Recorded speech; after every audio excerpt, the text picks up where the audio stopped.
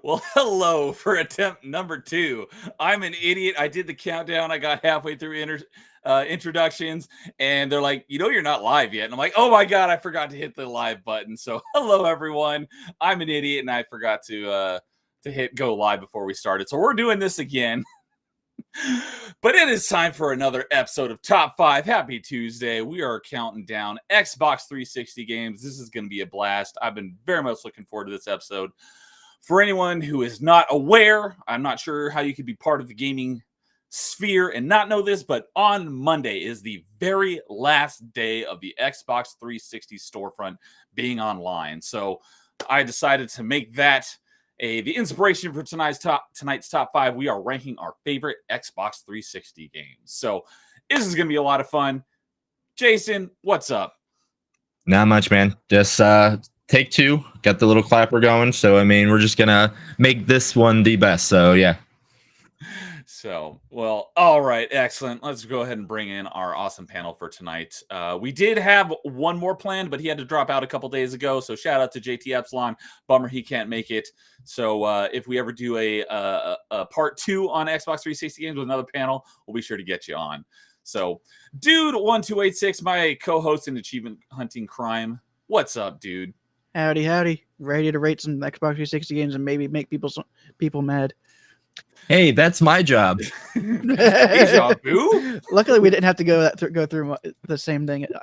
Too much of it. Yeah, that's Jason's job to come up with hot takes, but we shall see. This is going to be fun. I can't wait to hear yours. And next Actually, I just realized that most of my games are multi-plats. Oh, yeah, well, that doesn't matter. As long as the game... Well, I guess I didn't even think about it till maybe an hour I just thought ago. about it now. I probably should have specified it because I was originally thinking as long as it was on the 360, that counts. So if that's what you went with, that's fine. But I was like, I probably should have done excluding ports from other consoles. But if you got one on there, thing is, it's your list. I think all the games on my list that they were day one 360 games. So okay, cool. It's just maybe they were released on other platforms. That's perfectly fine. I got some, especially some of them, especially a couple of them later on, so. with all the remasters they do recently. True. Mm-hmm. All right. Next up, we got my good buddy Carl of RNG. What's up, Mr. Psychonaut? Nothing much, guys. I don't think we're live on YouTube yet. No, I made sure to click at this button. So as we're repeating all this stuff, hi everyone. Hope you're having a great Tuesday night, and thank you for having me on. Looking forward to talking about some top 5 stuff. Yes, and last but not least, we got the chaos that is Melee James. What is up, James? Reading Alan Wake. What? I'm busy reading my fake book here. I was gonna say, did Alan Wake actually have a real book to go with it? Yes, it's so real. You open it up, and then it's there. That's the whole book, and then it's a whole bunch of fake pages. Okay. So it's a tough read. I highly recommend it. It's the perfect book for LeBron James. Yeah. Oh, God. Yes. His reading skills way better than mine. But hi, everyone. Oh my God, I'm excited. The 360 was going. It was one of my favorite systems of all time until Don Matrick and the NXC absolutely ruined it with avatars and getting rid of my beloved blades. But before having about 5 red rings, I did love the system. It was absolutely incredible. It was peak gaming for me. It came out in the peak era of gaming. So I can't wait. I love this system. And unlike dude, I decided to take on a challenge, and I made all of mine exclusives. They had to be exclusive. They have to have this little, where is it? Only for I'll show it. Yeah, it's in French over here. It has to have the only on. Oh, this one's got the American. It's the American version. So you guys didn't. So you got the clean copy, not the dirty copy. No, wait. Was Dead Rising a 360 exclusive? Yeah. On release, yes. Yes, it was. Yeah.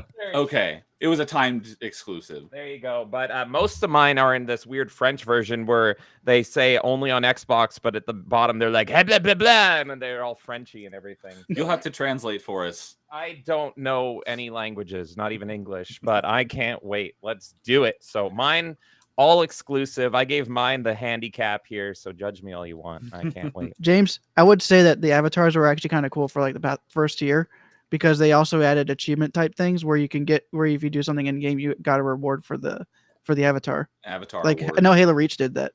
Yep. I hated Not off the game. I all I did was I bought the Carmine kill Carmine thing for Gears of War. You would. Yeah. I wanted to kill that son of jerk.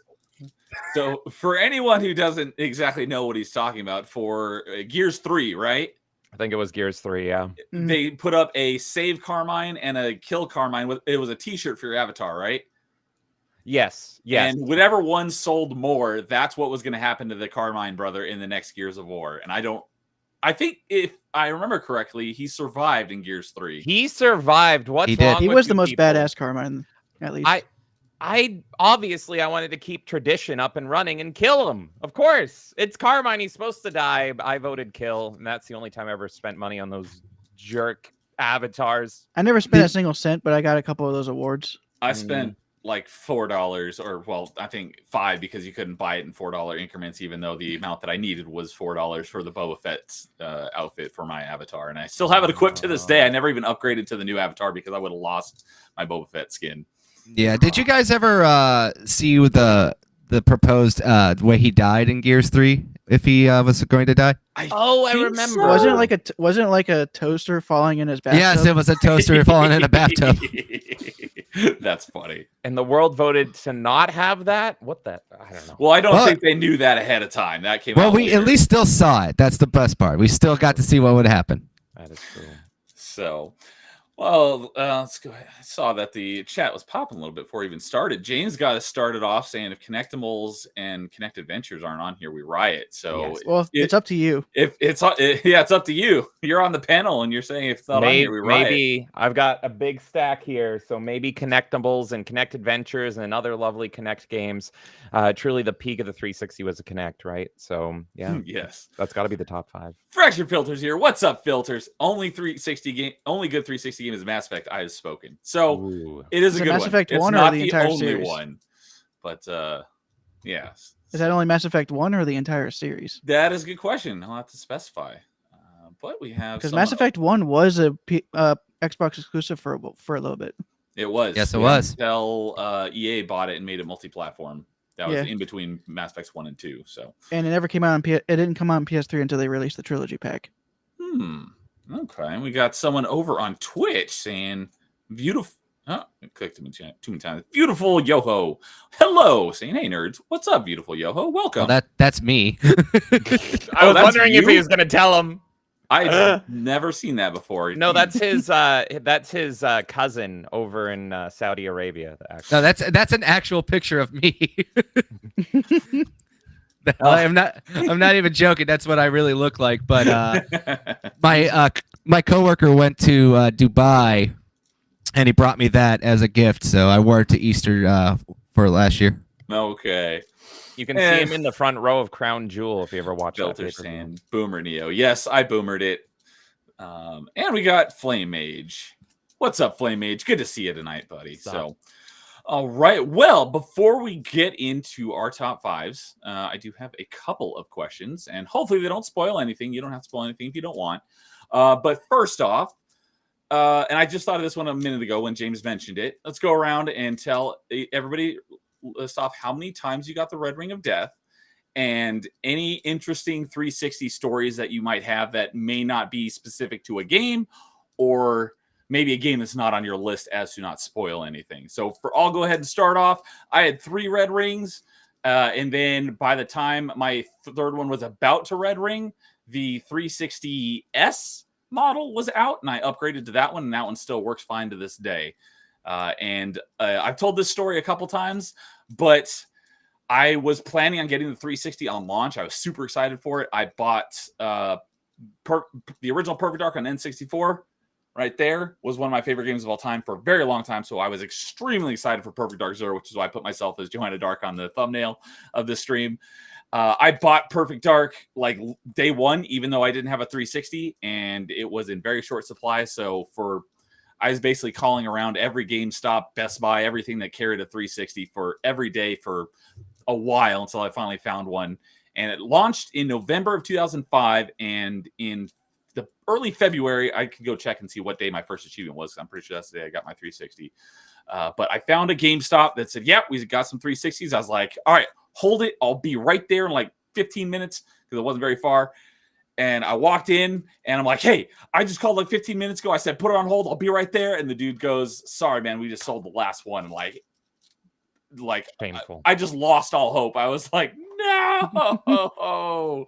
And then the dude behind the counter was like, "Dude, you should see the look on your face. I'm just kidding you. I got another one back here." And I was like, "Yes, I hate you and I love you at the same time." So touche for you got me good. So that's one of the stories I like to tell about the 360. So if anyone else has a fun 360 story, I'd love to hear it. Well, yeah, no, the red ring plagued us all. I said 5. I don't remember if it was 5. It was a horrible blur. I should actually go to therapy for how much the 360 traumatized me. It was truly my first abusive relationship was with the 360. And I remember the towel trick. Did anyone do the towel trick for that to get it working? I heard all about it, but never did it myself. I did it. Yeah.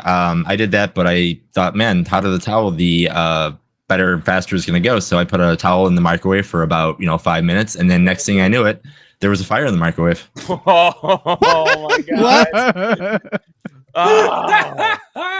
Oops. You could have sued Xbox for that. You could have gotten away with that lawsuit. Yeah, right. It reminds me of that one of those prank tweets I saw going around a while ago. It had like a crumpled up ball of aluminum foil and said if you put this in the microwave for 5 minutes and it turned into a perfect sphere, and like people were like burning out their microwaves and starting fires. They're like, it didn't work. It's like, oh my god, you people are so Oh god. Yeah. But yeah, I just love this system so much. I was like the 360 kid. Like it was weird because at the time everyone had a 360. I didn't really know anyone that had a PS3. Maybe one person had a PS3. It was quite strange.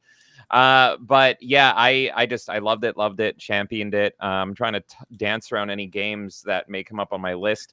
But yeah, the NXC was devastating to me. I loved Xbox. I thought it was perfect, even though it was costing me an arm and a leg to keep repairing these red rings. And I remember when the NXC came out, I was just so devastated. I hated these Miis. I thought we were downgrading ourselves to Nintendo territory, but I thought the Miis looked better. And so I remember being totally devastated. But I pre-ordered the 360. And I think I've told this story. But I walked into an EB Games and they had a demo booth for the 360 before it came out, and they had Call of Duty 2 running it. And I played Call of Duty 2 and I was so blown away. It felt next gen that I was just like, I need to get on this. And so I didn't get it at launch because I was in a queue for pre-orders. I was in like the first, I think I was like 120, I want to say, within 120 people. And I got it around February, and I was just in love. Perfect Dark was also my first game along with Call of Duty. Those were the two launch titles I got. And I was so obsessed with Call of Duty 2. The last Call of Duty I was ever obsessed with really was that one. Absolutely loved it. And I was a simp so much. I bought all the face plates. I bought the little headsets, multiple headsets. I was championing that thing to the point where people that knew me in that era now learn that I'll play Nintendo and play on Steam, and they will act like I've betrayed myself. They will be like, "But you were the Xbox guy. What?" And I'm like, well, look what they did. It's no longer Xbox. So, but there was a time there, I would say around between 2001, 2002, all the way up to the NXT in 2008. I was such a fanboy. It was disgusting. I hated myself. But yeah, love it. One other question I just thought of, if you happen to know what the first achievement or game you got an achievement in was. Ooh. Because I just looked up mine, and mine was in February 10th, 2006. I got an achievement in Project That only helps Gotham if Racing you're 3. connected with your 360 from the beginning, though. Yeah, if you're offline, it's not going to have a timestamp on it, but if you're online, you can check your profile. But yeah, my first one was in Project Gotham Racing 3 on February 10th, 2006. So if you happen to know, just curious. It would have been one of those two games. I'm not sure which. It would have either been Call of Duty 2, Perfect Dark Zero, or Hexen. So one of those three. Yes, Hexen. Not Hexen. Oh yeah, sorry, Hexic. Yeah. Very different games. Yes. Mhm. Yeah. One is a cutesy wootsy puzzle game, and the other one is Hexic. No, I'm kidding. But yeah, so it would have been one of those three for sure. Probably. That's something you could say. You have Hexic Yes. because everyone had Hexic. Everyone. Not everyone had Uno, but Was that game everyone made had backwards Hexic. compatible? I believe so. I'm gonna check it out. But while we do that, if we want to go, Well, while you do that, I can talk about my stuff. yeah, go for it. I mean, I had one Red Ring of Death, but it was an Elite Xbox, so one of the black ones. It is backwards compatible. Okay, so like I said, I did get the Red Ring of Death on my first Elite, which I actually spent that summer umpiring for a low league to get that Oh, that Xbox, and after that I never umpired again. But I had the Xbox and I had it for a couple years. The second Xbox we ended up. I mean, this is me in high school, so I ended up getting it JTAG'd, and because I'm in high school, I didn't have that many forms of income. So the idea of just being able to burn a disc and then playing it was awesome. It did eventually get it did get console banned, but luckily I already had another Xbox by then, and I pretty much have all the games I burned from back then anyways now. So Someone told me about having doing that a- on the original Xbox, but I never Yeah. ended up doing that. my original Xbox is now hacked. I have no qualms about that one. There's no online connectivity officially anymore for that one, so it doesn't matter. Yeah. Yes, But, that's go ahead, dude. The one thing that we did with the JTAG console was like a couple of days before ODST came out. Even though I already had it pre-ordered, me and some friends went ahead and burned a disc for ODST, and we played Firefight for a couple of days early. Nice. That was fun. Mm. Oh, actually. And I'm pretty sure one of my first achievements was Gears of War 1 because that was the first game I got. Okay. That just reminded me of something, but I'm gonna save it for when I bring up honorable mentions. It's one of those easier ones you get from the beginning. So Yeah, so I said I had 2 red rings, and then I had 2 banned because doing the same thing that you did, dude. And then I have my Slim now, and then obviously I have that destroyed microwave as well. So those were my That's too funny. my 360. Does the microwave still work? Oh no, I destroyed that thing. Oh, okay. You destroyed it. Oh, okay. With the towel. Oh, I see. Yeah. Don't put a white fluffy towel in a microwave for longer than, or just don't do it in general. How about we'll just say that? Where's the wisdom? Towel trick works on the Xbox, not on microwaves. Got it. Yeah, Yes. I think it was supposed to be the oven, not the microwave. You know what? I was like, you know what? Microwave's quick. I'm just gonna throw it in the microwave. 5 minutes. It's hot. Wrap it. Let's go. Don't do it for that long. That's too funny. What about you, Carl?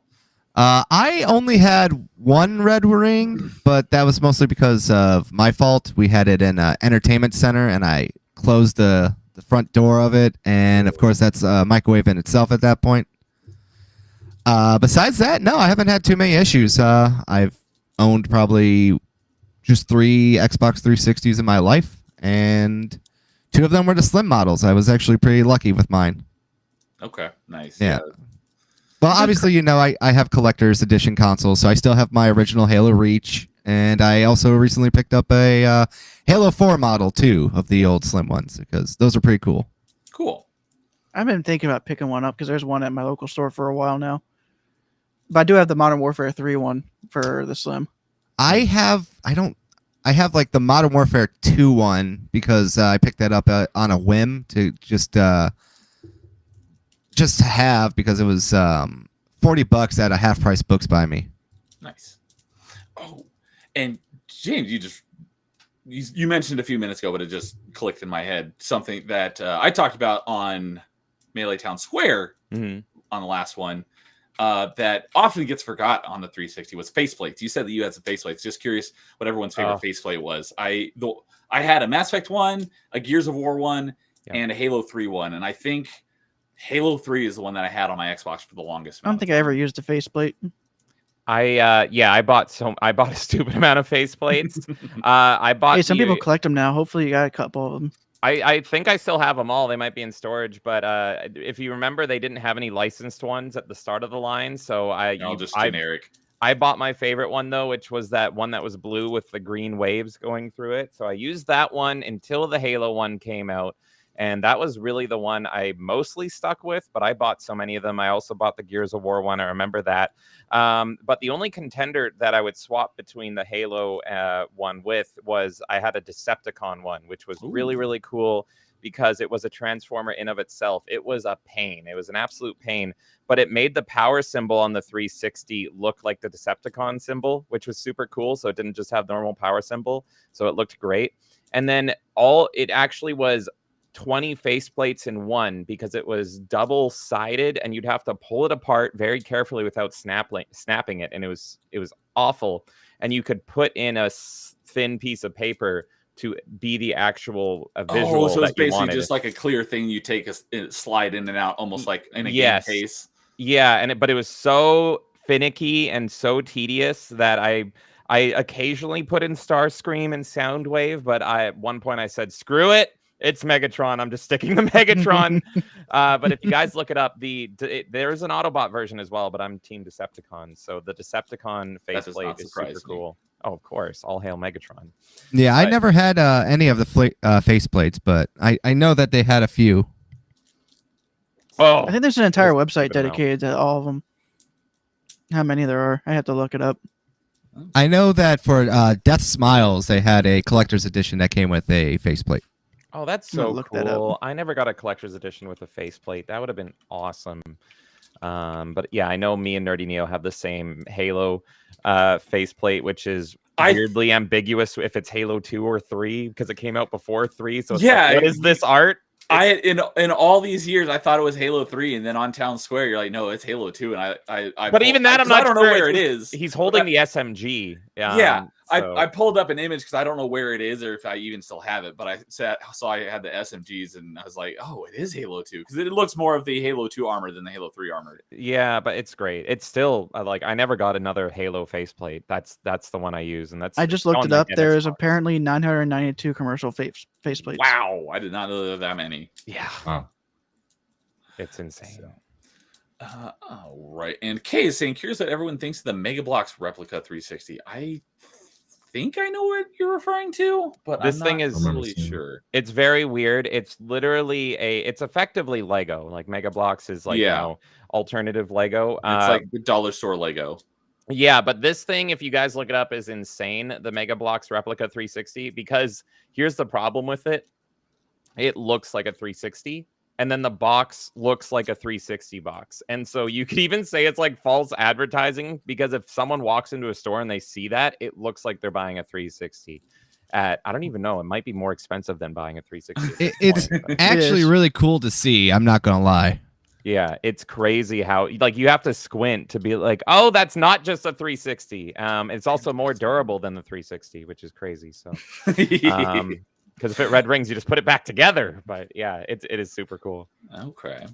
And Filter saying the only reason he picked up a 360 himself because who worked at Radio Shack and it was everyone's system of choice. He tried to socialize with them and then got a freaking red ring of death. Everyone laugh at him. He's old. He worked at a Radio Shack. Radio Shack.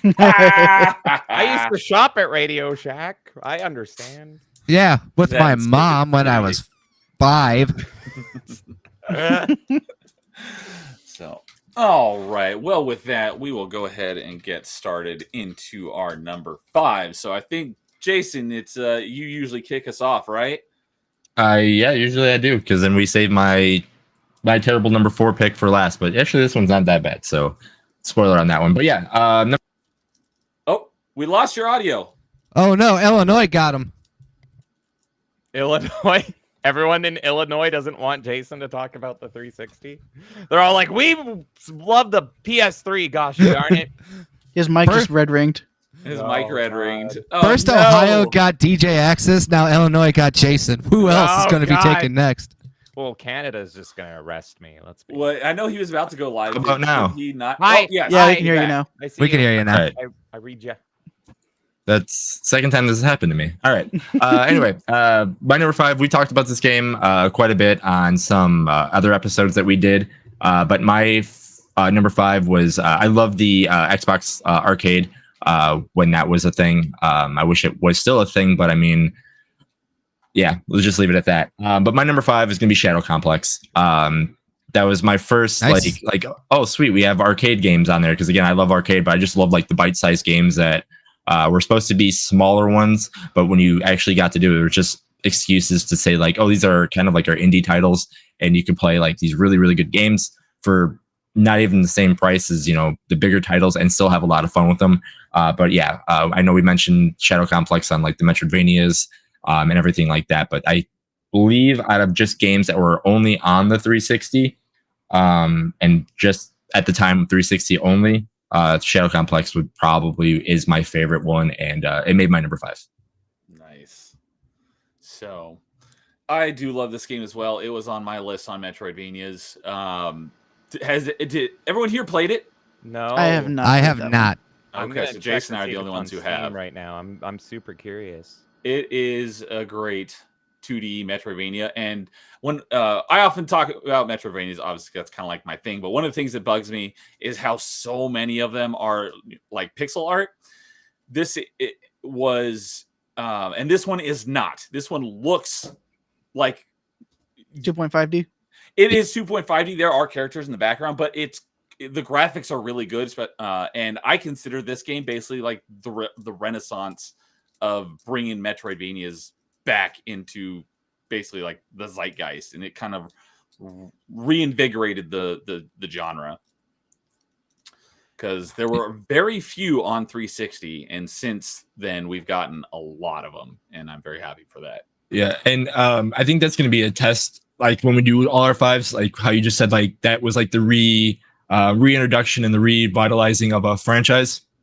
I think there's going to be a lot of games that we say on this top 5 that the 360 did, and that's what I took out of the 360 as its lifetime. Is a lot of the games that you loved back then, they were made better, and there was a bigger future for them because of this system. So.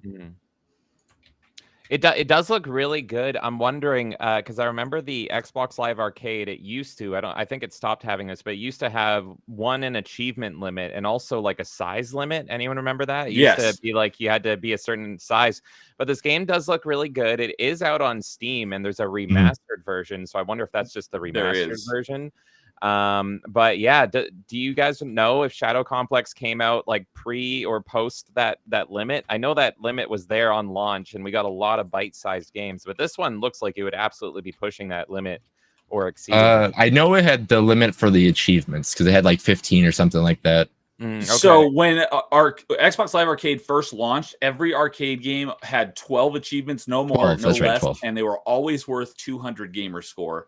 I believe the size limit at the time was 250 megabytes. I've got Shadow Complex, the original arcade release, pulled up right now. It's 836 megabytes because they did change those parameters as, you know, the internet became more ubiquitous, allowing larger file sizes and allowing more achievements and stuff. And it is there backwards are- compatible. Yes, it's backwards compatible because there are also arcade games with 400 gamer score, 600. There's even a couple arcade games that have a full 1,000. Not many though. But yeah, Minecraft. just like was that an arcade game? It was for. It was I an think it arcade was when it originally released. I think so too. Yeah, it's been forever.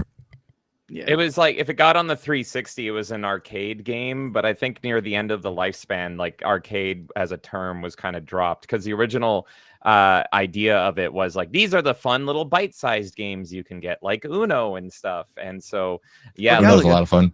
It basically got rebranded as ID at Xbox, and now it's not even that. They've changed it again. I don't even know what the term is for it now, but right, yeah. But I remember like on the 360, it was always it launched with 20 gigabytes max. That was the hard drive size, was 20 gigabytes. Yes. And it was some like of them didn't even come with hard drives. that's Some insane. of them only came with a memory card, like the Xbox Arcade version came with like a 256 megabyte card, so you had to have all your games and save files on there. You know what's crazy? I think my Slim still has my original hard drive from my Elite. It's Nice. because the internals for the hard drive was still the same. It was just the enclosure to plug it into the console was different. with the S model, you couldn't swap out your hard drives anymore, but they got much bigger hard drive. I think the S has a 250 gigabyte hard drive. I mean, whenever it came to the Elite, it was a 120 gigabyte, and for most people's 360s libraries, that was fine. Yeah, because back then you didn't have to install every game. The Right. Games Yeah. were running off. And the disk also, you- most only thing you things had they were on your- installing were like maybe a couple of gigs at most. Yeah, it was either It's not- DLC for a game or your save files or these smaller arcade games. Now It's not 400 gigabytes for Call of Duty nowadays. Exactly. Jesus. So, all right. Well, that was not much of a hot take. So, kind of breaking your streak there. Well, number 4 is usually it, but again, my hot take will come later. Okay. Good. All right. Anyone else want to go next? I guess I can go next since I'm right next to Jason. All right. I'm gonna go with Batman: Arkham Asylum. Ooh, good one. Good one. Yeah, technically a revitalized Batman games, Yeah. and it's interesting. Interestingly a 3D Metroidvania if you really look at it. Yep. And it's So- that game. It either has the most or is tied with the game that has more stacks on Xbox than any other game. There Yeah, are 'cause there's- 6 achievement lists for Arkham Asylum. Because you have the original release, the Games for Windows Live release, you have the Game of the Year release, you have the Xbox One release, and I think there's The maybe like a Japan Windows version, release. and then there's also a Windows version of the Game of the Year edition. Yeah, I've completed 3 of them, and I still have one more. Or I've completed 2 2 more of to them, do. one on Xbox, one on PlayStation. So Oh, you've done other platforms. yeah, so That's still insane. I find it funny that it's on your top 5 Xbox games. It's one of my favorite games of all time. But I remember being so jealous because PlayStation users got exclusive DLC to Arkham oh yeah, you can Asylum. play as Joker. Yeah, it got Joker challenge maps, and I was so mad. Really? because I don't think I ever knew that. It was Yeah. one of those cases as well where the PlayStation got this exclusive DLC or exclusive content, and I'm obviously a big Batman fan. Obviously, I want to play as the Joker, and Xbox got nothing in return. And this was very much in the era where I was a big 360 fanboy, and so I was mad. I was seething so much, and I was like, PlayStation. Well, I mean, if you look at this version, it actually has a GameStop thing where you got the Scarecrow Dem Bones challenge map. Oh, interesting. So you got a GameStop exclusive for that. Yeah. Yeah. Oh, I was Don't even living have that that. PlayStation 1 in that day. Nope, I don't have the thing for it though. Yeah. Also, there's also that big debate between Arkham Asylum and Arkham City sometimes between the Batman fans. So, with how much I love this game, I haven't played City yet because What? I'm actually intimidated by it being a city, and you know how It's I feel not about that open bad. worlds. Oh, It's really not that bad. it's City is my so- favorite, but all the Arkham games are great. Well, all the like full retail ones. I don't. It's just more consider- like I think it's going to be its Blackgate. open world, and open world games always last way too long for me. Arkham Knight, you could As say Achievement lasts Yeah. way too long. Arkham Knight, I I think don't took think me like Arkham 90 City is too hours, long. but Arkham City is no. Arkham City. No, is 30 City's a hours. great size map. You should just play it. It's a lot better than Arkham Asylum, in my opinion. And it's not We're actually like saying it's Asylum a- is over City. They're both great, but I think even though Asylum is actually like the Metroidvania one, I like City better. But they are both great games. I just played City again this year after all of the terrible Suicide Squad. I'm like, I'm gonna go and play a good Batman game because I've been forever since I played City. It's Well, we've also only a had mini one city. Suicide Squad game, so there's only one good Suicide Squad. It's still getting support though. Suicide Squad bros. We're getting Mrs. Freeze. We did it, guys. We got it for free on Amazon. We're good to go. I actually just realized that there's only one of these games that's even on my honorable mentions list that I haven't gotten all the achievements for. Oh, wow. Oh wow. I've got where's my list? I have no Well- on my top 5. I have all the achievements in all of them, but the one that I'll get to in a minute. But there's one that I had to cut off my list, and that one I did not quite have all of them. But I'll get to that in a moment. But so did you say you haven't even played City yet?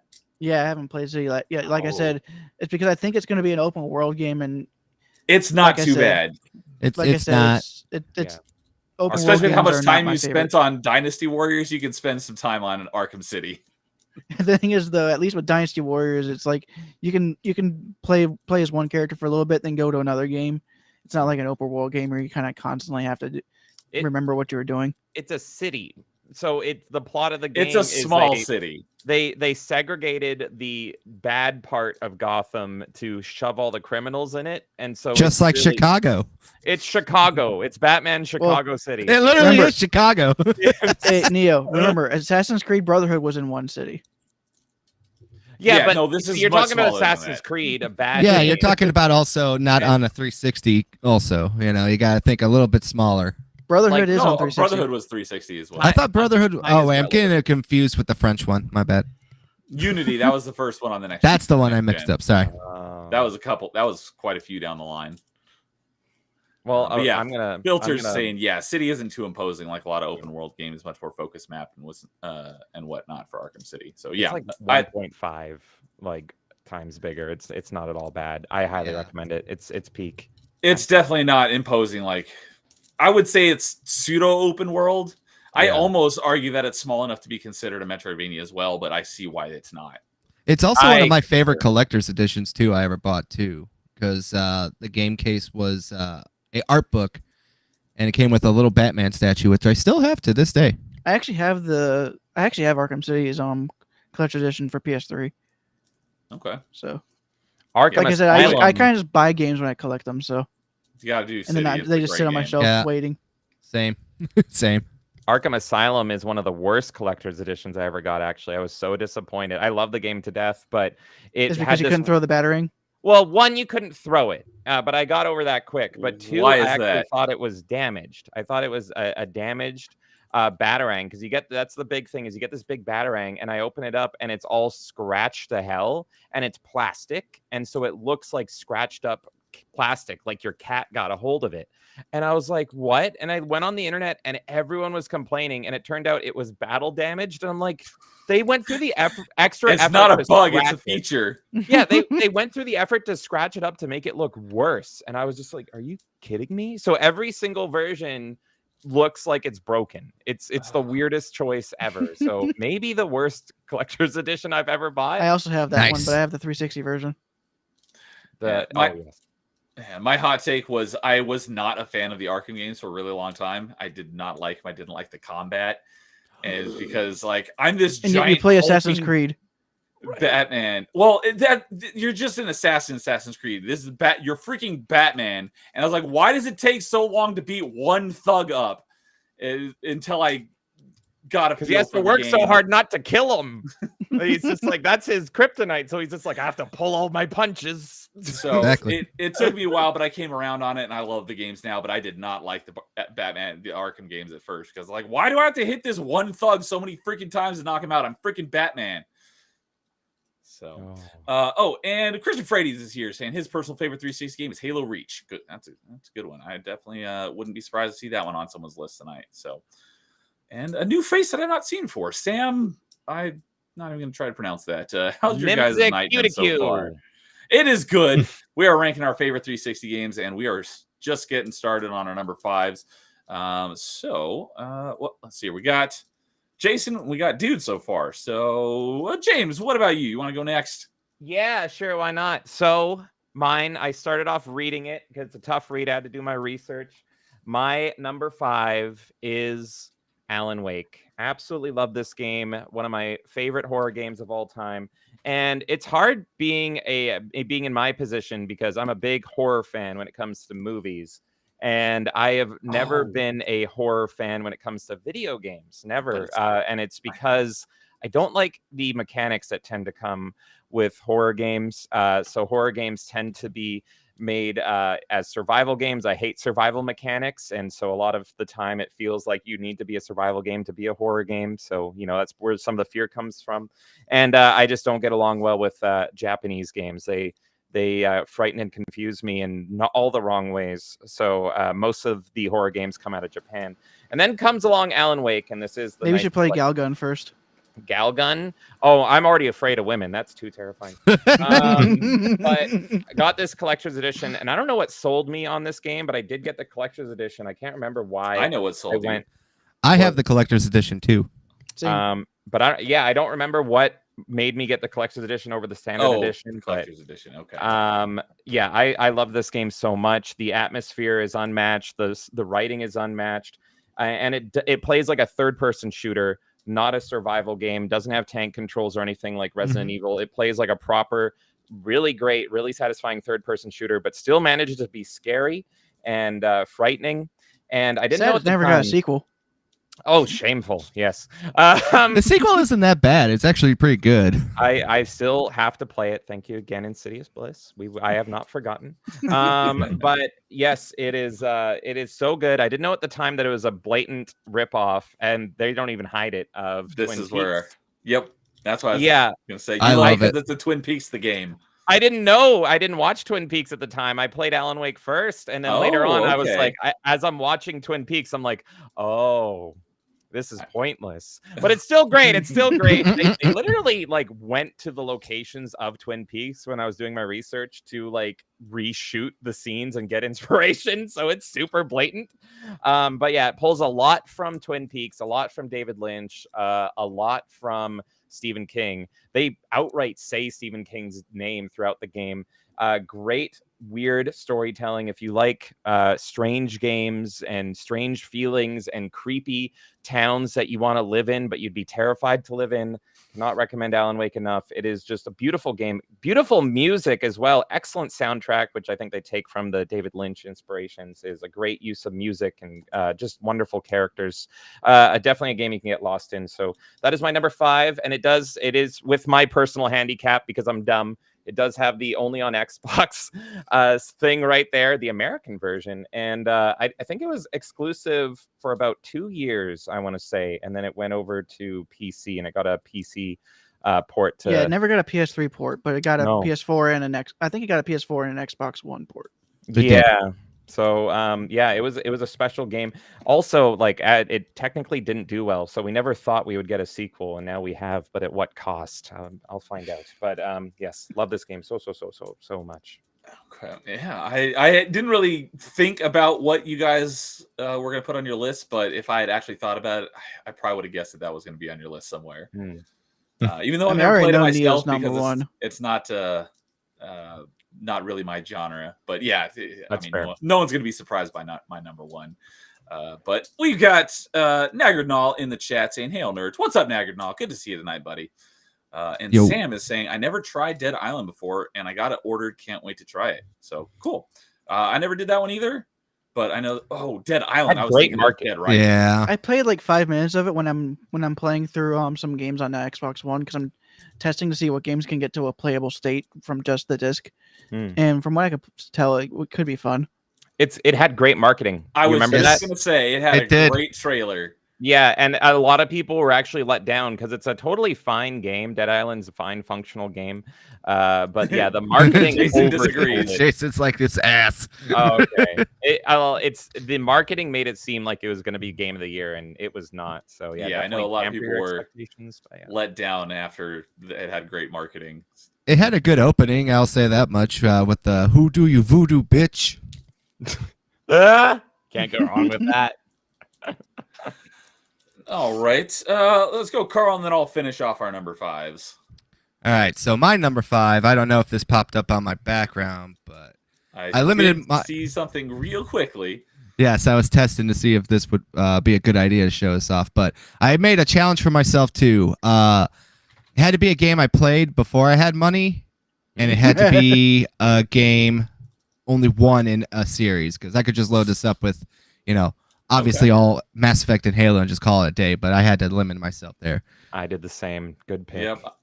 I didn't have to do it on this one, but yeah, I typically will limit myself to 1 game per franchise on a top 5 list. Yeah, I do that always myself, because then it'd just be Halo and stuff like that. Exactly. It's Halo, the list every time. So this one, I think I told the story before, but I'll say it again. Walked into a random GameStop. I still kind of do I look by the cover art and read the back and go with it, even when I retro shop. So this one here was one of that for sure. It was good old Catherine for the Xbox 360. I need to play that one. Yeah, I never played one of the it, best but collector's editions. My roommate. Oh yeah, it does have panties. Had it. Exactly. Yes. Isn't the panties though in the remastered one, not the original? I Yeah. have.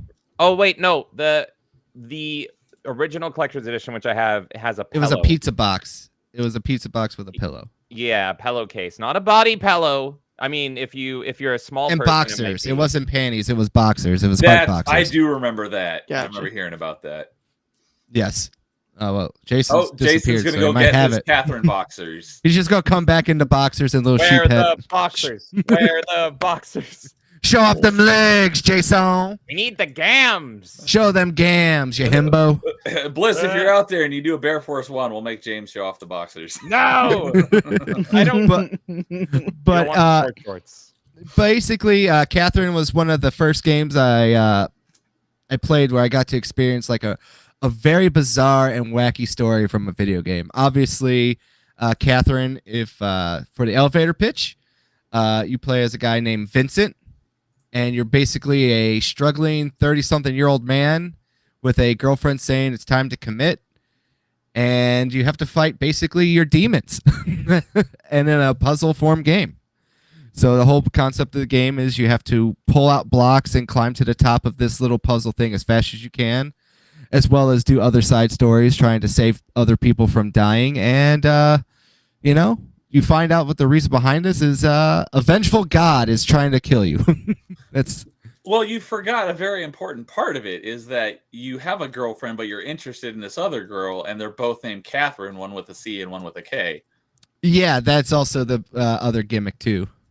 This is the on this cover, it's your actual girlfriend Catherine over here. On the PS3 cover, it was the other Catherine. With the K. Yes. Okay. Carl, I'm gonna need who's your pick? Which Catherine? C Catherine or K Catherine? I went with the home girl because I liked her design more. Yeah, I gotta say, K Catherine a little annoying, and she's supposed to be more appealing. But yeah, I'm more into the Cougars, so C Catherine is definitely the winner for me. Yes, and if you haven't played this, they did release a updated one called Catherine Full Body Edition for the Switch, and I believe it was also on the Vita and the PS4. So if you're looking to play this on modern consoles, I do think it's also on Steam now, but I don't know if it had the updated version or if there's a classic. I can't remember if it was an Xbox One version or not. No, but it is backwards compatible. Okay. So yeah, this is a very trippy game, a very acid trippy game. I would say that much. You're going to be playing this and you're going to just be like, what the hell is going on with this story? Because it's all over the place. And let's just say if you have problems in your life, you might be able to sympathize a lot with good old Vincent. It's Atlas. You can expect some out there stuff. Atlas is the GOAT, and the Atlas tax is still a very real thing for us collectors. Yeah, what's funny on Steam is that it's only got the classic version. It doesn't have the full body edition. Yeah, that's even weirder. See, I knew it had a classic one. I didn't realize that they didn't get the full body on Steam. Very strange, yeah. You know what's crazy? My game's the only one so far that hasn't been backwards compatible, but then again, it has a remaster anyways. So they want you that's to true. rebuy it. All right. Oh, and jumping back a tiny bit, there was something I meant to ask James before we moved on. There was an arcade game for Alan Wake that bridged the gap between 1 and 2, was there not? Yes. Yeah, it's actually an interesting story. I haven't beaten it yet because everyone unanimously bashes it. It's called American Nightmare, but it wasn't. Okay. Yeah, That's what I it was wasn't thinking of. actually made to like bridge the gap or anything. It was made as like a last ditch effort to get Microsoft to make them approve Alan Wake 2 because Sam Lake and Remedy, they were very much not done with Alan Wake. They wanted this to continue. Minor spoiler, Alan Wake ends on a pretty rough cliffhanger. So they were like, please let us make a sequel, Microsoft. And they were like, no, it wasn't successful enough. And so they were like, okay, what if we skim down Alan Wake, make it a 360 arcade title, and make it more actiony and everyone hates it. I've played a little of it. It seems okay, but from what I hear, it's super repetitive, and it was not successful. So it was literally like everything they tried to do with it was a failure. It was just okay. That's the best way to say it. Yeah. You don't have to like it. You don't have to hate it too much. It's just very mediocre and forgettable. Okay. Yeah, I was like, I think that there was like this stopgap with an arcade game, but I don't know anything about it, whether it was well received or poorly received. So that was what I was wondering. So thank you. So, all right, and got a couple more here, and before I move on and finish off for number 5, Forkin Around is here. What's up, Forkin? Good to see you, buddy. And he's asking how much older is Melee K, James? Oh, James is 87, as he says here, but how much older? Because I'm into the K? Cougars. So what is the Cougar gap? So if I'm 87, that means that K is probably 126. That's a big Cougar gap. Yeah, she's a young Yoda. And Sam, I don't know which game he was referring to, but it says game looks fun. I'll have to get it. I'm assuming that was Catherine. And we got another new face I have not seen before, Isaiah Suchi. Hello and welcome, Mr. Team Fortress fan. So, nope. James is a big fan of Team Fortress. So yeah, how's it feel, Isaiah? We won. TF2 is back, baby. Hey, Team Fortress 2 is on Xbox. Yeah, part of the orange box. That's true. So, it's a time capsule nowadays. They fixed TF2. TF2 is fixed. They're updating it again. There's a new comic coming out. They're releasing new updates. They're killing the bots with no survivors. It's great. Awesome. It's great, that is so good to hear. Yeah, it's been wild. Oh, Sam, I actually would like to address that one too. Oh, I was just gonna say, let me get this one first. Sam says, I want to start collecting 360 games. I'll for sure add this to my collection. I'm only starting to collect though. You gotta start. It's actually somewhere. a bad time now because the digital store is about to close. Get on it quick because the 360 store is closing. Everything's gonna start going up. Everything has already had a large price spike. Just sorry to cut you off, dude, but yeah, there are a lot of games that are still only exclusive to the Xbox 360. Some of them are rarer games. I can give you a small list of what to avoid. Anything with Atlas on it has been seeing a big price spike. But I would say if you want to start collecting for Xbox 360 games, I would say go look on the backwards compatibility for the Xbox One and start there. A lot of those are cheap. If you kind of want some cheap ones to get into, Crackdowns, both Crackdowns, the original Dead Space trilogy, those are the easy ones, and of course all the original Halo 360 ones, such as ODST, Halo 3, Reach. Those are probably like your best start. So, definitely. Dude, and I'm sure probably everyone except for me, because I don't really have much of a collection, but pretty much everyone on this panel except for me is a great resource to go to for. I think my Xbox 360 collection is my biggest, and I have like 900 games in that collection. Nice. Oh, wow. Physically, that's not even the digital. That's not even counting the digitals. Yeah. So and he's saying I want to do physical games. So you can probably reach out to any of these guys, and they'd be happy to answer questions. I would say, Sam, I don't know where you live. Look up your local hobby stores. Try to find those. A lot of 360 games still are cheap, and a lot of them usually do buy two get one free sales. So if you want to try to just go there, pick out a few games. A lot of the 360 games usually are $10 and under, but a lot of the more expensive ones that don't have a digital library right now or were delisted a long time ago are super expensive right now. Like I was just checking in on one of them, and it went from $70 to almost $150 right now. Which one is that? Operation Darkness. Do I have that one? Sounds familiar. That one's for Kay if she's watching. Look up Operation Darkness. Oh, that's why I don't know it. It's one of her games. If you wanted to, I believe I did load my Discord link into the stream description, and everyone here except for James is in my Discord. Shame on you. I have the attention span of a goldfish. I only pay attention to my Discord. I've only had it for a few weeks now. It's still brand new, but if you wanted to connect with any of us, you should be able to connect with us there. And I do not have Operation whatever it is. Among gamers. Operation Darkness. Yeah, I don't have it. At least when I'm sorting it by price. The cover art goes so freaking hard. I want it just based on the cover. I don't even care if it's a JRPG or whatever. It looks great. I want that on a shirt. Oh my god.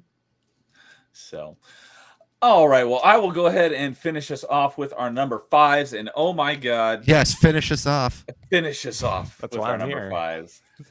So the top 5 episodes I had to do the most homework for was number 1 was the soundtracks, and number 2 was video game conference announcements. This episode was easily the most difficult one to pick for, because my number 1 was not a question about it, because my favorite game of all time. You guys already know what that is, but I'm not going to say it yet.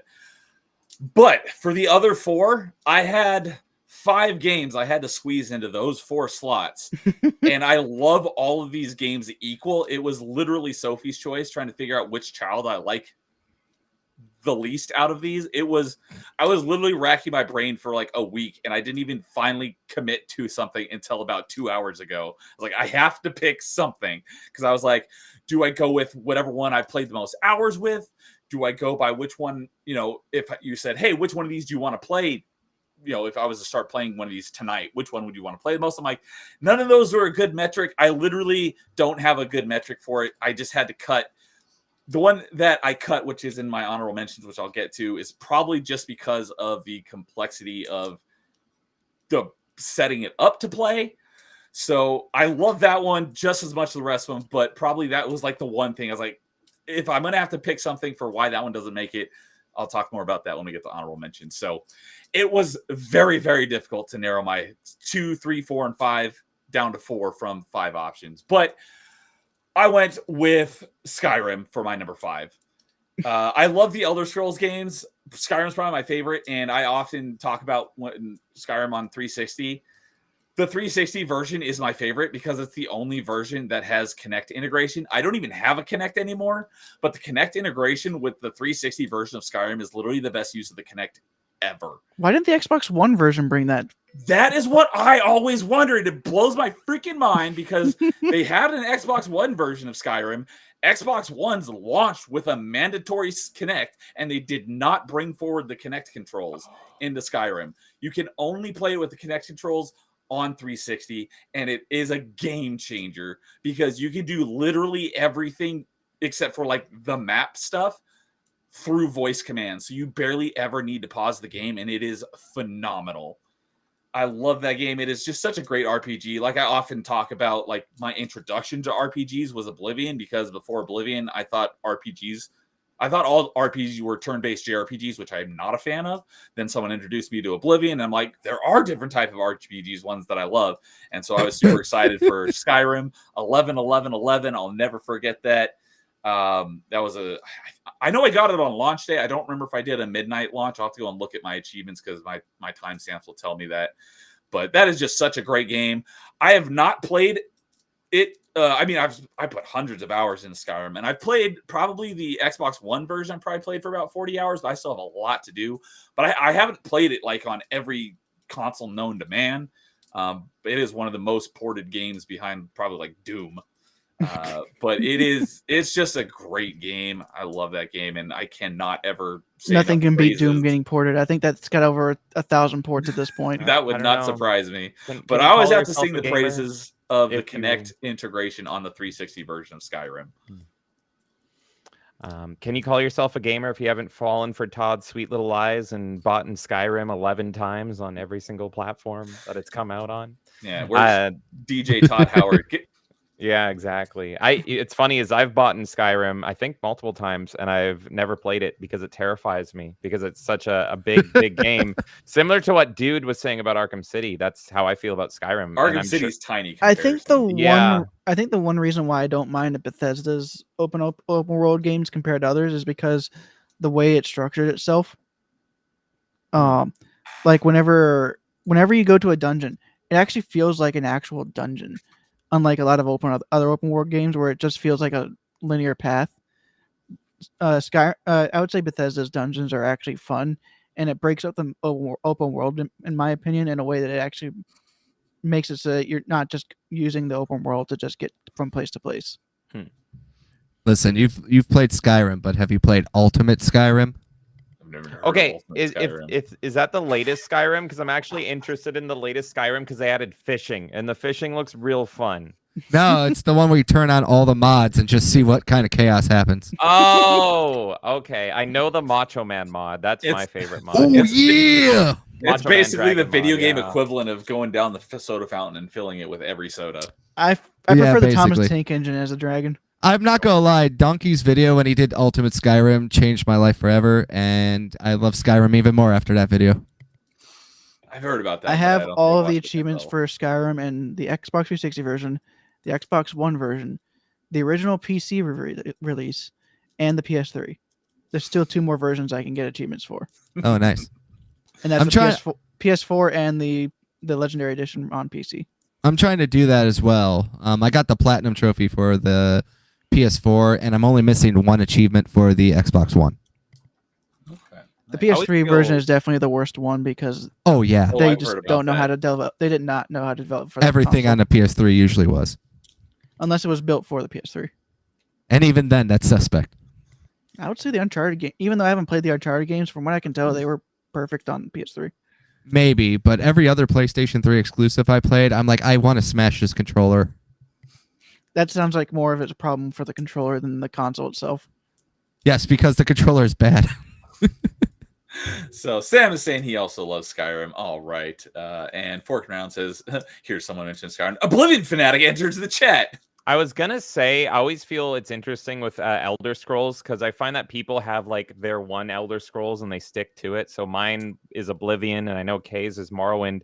Neo, is yours Skyrim? Is that the peak Elder Scrolls for you? I've only played Oblivion and Skyrim, but and they're both great games. I do love them both, but if I had to pick which one I like more, it is Skyrim. Hmm. I played Skyrim more because of the achievements, but because Oblivion only had one achievement list, and Morrowind's Oh, never didn't had have- an achievement list. Only Yeah. had one achievement list, but it had Patrick Stewart. So it's like, what do you do? For a few minutes. Well, whenever Yeah. OG Xbox, whenever OG Xbox Spoilers. gets support on retro achievements, I'm pretty sure Morrowind will be one of the first games on there. Definitely. So, and then Sam is asking, do you guys like Bully? Yes, I heard it's an love underrated Rockstar game. I love it. I do it on Twitter. I do Oh, it in Discord. Of course, James. But yeah, what are we talking about? The game Bully from Oh, Rockstar. the game. Oh, my bad. Yeah, no, it's great. I've heard it's good. Oh, It's great. yep. And there's K. Morrowind Supremacy. There we go. Yes, And- the end walls will inhabit the earth. And Sam is asking Carl about your anime, which isn't actually an anime. Starts with the C. That's not an anime character. Yeah, he took the Psychonauts character. Oh, it's which- Catherine. It's Catherine. Oh, Oh. the game. Yeah, Catherine. it's Yeah. Catherine, Sam. It's called Catherine. I thought it was asking about your little avatar, but It is an anime-esque game. There's some anime cutscenes. For his avatar, just look up hand banana, and then you'll figure out. Tonight, you. I have a feeling you don't want to do that. There's only 2 Rockstar games I've actually finished, and both of those were Midnight Club games. I Up in the I wish club. they bring that series back. Midnight Club Dub Edition, baby. That Midnight Club 3 best. was the best racing game ever. There's no game that's good. ever I matched played it. the demo of one of those Midnight Club games, and I thought it was fun. It's I liked good. it more I even than played it on the any of PSP, GTA so I games. had the really long load times. Oof. So, all right. Well, that will bring us into our number 4s. I'll start off 4. All right, go for it. So my number 4 has already been said, so that's why I said Oh. I'll start it off. All right, Good old Alan Wake. Alan Wake, nice. Alan Waka. That's the Canadian version I got. Yes, Alan Waka. So Alan Wake was one of those fun games that I tried out on a go because I was a big Remedy fan with good old Max Payne series. And when I saw they made a new game called Alan Wake, I kind of liked that, dark, spooky vibe to it and everything else like that. So rented this on GameFly, came in on GameFly back in the day, and I was hooked from that. What's there to say? It's a writer named Alan Wake going into this middle of nowhere town in Pacific Northwest to get away from his writer's block, and then you find out about this big curse going on there. As James said before, it was one of those weird games where it wasn't really about like your guy's an action hero or something. He's just some normal dude, basically a regular New Yorker who doesn't really know how to do things, and your weapon was a flashlight, and that was very interesting, new, and refreshing at the time. One thing I will say though is Remedy doesn't know what America really is like because everything feels like Sweden or Finland. Sorry, they're from Finland. It's part of the charm. It's part of the charm indeed. One of my favorite memories was the achievement for you put the lime in the coconut. Put the lime in the coke. Yes, that part. Yes, So- and It's if you so long played since it I played twice, that game, I don't remember that one. yes, if you played it twice on the jukebox, they gave you an achievement because you hit it again. So that was a fun little Easter egg. I just like the story a lot. The DLC for this game was actually pretty cool too. Yeah. If you haven't played the DLC, I suggest that you do because it really helps. And you know, I don't really think that we had too many games around this time that tried to do something like new and interesting with their characters. You know, so Alan Wake, like I said, he's just a horror writer. He's just basically like. Not really your average Joe, but he's just like more of just like a regular guy, and he's just thrusted into a situation. And it's not like he becomes like this super crazy, awesome superhero. He's just going through life, and most of the game is just ducking around, putting some Duracell batteries into your flashlight, and random product placement of I think a Kia Soul or something too. That was also Yeah, one of the and things. the batteries are Energizer. I remember that. Yeah. So, I mean, yeah. that makes sense. Yeah, Those type of it like product placements are fine. it sticks out, but it's like I'm cool with it because it's weirdly logical in a non-logical game. So Well, it's supposed to be in our world, so it makes sense. yeah, is it? It's not Is it in our ham-fisted world? like Yeah. Death Stranding. Oh, we do not talk about Death Stranding on the show, sir. Oh, sorry. The game that shall not be named. Well, there goes my number one pick. Damn. That wasn't a 360 game, anyways. Oh, All right. But yeah, what can I say about Alan Wake is that my dogs are singing the song of their people, so I'll put my mic on mute. yeah, and of course I will second him as I already did. Alan Wake Supremacy. First game is so good with great characters, great music, great atmosphere, great writing, and great gameplay. In my opinion, there's only one other game that compares in the horror genre, and that's Fear. And so Alan Wake and Fear are my two favorite horror games of all time because they're the only two So horror I guess games you're going that next. no, well that ain't Yeah, on my you- list because it's not in my handicap. But Oh, okay. I was gonna say, yeah. yeah, you leading into your number 4. yeah, no, Fear was a PC game first, and then it went to the 360. But Oh, Yes. I did not realize that. Mhm. Yeah, but what can I say? I like the Twin Peaks aspect of it. I do like the trippy writing of Remedy. I am a Remedy fanboy. I will say that. So every opinion I have on Remedy, take with a grain of salt because it will be slanted. Is Alan Wake your favorite Remedy game as well? Actually, no. Control is my favorite Remedy game, That's my favorite as well. still got to play Control. That's Looks a Yes. great so game. good. and I'm also looking forward to playing it again. the Alan Wake DLC is also another big thing that I liked about it too. Only game I also got the platinum trophy and all the achievements for it too. Nice. So, all right. And James, you have a fellow Canadian in chat. Oh my Sam god, is- Oh, hey it up. there, you hoser. How you I'm- doing? I'm so sorry. I'm so No, you bad, gotta- of course. I You have gotta to say it sorry. Canadian like, James. I'm Oh, he so did. sorry. Oh, I Yeah. heard it. There you go. You guys say Uh, sorry. Yeah, you look like a bag of milk. That's what your body looks like, you hoser. Sam, you and me, let's take this country back. All I want to do is put John Candy on the $5 bill, so we can do it, right? He deserves it. And we got Nerd Takes is here saying, hey, everyone. What's up, Jay? Good to see you, buddy. Nerd Oh, and Fractured saying Max Payne is the best thing Sam Lake ever did.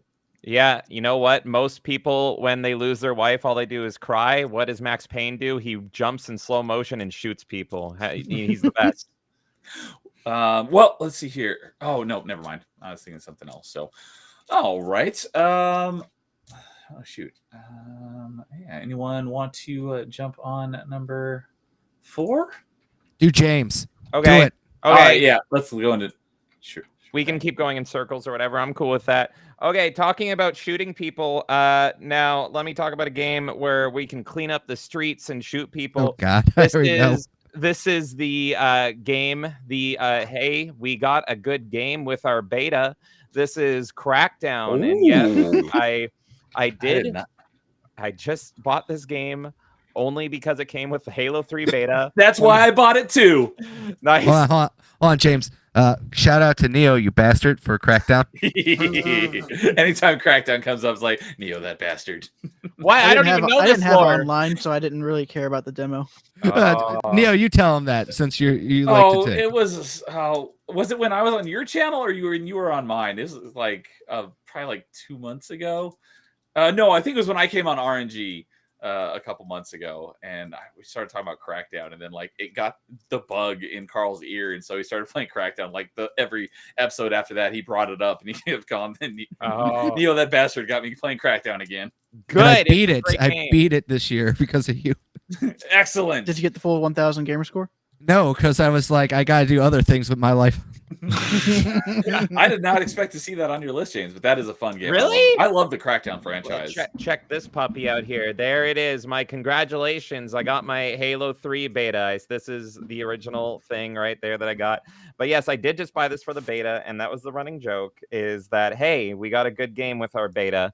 And it was awesome killing time in this. I was literally killing time playing Crackdown while I was queuing up for the Halo 3 beta, going back and forth. But if you don't know, Crackdown is a open world GTA-esque game, but you are the police. You are in the police force, a super police officer, almost like RoboCop here. And you are cracking down on the criminal scum. And what makes the game so good is it's open world, and you can take down any of the criminal gangs, all the stereotypical criminal gangs. You got Mexicans, you got Italians, you got Russians, you got Asians. You're going to kill them all. And they all have different levels of difficulty. I think the Asians are the hardest, if I remember. Yes, they You're are. supposed to start off with the Mexican gangs. That's right. The Mexicans are the easiest. Because there's God, I 3 love this islands, and the one island, because it's basically 4 islands. The center island is your giant police headquarters. One island is the Mexican, where Mexican The territory. Vatos. Yeah. Then there's the second island by difficulty is the Russian gang, and That's then right. the last island is the Chinese. I believe it was Chinese. I think The Phi so. Dan's charismatic Wang. Yeah, this guy right here. Yeah. Yeah, pretty Chinese. But yeah, But- that game. I'm so glad that game turned out to be a lot of fun because I only bought it for the beta too, and I'm like, this is a fun It is. game. It is, and it's so good, and it's like super police state, which is just great. And it's so, what's wonderful about it is that it's got like a cool RPG, action RPG level up system, but you don't like just level up and then put things in those slots. You level up all of your categories by literally doing things. So if you want to get buff, you have to beat the hell out of people. If you want to become an expert marksman, you got to shoot them. If you want to become the best driver in the world, ironically, you have to run people over. Sounds But like mine is- Oblivion. There's other ways to get that skill up, but that is one of them. Oh, that's how I did it. But my favorite thing about this game, my absolute favorite thing, it's such a good game, is the agility orbs. If I you want knew to you were jump, going to say that. I love it. If you want to jump super high in the sky, like reading Rainbow, what you do is the world is littered with these agility orbs, and they are so addictive. This is crack in a video game. And in the Yep. title. And the sound effect is so. Oh yes, I have literally I have been sick to death, not able to do anything, and what I will do is I will wipe my save on Crackdown, and I'll just be like, hunt orbs. just like getting agility orbs. 'Cause That's all Orbs. I can do. That's all I can do. So I love this game so much. I highly recommend it. If you're into open world GTS games, you have to play it. It's very unique, very fresh. I love Crackdown 1. You mean GTA or GTS? GTA GTA-esque. esque. I'll But- take Crackdown over GTA any day. Most of them, yeah, absolutely. It is so Way more fun and fun. addictive. The story ends in a super cool twist, and that announcer is like iconic. That is Oh, like one Yes. of the voices- narrator. I forget, Yeah. Go get him and all that. And I love New how you agency level up. intel, agent. I don't know which agent you played as, but I was the goth kid, and I thought it was Same. so hilarious. Oh, you're a goth kid. I So was, you- yeah. So you start off bald because you don't have to play this guy here on the cover.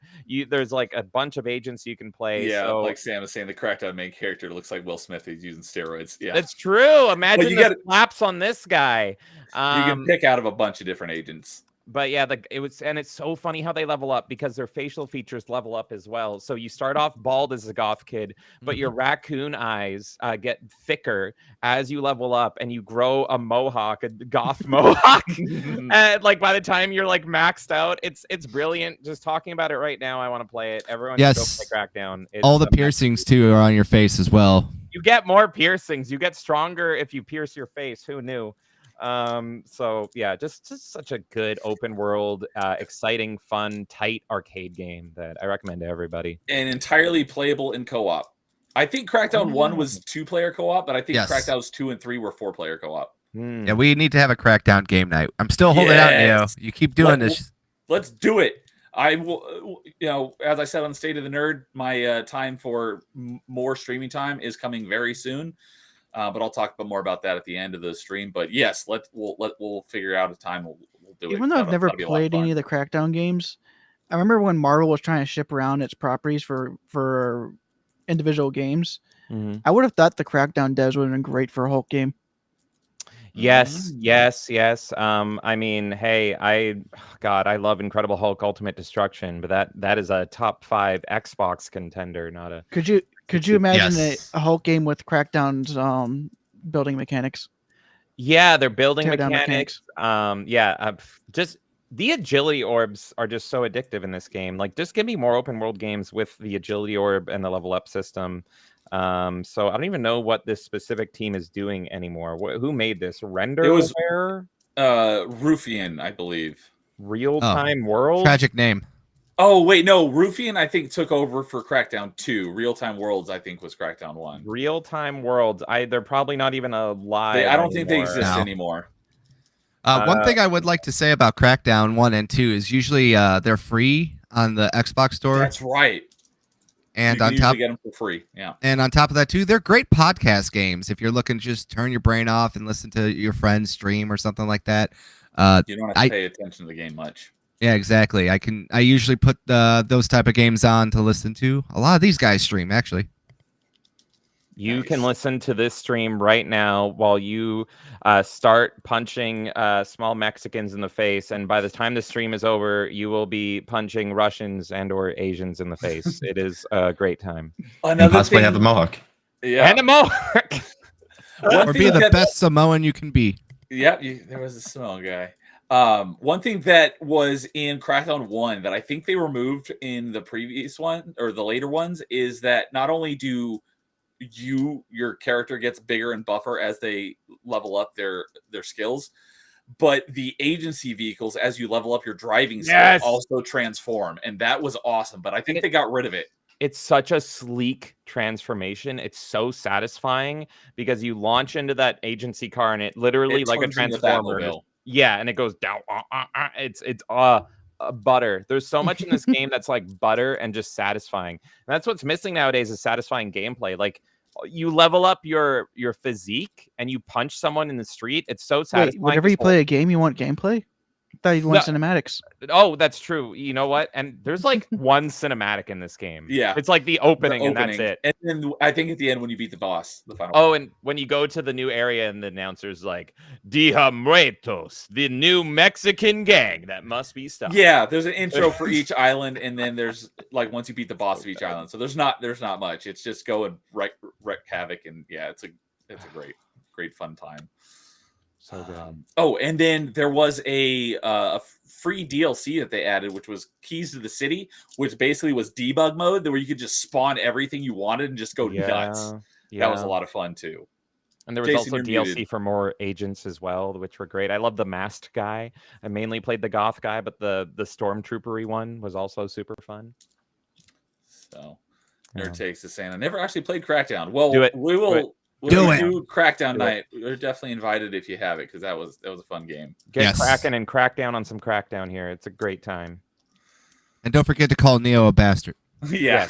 It's obligatory. The game won't launch if you don't do that. They go hand in hand. Mm-hmm. So all right. Let's see here. Let's just keep going in a circle. All right. I'll go next. That brings it to Dude for your number 4. I'll go ahead and go with Call of Duty Black Ops. And I have the hardened edition. He's got the big Black Ops edition. Well, there is a bigger one, but Call of Duty Black Ops. that one comes with a helicopter. But actually, what's funny is I played this one on PS3, but I love this Call of Duty because I played Call of Duty religiously until after this game came out. Because this was like the peak of Call of Duty for me, and I'm just taking it apart so you can see what's inside. But I jokingly say that this game came out the same year as Mass Effect 3, and it has 4 endings. Oh yeah, you did mention that Oh, recently. no. It's got more endings than Mass Effect 3. Yeah, got some collectible coins in here, Nice. and This was Treyarch, this one? yes, this is Yeah, Treyarch. Okay. I never Got played the this Steelbook. one. This is the best one, and like I said, it has those multiple endings. You don't know how the story is going to go because it has like set in the future.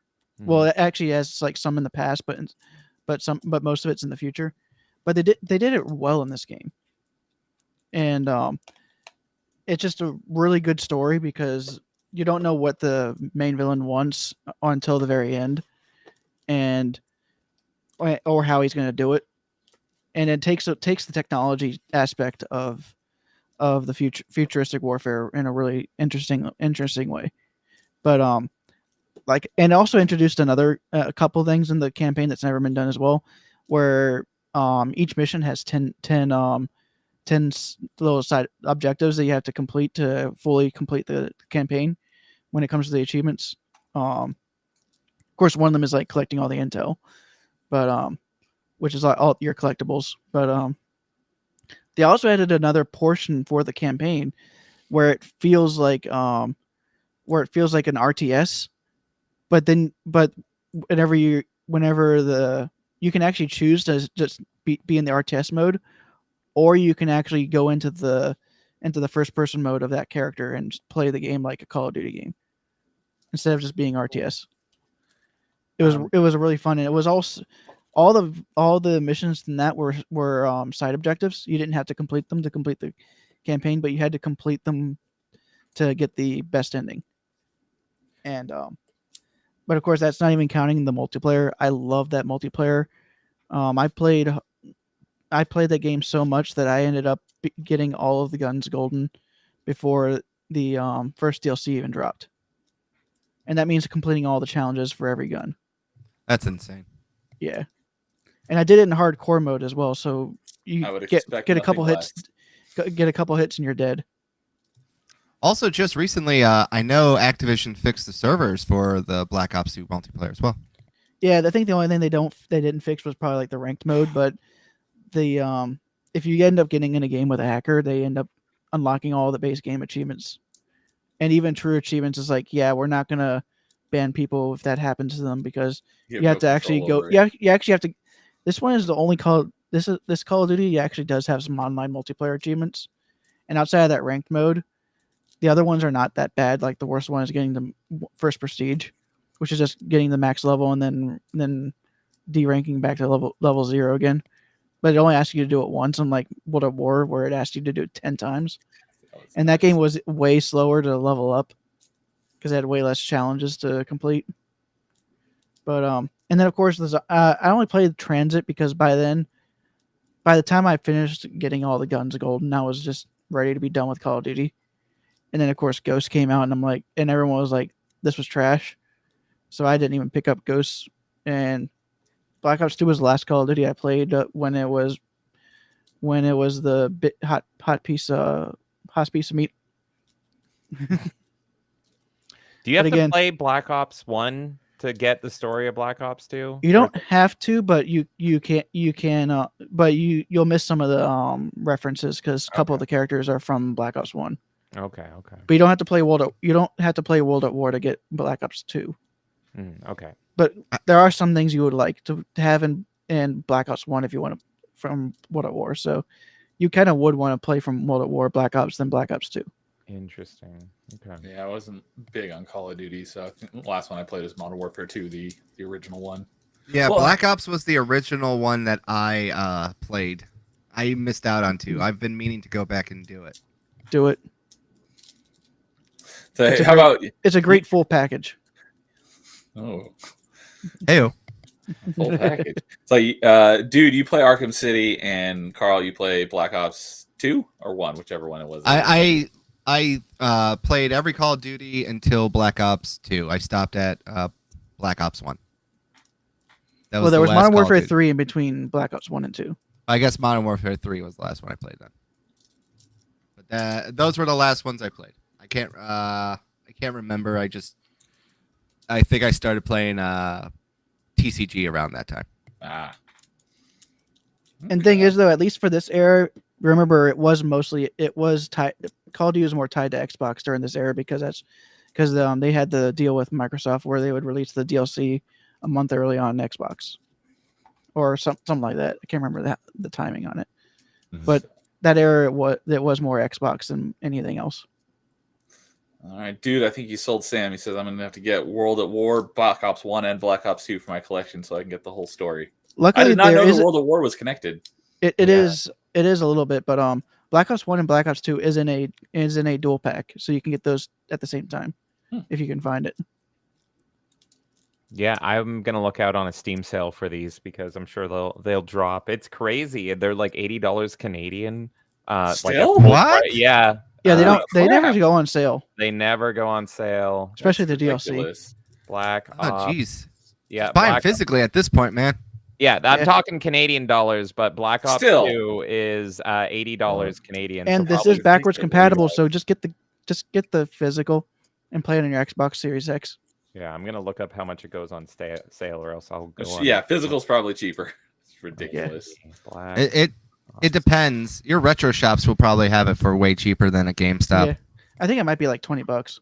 Even wow, that's crazy. Its lowest recorded price on Steam is still $21 Canadian. That is crazy. It's never gone below Wow. 67% off. So it hasn't even gotten the 75, even though it's from 2012. Well, this That's was this was crazy. the moment that Activision realized they couldn't keep making good Call of Duties because they made the best one here. Oh wow. And it's Wow. like Ghost was like, okay, all these people are going back to Black Ops 2. We can't keep making games that are as good as Black Ops 2. So just start making them mid. What's But bro, crazy they is, had a full mocap dog. for Ghost, right? I Yes. like Ghost. I don't love it. I like it. I got it for free though. I did and enjoy Ghost for what it was, but I played it like years later. Yeah, I think a decade later. I got it for free in a promotion where Best Buy was trying to up their used games, so you could trade in any game and get Assassin's Creed, Black Flag, Call of Duty Coast, and some sports games. So I got Assassin's Creed and Call of Duty for free, and it was my first time playing a Call of Duty since Modern Warfare because I wasn't a big fan of it, and I was like, I like it. I mainly played the multiplayer. I didn't even beat the campaign. But I remember being really angry anytime another player would kill my dog. And it was just, I was screaming and I'd be like, I'm going to hunt you down. You killed my dog I spawned in for the 50th time. Actually, I would say that Ghost has one of the better stealth missions in Call of Duty and tank mission because it actually feels like you're in a tank in that mission Oh, because you even go like 60 miles per hour in the desert. That's how tanks are normal today. They're not like It's not like they're just gonna tread quietly across a desert. They're gonna steamroll across it. James, my name is Melee James. You killed my dog. Prepare to die. Back in my day, Call of Duty used to put footage of the Holocaust in their games. True. True. I still say that Call of Duty should try and do a Master Chief collection. COD collection. Yep. it would Unlike sell. unlike Halo, they all have a similar engine. They could So it wouldn't be much maybe easier split to it put 'em into all- like the Treyarch collection and maybe do the. What I would do is I would split it That's a between good idea. I would split it in 3 sections, but put it all in the same game. Just release it like a year apart from each other. But you do like the World War II collection, which is all of the World War II games. Okay. And this entire collection will go up to Ghosts because after Ghosts it starts getting to be a different engine and all that. But you would do the World War II collection, which would be all the original games in World at War. Then you'd have the Modern Warfare collection, which would be Modern Warfare 1, 2, 3, and Ghosts. And then you'd have the Black Ops, which would be Black Ops 1 and 2. We just need a remake of Big Red 1. I mean, that would be part of the World War II collection. We could have the big black red 1 collection. How about that? There's so many double entendres you can do with that combination. So I'm in for that. My grandpa died on Italy just to be made fun of in a joke this day.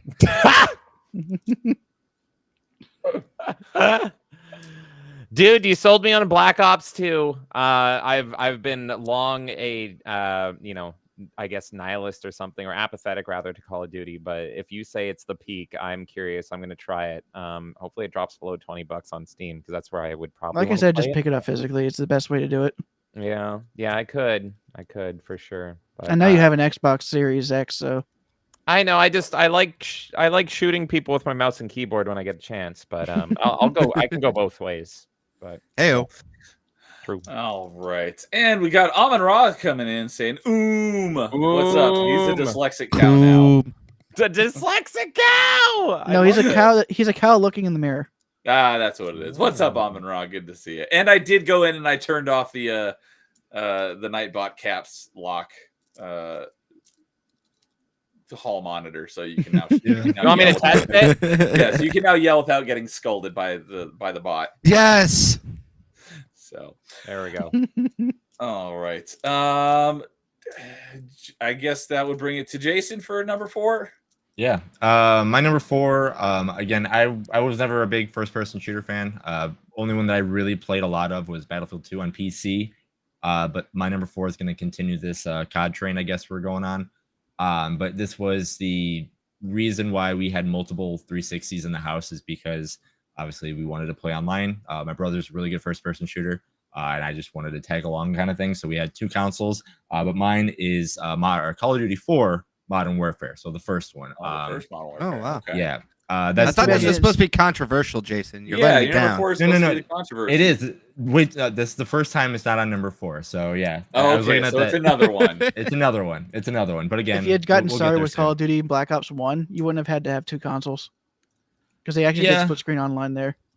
Yeah, I mean, my brother probably would not have liked that, because again, like we were all like computer shooter fans. Like I said, Battlefield 2 was our of choice, and then my brother's been pretty much just hardcore, like all the other types of shooters. Just so like he has to have his own screen, so we just had Gotcha. multiple consoles kind of thing. So, but yeah, so the first one will be the one that I know that I played a lot of, especially with friends.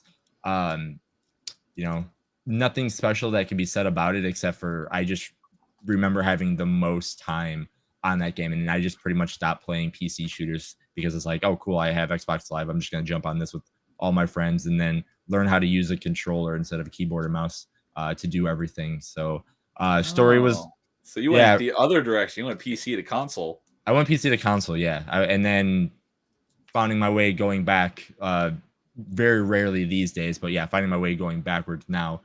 But yeah, story was fine.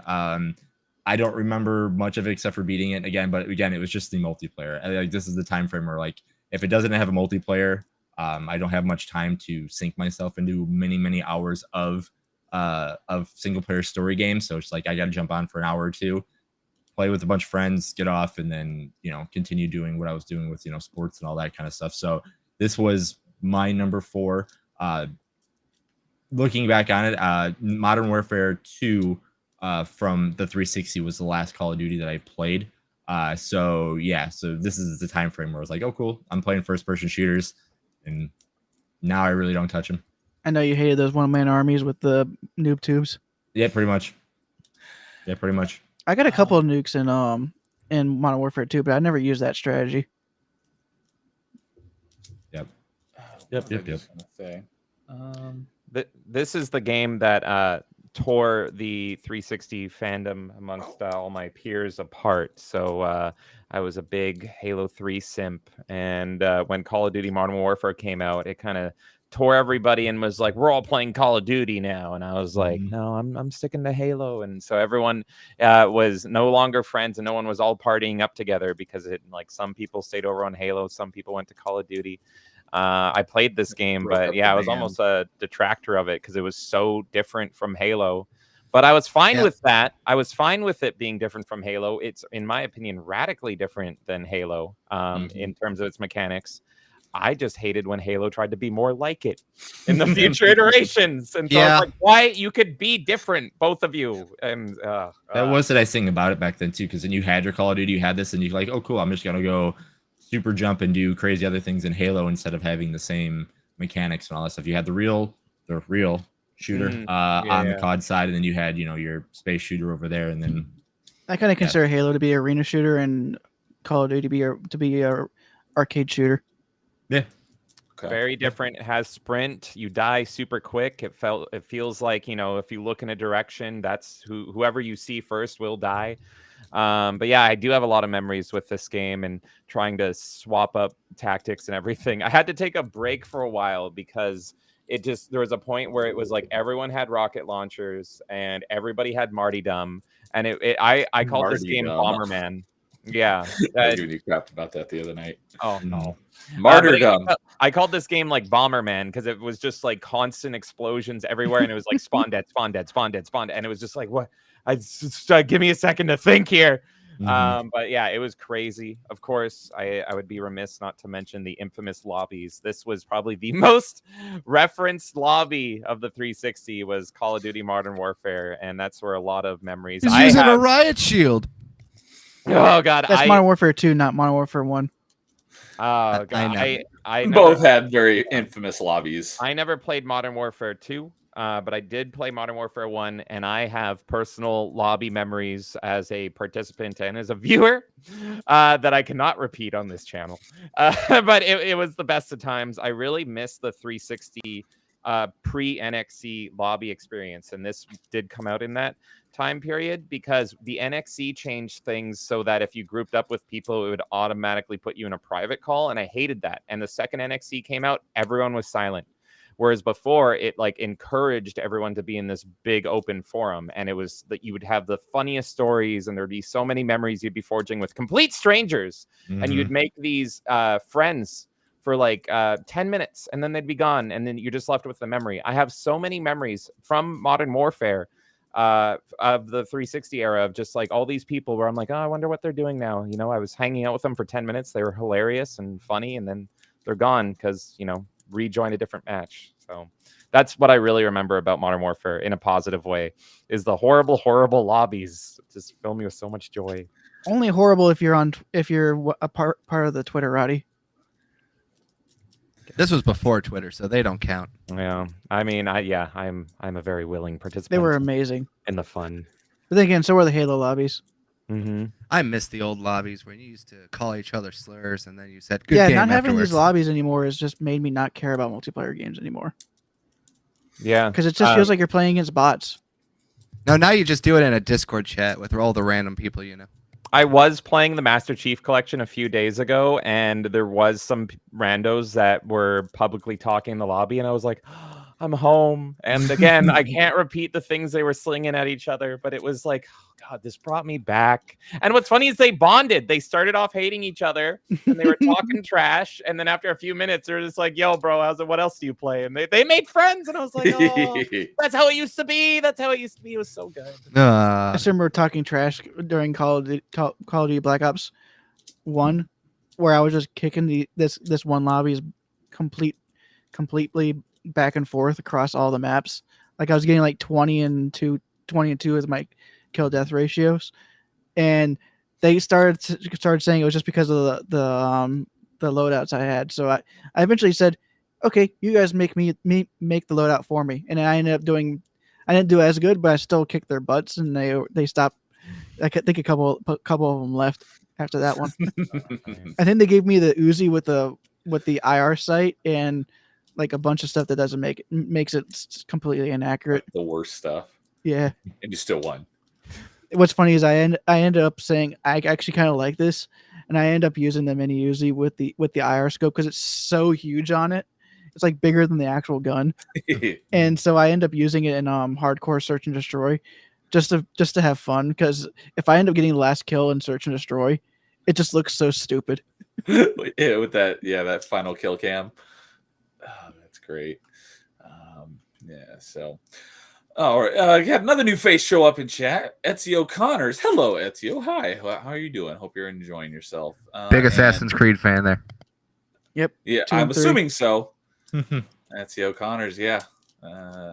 And Filter is saying that Battlefield is better than Call of Duty. That So- was always a fun debate. I was actually between those two. I was always Call of Duty.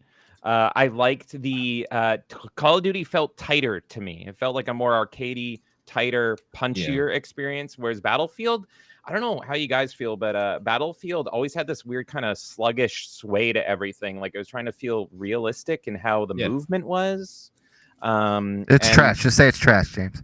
Well, I'll say it took a lot of getting used to because I played a ton of Battlefront, so EA's Battlefront, and they carried over that feeling because the same developers, and it was just like, oh god, it is so weird when you're dealing with blaster rifles.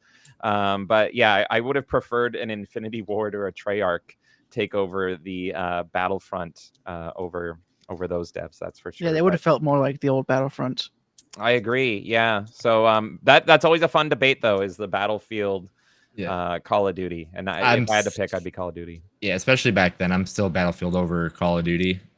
Just because the memories. I mean, they had the screen cheats that you could do without technically cheating, where you just grab a one of the markers that you can, like a highlighter pretty much. And when you had your CRT computer, you would just zoom in for the middle of where your gun was. You would mark that dot on your screen. So when you would run, you would just, if you can have the mark on that character, you're already hitting him. So you would never technically have to zoom in. You'd always technically be zoomed in. So you'd just be running and just making sure that dot was over It sounds somebody. like what I do whenever I do the lasso runs on Halo. Mhm. I will fight you, Carl. Let me get those sumo thongs on, and it's on. Just because I like sumos doesn't mean I'm going to be a sumo. Hey, that takes a lot of commitment. I'd be proud of you. Listen, you get I've up to that weight. it's just me and my wife have been obsessed with watching sumo wrestling ever since I had that really bad toothache, and that was like the only thing on at 2:00 in the morning that kept me sane.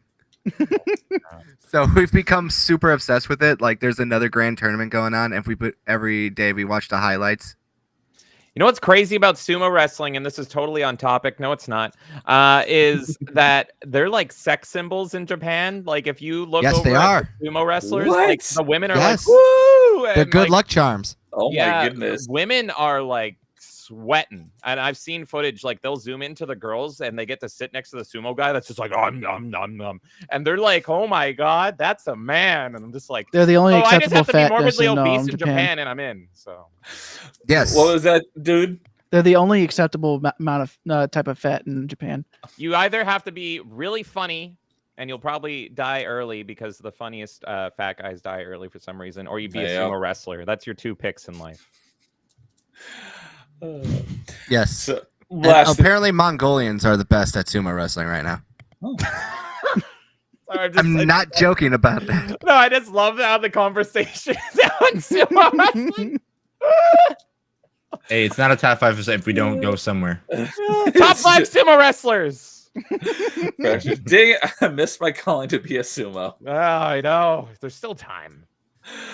Yeah, the oldest sumo wrestler was 52. So you got Wow. time. So, Wow. last thing before I move on to my number 4. I don't remember if it was Modern Warfare 1 or Modern Warfare 2. I'm gonna guess it was Modern Warfare 2 because that's the one that of the few Call of Duties I played, that's the one I played online the most. But I got a message from someone on Xbox Live like a year or two ago, being like, "Hey, I saw you in this video," and I'm like, "What the heck are you talking about?" And he sent me a link to this YouTube video from some random YouTuber put a video out like 12 years ago, and in like one frame of this video, you see my gamer tag in the bottom left corner. I was like, Really? "That is Wow. very random." I don't know if I saved it, if I could ever even find it again. But yeah, I was just like, that is very weird that you found me. And it's like, yeah, I saw a video with your name in it from 12 years ago. Oh, that'd be funny. It would be even more funny if I caught you saying a slur. No, yeah, it was just like my name showed up in the kill log. But yeah, That'd be funny. Yeah, a younger, more edgy Neo caught on for it in like no 720p. Let's just say my edginess was mainly just something that Neo doesn't want on his channel, but just to be fun, most of it would still be fun on YouTube. We don't I know. don't think Dirty I Neil on ever had an Xbox edgy Live, he phase. might be going off on all these kiddies. You See, know. you gotta understand, Neo was more mature than us, so he was more refined. Mm. I did. That was actually a Modern Warfare memory I had, and it was so funny. And it was these two guys arguing. One of them was an American of African descent, and the other one was was British. And they were going off hard, and it was amazing to watch. And it was all in the lobby. And I just remember, like, the British guy had the most British of British accents. Like, his blood was Like the blue. super posh accent. Yes, it was true pop culture. Oh, playing on good Xbox heavens! Live. And yeah, it was just like the words coming out of his mouth were hysterical, coming from the most British man you have ever heard. It like made it sound so silly and dumb and hilarious. And that is my memory of Modern Warfare. Is So he that wasn't one. like Michael Bisping, like spouting off in the chat. Well, no. So yeah, it's because there's very different British people. You have the Warhammer 40K orc British people, but no, this was the exact opposite of British. This was the prim and proper. He could be the Queen of teetotalers. England. Yes, exactly. You could hear the teeth and the tea and the sips and everything in between those words that I cannot repeat. You could hear the disdain in his voice for Yeah. lower life forms who are not British. Yes. You Yeah, tried he hated to, everybody. yes. Oh, it was amazing. God, I miss those lobbies. Oh, that's great. All right, so moving on. I will round out our number 4s as well, apparently.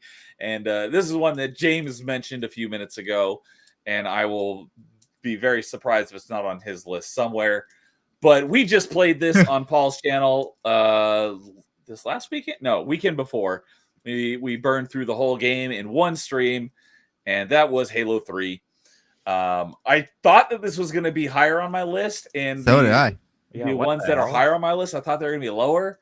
But I love this game, but the next ones on my list is like, if you were to ask me which one of these I want to play the most, it is almost part of recency bias since we literally just played it, and I'm like, okay, I've had my fill of Halo 3 for a while, so that might have been a little bit of why this one is a little bit lower on my list when my other ones I haven't played in longer. But I still love it. It's my favorite Halo. It's probably the game I played online multiplayer more than any other game ever because I'm not big on PvP stuff, but I just had so much fun playing Halo 3 online. I think I mentioned this on Town Square a couple weeks ago. I discovered that when you go through the teleporters in Halo 3, you maintain your momentum. Mm-hmm. So Forge was, Halo 3 was the introduction of Forge, which was a game changer. And so I made what I called the telecoaster. And so you started off like I had this teleporter as high as you could go, and you fell straight into another one. And then the one that comes out of was at an angle, just like launched you all the way across Valhalla. And then I had another receiving teleporter that launched you somewhere else. So you'd basically go through this like loop of teleporters. You'd be flying all over the place. That was one of my favorite memories. I built it because I wanted to make it like a shooting gallery. So you had people just flying all over the map, and you had other people with sniper rifles trying to shoot them. But unfortunately, due to lag, it only worked for the host. So it didn't turn out, but I just remember making that and having a lot of fun just messing around with it with Forge mode. That was fun. I'm bummed that I'm not going to be able to make it to Dude's custom game night on Tuesday because custom games were my literal favorite things to do in literally And we will any be having Halo. some teleporter madness with momentum on a couple of them. I wish I've could shown join. James a couple of them. I got a Because- sneak peek. It's good stuff. The number one thing I wish Halo 3 had was a custom game search browser because I love custom games more than anything. And the only way you could play custom games was with other people you know. You couldn't just go and search for custom games. You know what? You want to know something that's funny? Guess what the first Halo game was that had that feature? Oh, that had the custom game search feature? I think it's Infinite. No, it was 5. It was 5? Oh. Okay. I knew it was one of the 5, the then most Master recent Chief ones. Collection got it, then Infinite got it. Oh, I did not know Master Chief Collection had it, but I barely. Yeah, even it does touched have the it does have a multiplayer. custom games browser you can look through. But yeah, excellent Halo game. It was a great way to finish off one of the, if not the best shooter trilogy on consoles. Yeah, and it was probably the first game I actually played on Xbox Live, like multiplayer as well, because I didn't have Xbox Live until 360, so I never played Halo 2 online. I only played Halo 2 in System Link. Yeah, same. But I'll be talking about it later. So, I had Halo 2 online. but yeah, Halo 3, great game, great shooter. Had a lot of fun playing through it again. Just this last, about a week and a half, almost about a week and a half ago, playing a 4-player co-op. That's right. It was the first Halo that had 4-player co-op as well. Yeah, so many good memories with Halo. The main reason why I don't like going back to Halo 2 is because I don't like fighting game combos in my shooters. BXR. Exactly. Yeah, so good. I think everyone's biting their tongue because I think most people will probably Have talk about this this on their later. list somewhere. Yeah. Yes, this is our top fives are going to start looking like a Alabama family tree soon. Oh, I can't wait! And what better family than this one? But yeah, Halo 3 is okay. I mean, I've never really praised it that much or anything. It's an okay game. Yeah, I know. It's not like I've never said anything about it Yeah, either, right? Yeah. So with that'll finish off our number 4s. Does anyone have it in their number 3 and want to dovetail off of that? It's not my number 3. It ain't All my right. number 3. Number 3. For me either. Let's just continue the rotation of this blunt, shall we? I'll go now. Alrighty, that works. All right, so my number 3 is probably one that I don't think a lot of people will see coming. But it's good old Oh, yeah. Forza Horizon. I can The see that from original. you. The original one. That is correct. Okay. Wasn't 2 released on 360 as well? It was. Forza Horizons 1, 2, and I think 3 were on 360. No, 3 was No, an there's Xbox no way One. 3 was on 360. It wasn't? Okay. I never played No. any of the Horizon I games. literally was just only- I literally just checked to see if Forza Horizon 3 is playable on disc only Okay. on my Xbox One. I and know it is. one of It, them you can is you being can get delisted soon you if can it's get not into the already. Yeah, 4. racing. 4 is being delisted soon. 4. Okay. You can get into 3's racing with just the disc and no online. So Okay. Yeah, I never played the Horizon ones. I was only a Forza Motorsport guy, so Honestly, tell us I about Horizon. I I know love I would this- have liked it. love this game so much. I have a buddy who's a real big racing fan, kind of like you were, Neo, but he still continues it to this day. And I had remember a bad experience. And- What happened? and I remember I just went over to his house and he was like, "Hey, you should try this new game. It kind of reminds me of Need for Speed Underground." And I was like, "Okay, well, now you got my attention." That's to that point in time, Need for Speed Underground and Underground 2 were still my 2 favorite racing games of all time. And then I played this one, and just the overall presentation of it is just like from the word go, and you have to do a quick speed run into the festival grounds to try to get into the racing thing. And it takes place in Colorado, good old Colorado, US of A. And I just remember that soundtrack, Mod Step, Show Me Your Sign is the first song that you kind of play to hear that whole crazy intro into it. And it just had me hooked from the point on there. The funny part about it is you could call this game a car PG. You see what I did there? So- Isn't that what they called it? I think it is, yes. That's part of the But- marketing, at least. If I remember. But like it really showed you the development chops of both Playground Games and Turn 10, because they were able to make probably some of the most over-the-top racing games from this little franchise that could. Going around, finding the little collectible signs, going to barns and restoring old cars, like vintage cars that you find in barns out there, really gave this game a lot of like life. Like, a normal racing game is kind of like, here's the track, race on the track, or you're in a small open city, go to point A, point B. That's really about it.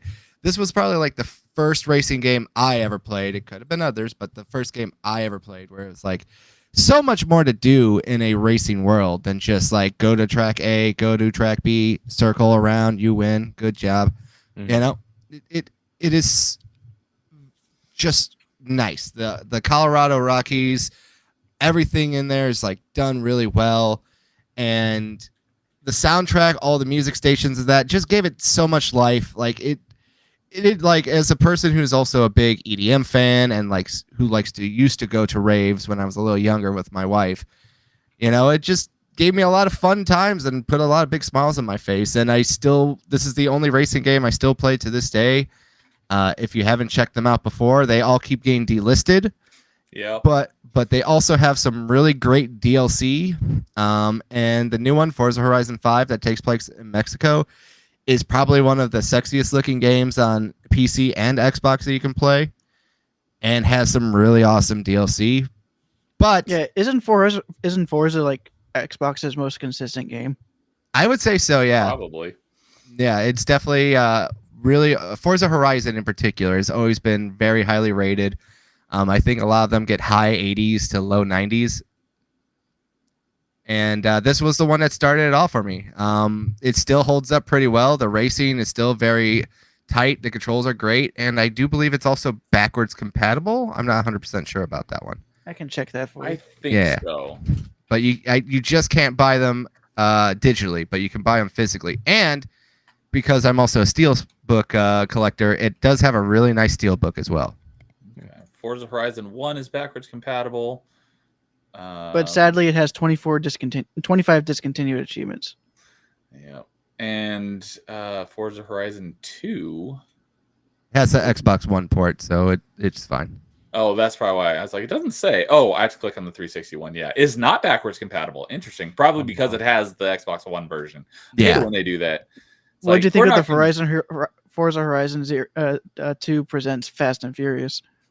I don't like Forza Horizon 2 that much, comparatively speaking. Now, Well, he's talking about the Fast and Furious, which was like this small standalone game. oh, that one. Oh, I never played that one, so I It's the only couldn't. I Forza didn't get the Horizon joke. I have played. I did hear it was a really quick completion, so Yeah, I've did downloaded both them, the but I just haven't played 360 them. and the Xbox One version. They're about 2 to 3 hours. Although the 360 version, are they both? They've both been delisted. So if you didn't get them while they were available, they were free as well. And you can't get them anymore. Does anyone know if you can play as Paul Walker in the Fast and Furious DLC? I mean, you can. You just got to hit that tree. I was gonna. Too I was soon, literally man. gonna say Too I have a really soon. funny idea. Really terrible idea. But yeah, no, I think Forza's a great pick. I have a friend that all he does is play racing games and simulation racing games. Andy, who is on our Melee Mario Party. That's all he does. He lives vicariously through these games, particularly Forza. And one thing I always appreciated about Forza, even though I don't play them, they're not really for me, is that more than any game I can think of, similar to Gran Turismo on the PS1, these are the games that really push the graphical fidelity of the system to Yeah, next they look level. Yeah, if you want to see the peak visuals of any console at any point, just look at Forza, and it's just stunning. Absolutely stunning. Even if it's not for you, I recommend looking up Forza games, and they're just like they look so clean and so just absolutely gorgeous. And I can never get over that. I wish I did like them just because they're so freaking pretty. I if you're not a big racing fan, Forza Horizon is for the non-racing fan. Fan. Just gonna say, because the Forza Motorsport are the simulation racing games, Forza Horizon are the open world arcade like racing games. Yeah. So they're more approachable. You will literally have challenges where you have to race airplanes, giant trains, hovercrafts, Wow. Cargo planes, One of the monster DLC, trucks. I think you race a pelican from Halo. Yes, the that dog. is, yes. Sold. If you want to do that, you gotta get it quick because it's only on the 4th one, and that's getting delisted soon. It's got a physical version though, but if you want it digitally. But Although yeah, I'm assuming the DLC is going to be delisted. yes. So I gotta buy that DLC. But you Damn. also get to drive around in a Warthog, and they got the fun horns where you can play like the Sea of Thieves anthem on your little Warthog. Wow. They're just fun games. This is like I said, I'm not a big sim racing kind of guy like Neo was, but I love the arcadiness, and this is probably like the closest to like an over the top like kart racer I can think of, but with like a Bugatti taking on like the Warthog. I just Yeah. wish that you could complete the games and still just all They the all have online so many being delisted being achievements turned now. off and all the DLC being delisted. Yeah, The it's like- DLC one hurts me the most.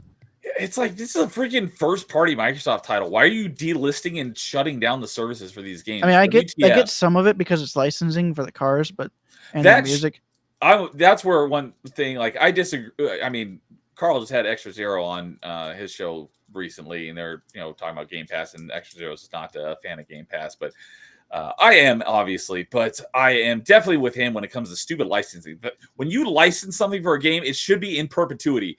You Yeah, I don't license something for a movie and then be like, oh, we need to take this out and delist this movie because the license expired. No, that should extend to video games as well forever. Unless I you agree, do a 100%. remaster or a new version of the game, you don't get to take stuff out of a game later on just because, a certain amount of time, arbitrary amount of time has passed. That's garbage and BS, and that should not be allowed. Oh yeah, I agree. 100%. It's the worst, and obviously this hits music more than anything. And stripping away music in games is just criminal, in my opinion. So I'm I right there guess with there you. is one movie example, and James was the one who even told me about it, and so I sent him the pre-removed music version of the movie. Yeah. Expendables. That's right. Oh my god. I And didn't that even was know like about that until you told me. so weird, and I feel like that's a way to like save money or something for Sylvester Stallone. It's such a weird case where it's just like, I'm gonna get rid of this song and put in the one song the whole way through. It's so freaking weird, man. There's a lot of weird stuff that they have proposed with movies in the past, and even now that they've talked about changing advertising in older movies. So like, I know that they were talking about having like white soda cans that could change the label depending on who was sponsoring the movie studio at that time. Oh my gosh. So like, imagine you're watching Back to the Future, and they just change up like the entire like scene where he's ordering a drink from Ronald Reagan at that cafe. Oh my god, George Lucas, I blame you for this. Someone that's like constantly was the pioneer of changing movies constantly and being like, nope, it's this way now. It's like, look at the future you chose here, buddy. Oh my god, that sounds like a nightmare. Yeah, the Holy. flavor of the week. But yeah, that's my number 3. So yeah, I'm sure I would have liked the Forza Horizon games if Forza hadn't burned me so bad. Come on, join us. Come back to us. And there's like dude said, now there's so many of them are delisted, and there's so many unattainable achievements. It's like, nah. Just start at 5. Just start at 5, bro. Join us. The If water's it nice. wasn't such a massive like 200-hour game, I would consider it. I've got. So I many just other looked it games. up, and the newest motorsport game even already has a discontinued achievement, but it's because Already? of a glitch. This came out. It's a glitch. Okay, that's different.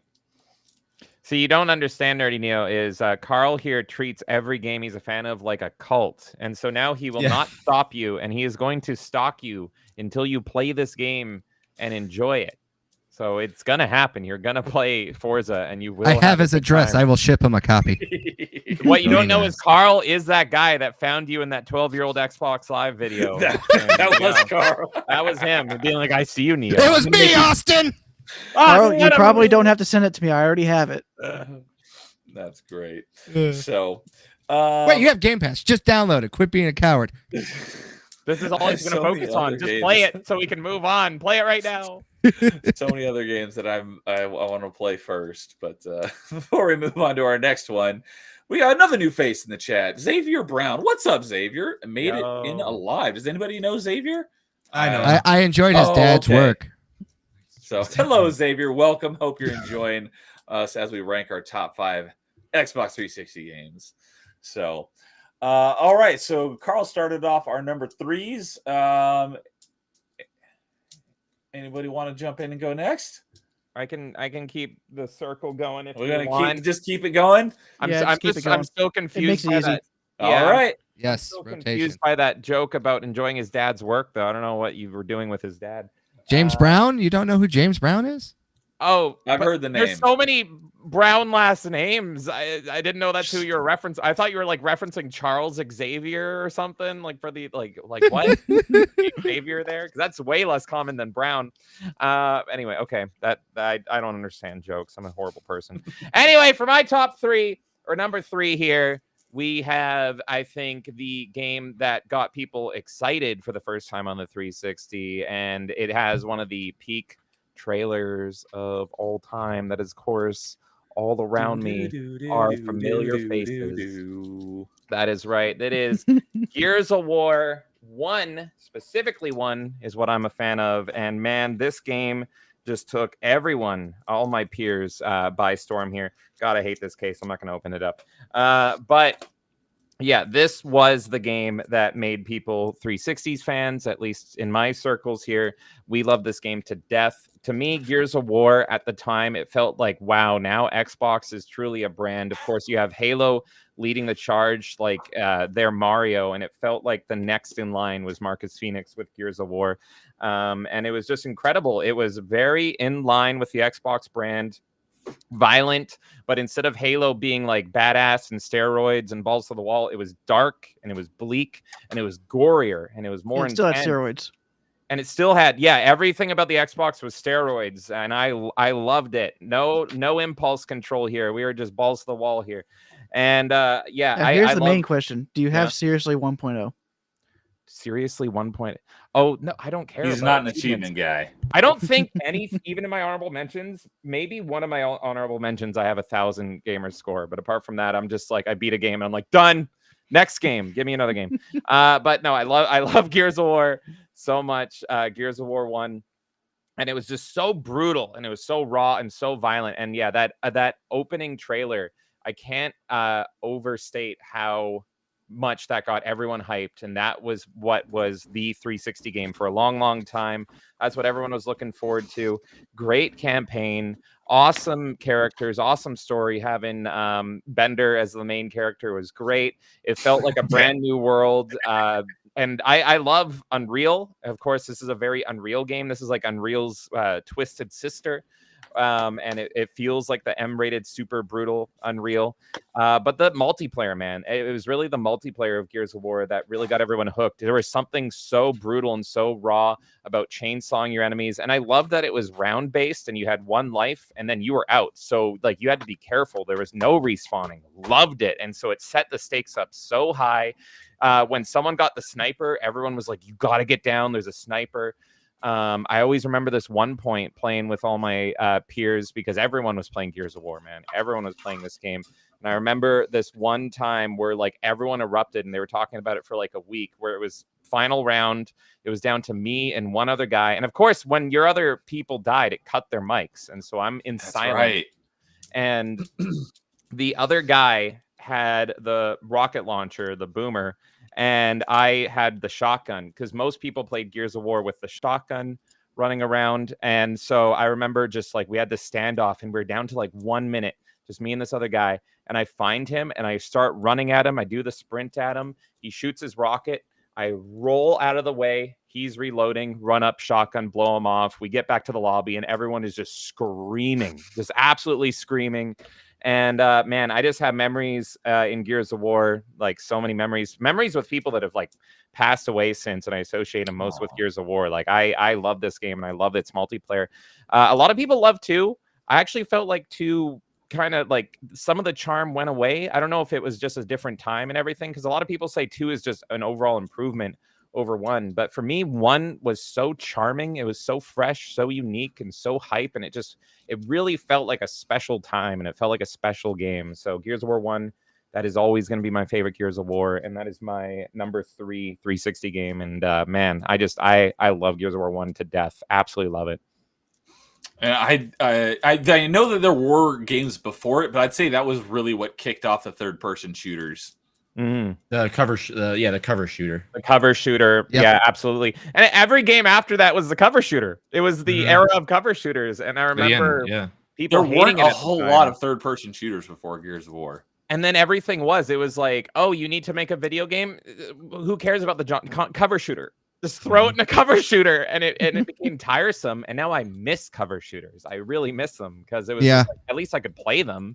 Even if it got tiresome, it was just like, I'll always take a good cover shooter. Why not? Gears of War spawned so many crappy clones in the 360 PS3 era, but they also had some really cool ones. Especially Space Marine was like one of my favorite Gears of War clones that they. Oh did. yeah. I Hey, never James, even just knew to that give you a heads existed up, until recently. There is a new game coming out that is a cover shooter. It's called Star Wars Outlaws. Even better, bros. I'm going to play it and hate myself. I don't know when, but I mean, will. How let's much do I have to pay you not to do that? Get me into the Lucas Ranch, then I won't play it. There you All right, go. sold.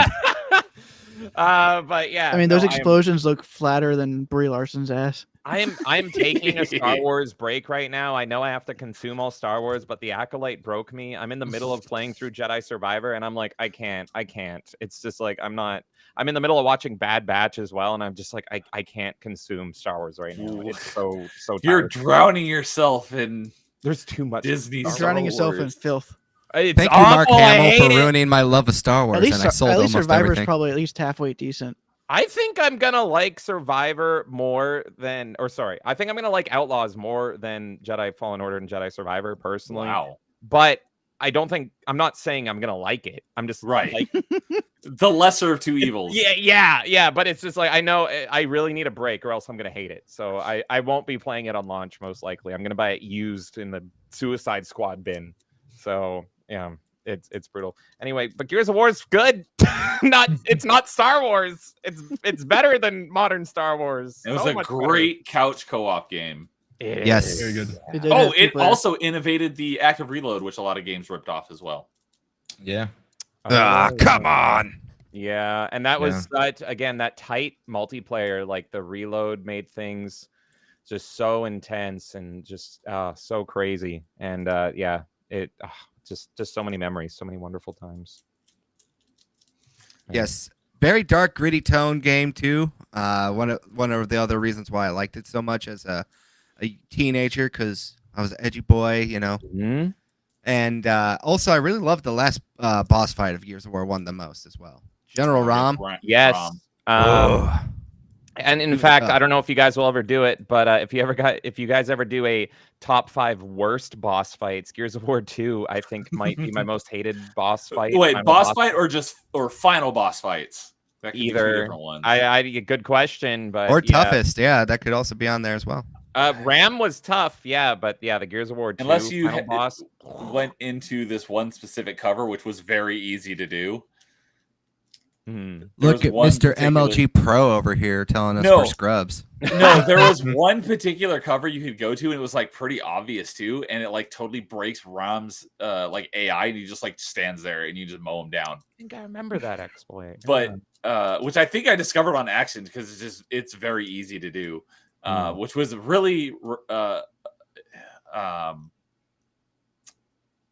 cathartic, because I remember banging my head against the wall trying to beat him on Insanity, and him on Insanity like normally is very difficult. Gears of War 1 is one of those games where every difficulty you really feel it. Every difficulty is a huge Mhm. jump, and that final difficulty is such a pain.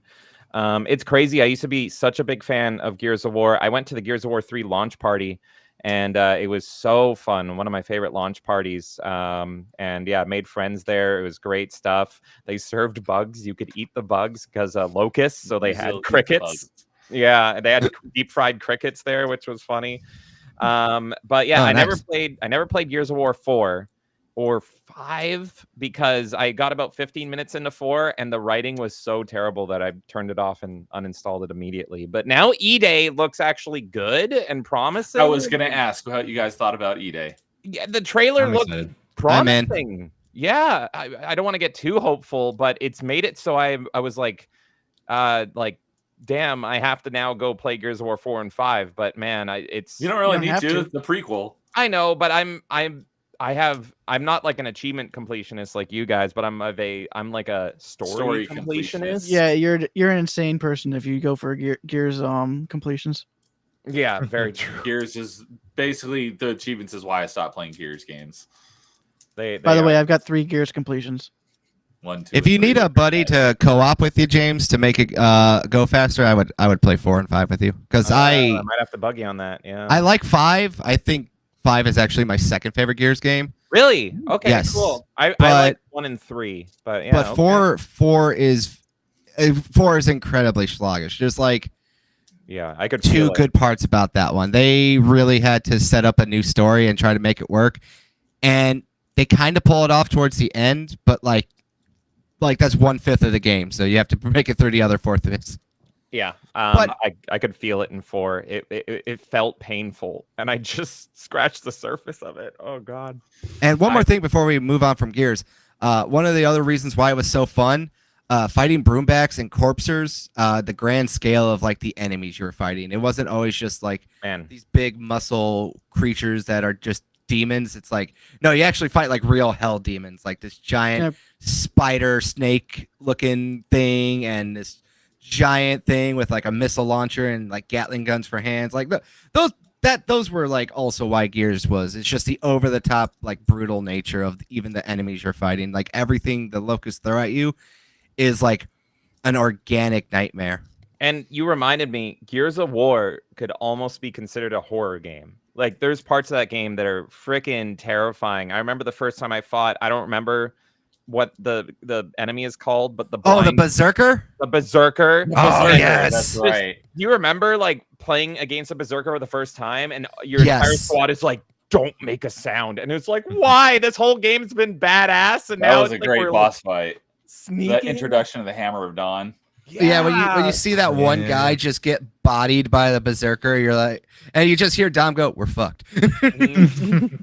And that's a good. You brought up the Hammer of Dawn. That's kind of the lasting legacy for me and Gears of War. Playing Helldivers, it has a Hammer of Dawn in it, and I'm like, I don't care what it's called in Helldivers. I don't care. And I know everyone loves Helldivers now and then hates it and then loves it again. But to me, it's just like I'm using the Hammer of Dawn. I see a giant god beam coming down from the sky. That's the Hammer of Dawn, baby, and it always will be. What's Yeah. funny is one of the Warframes in Warframe, they did a rework for one of the characters, and he has a Hammer of Dawn ability, and it ends up being after the rework, it's his worst ability. Oh no! You have to make the god beam the Hammer of Dawn. The I'll coolest thing flip ever. that on its head then. The third DLC for Just Cause gives you the Eden Spark gun, and it is the Hammer of Dawn on steroids. It's Really? amazing.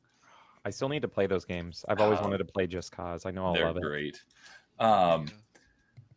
Shoot, I was going to say something about Gears, but I don't remember what I was going to say. But I did look at my list of topics for top fives, and I did have bosses on there, but I probably split good it bosses. into best boss fights and worst boss fights now. So that'll okay. be two separate topics on my potential list for an episode somewhere down the line. Perfect. I can't wait. So, Gears. Oh, that's what I was going to say about Gears. Is I've only. Oh no, I have done Gears 3 in 2-player co-op, but there is an achievement for beating it in 4-player co-op. So I do need to do that at some point. So need to get a group. Well, together since I don't need and to do that. anything more in that game, I wouldn't mind doing it with you. Okay. There you go. Oh damn. So. All right. Well, I think Last thing I'll say about Gears is that it did start the Horde mode It did. craze. Oh yeah, Gears 2 started Horde mode. Right. Yep. And I used to play. The only thing I used to do in Grand Theft Auto was I would put the cheat in to give me all the weapons, and I'd go to the police precinct and start having them just start attacking me because it was a survival mode. I created my own survival mode in Grand Theft Auto, and that was the only fun I really had in old Grand Theft Auto Wow. when I was a Yeah. kid. So I haven't the played fact much. that Horde modes became popular during the next generation made that generation pretty awesome. Yeah. So yeah, I wasn't big on GTA. I think the only one I really played a lot of was 4, and I was not a huge fan of it. But trying to giving yourself a bunch of stuff and trying to stay alive, that was a little fun. You should But try yeah. 5, Neo. 5 is, I know, overhyped, but I love the story of GTA 5. Super fun. Too bad they just canned all the DLC because of the online. Don't get me started. I did hate start it, and I was It's just like, this just feels more like just more of GTA 4 in a new place. I was like, I'm not. Michael is- GTA 4 was peak. Let's all be honest here. I identify with Hmm. Michael so much. He's literally. I thought you were gonna say gay Tony. I thought I was going to say on Trevor.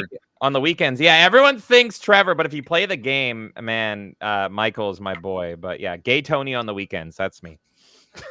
I identify with Roman.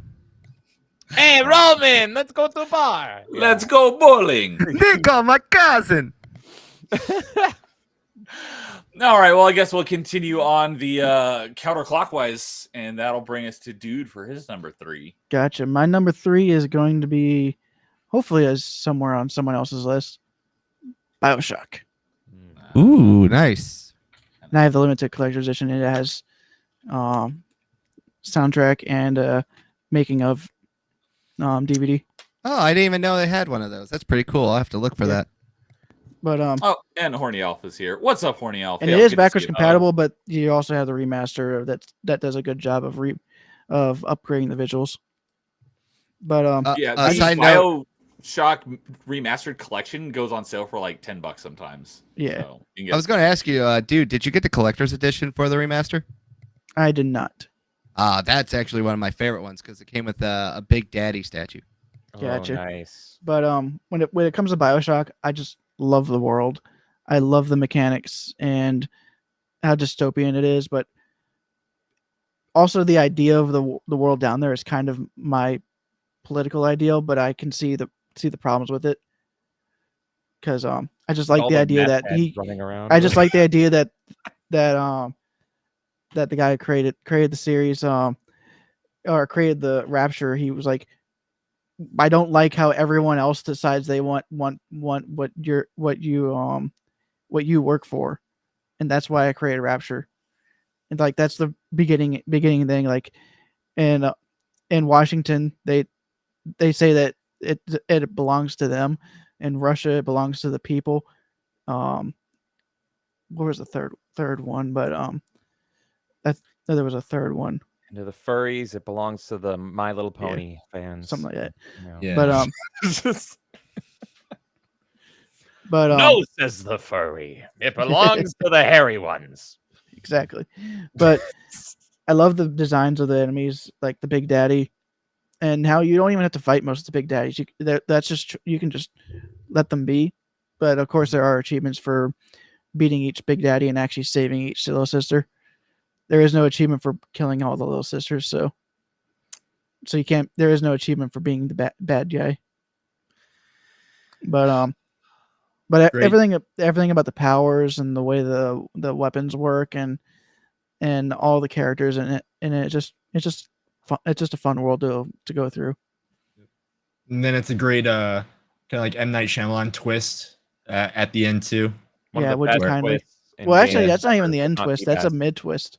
Well, but again, it's like one of those things. Like, how many times did he say that? And then you're like, okay, I gotta play this again. And like, son of Yeah. a bitch, he did say that every damn time on that stupid com. It's mind blowing. Yeah, and if anyone in chat has not somehow played BioShock, try to play it. And then blind. whenever you do the opening cutscene, it's that phrase is even on the Mhm. on the gift. So yeah, anybody in chat has not played it, would you kindly please play the game? That's Yeah. pretty much what we're gonna say. Exactly. Yeah, BioShock is insane because it came out in the peak year of gaming for me in 2007. And here's my admittance, if you will, is it was we were so packed and so spoiled in 2007 with games, and BioShock came out right before Halo 3, which was my most anticipated game ever. And I wanted to play this game and I didn't want it spoiled for me. This is the only time I've done it. I bought the game and I'm like, I don't want to keep playing this while Halo 3 comes out. So I'm going to blast through it on easy. And so I beat the game on easy just because I didn't want to like get stuck or go slow or anything. So I was just like, I need to beat this before I beat Halo 3. And so I just beat it on easy, mass murdering those little sisters. I purged all of them, and I thought it was the funniest thing ever. It tries to make you feel bad and sad and all that stuff. I'm like, no, I'm killing all the little girls. Don't care. Let's get through this, baby. I need to finish that fight.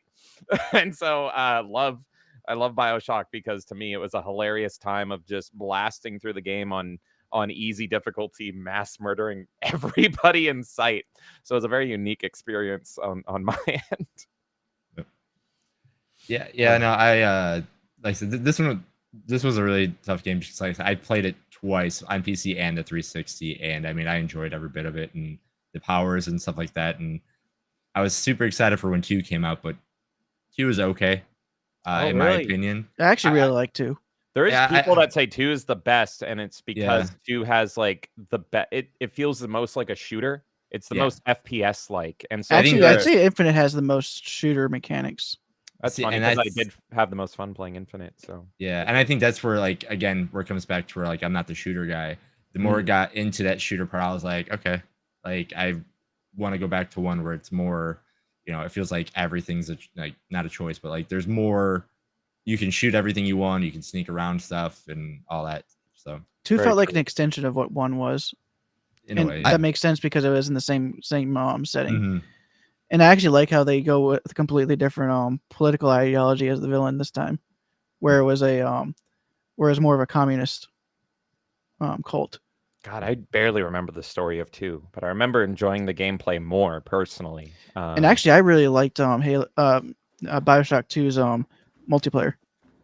I never played it. I heard it was really good. Yeah, I think you can still play it on 360, but of course, I think the PS3 was under GameSpy, so you can't play it on PS3. Okay, yeah. I've always wanted to go back and play Bioshock 2 again, and You just- need to have at least 6 people to play that game online, but I'm pretty sure with how dead it is, you could just get six you and 5 friends and play it. right that way. yeah. Now, just assuming you have 5 friends. Yeah, Good point. but it was a fun game, and I did have to end up boosting the achievements for the last few. What do you guys think Sadly. of the DLC for Infinite?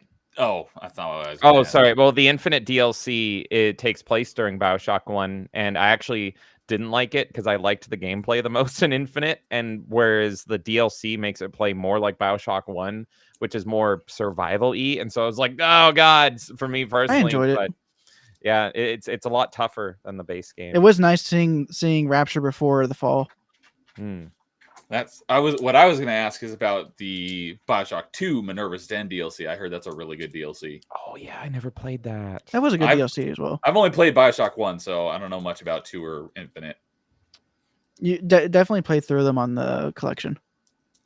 Yeah, it's 'Cause- worth playing all through. Because the problem with the 360 and the PS3 version of Bioshock 2 is they have online multiplayer achievements, and they're kind of dead. They're either dead Oh. or no servers, The collection doesn't have the multiplayer achievements? No. Ooh, that definitely. which is sad because the multiplayer was actually fun.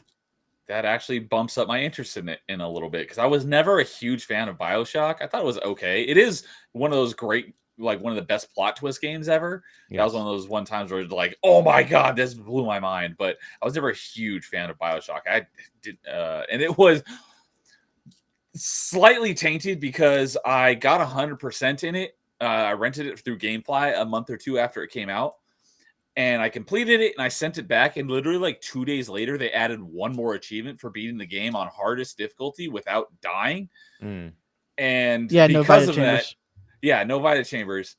That game sat uncompleted on my tag for like 13 years. And I finally got a copy of it and finished it off like 2 years ago. And went back and did that one. Luckily, I achievement. didn't play it until after that achievement was there. And another thing that I was not happy about is there's an achievement for collecting all the audio logs, and there's one audio log in the one tiny section of the game that you can't ever go back to, and I missed that one, so I had to play through the entire game again. So I was not happy about that.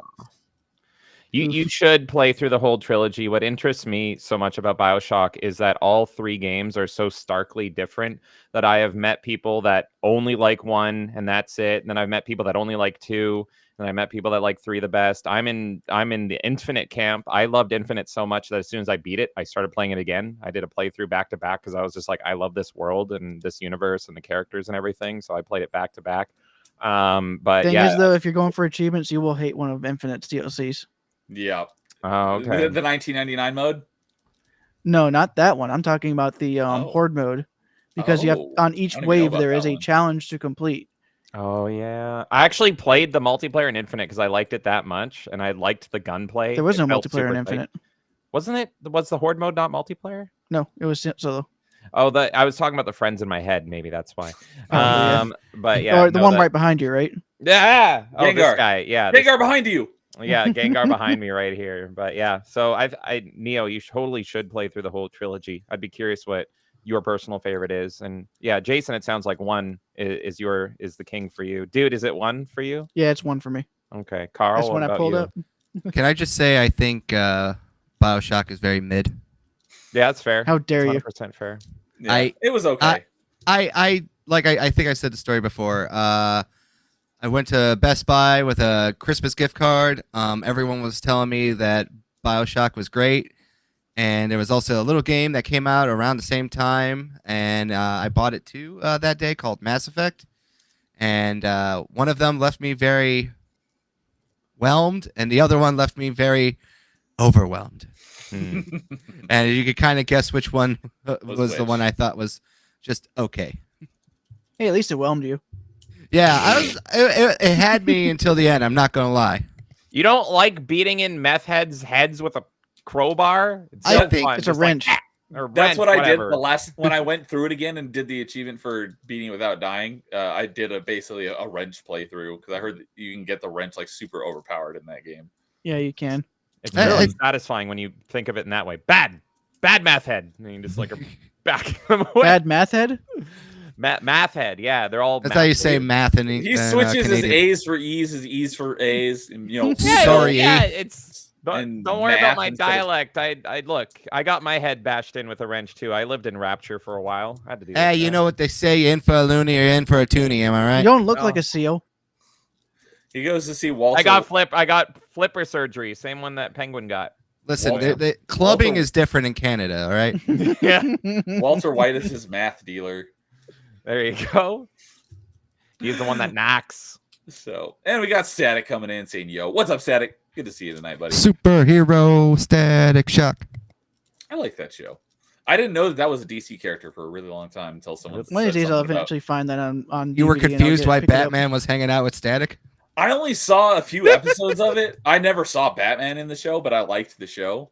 And then like years later, someone said something about like Static Shock being like part of the Justice League or something. I'm like, wait, what? Those are in the same universe? I had no Yeah. idea. That's fair. That's Kind of fair. like I didn't know until a couple years ago that Blade was Marvel. I was like, What? Wait, what? I had no idea. I didn't know for my whole childhood that Pokemon was owned by Nintendo. I thought it was just an anime. It's only They happen to partially have owned by games. Nintendo. Yeah, but I didn't know it was like a Nintendo property or at all for some reason. It didn't click in my head. I just thought it was and weird anime stuff that I loved. Yeah, Sam, I would say Bioshock is good. A lot of people love it. A lot of people say it's their favorite game of all time that I know personally. Oh yeah, it For- won a lot for- of Game of Year awards for sure. Yeah, for me, I just said like, I didn't hate it. I just feel like after I went back and replayed it on the remaster, I disliked it. I think I'm actually more excited for Bioshock 4 than Ken Levine's Bioshock 4, the Judas Effect or whatever it's called. The Judas Priest. Judas, yeah. Well, hey, if they get Judas Priest, I'm in. But yeah, nothing on the Ken Levine's like the real Bioshock 4, as I would call it. All right, whatever. But yeah, nothing from his game like looks Didn't he want to amazing. leave? Didn't want to leave the studio because he didn't want to make another Bioshock? He's pulling a Bungie. He's doing the whole, I'm gonna leave and make not Halo, and then it's not as good Halo. But yeah, With flapjacks and hookers. yeah. So Well, didn't I have more didn't hope Rapture for have- Bioshock 4 personally. Blackjack and hookers. Oh, No, yeah. the communist one did. They were all starving because they had no flapjacks.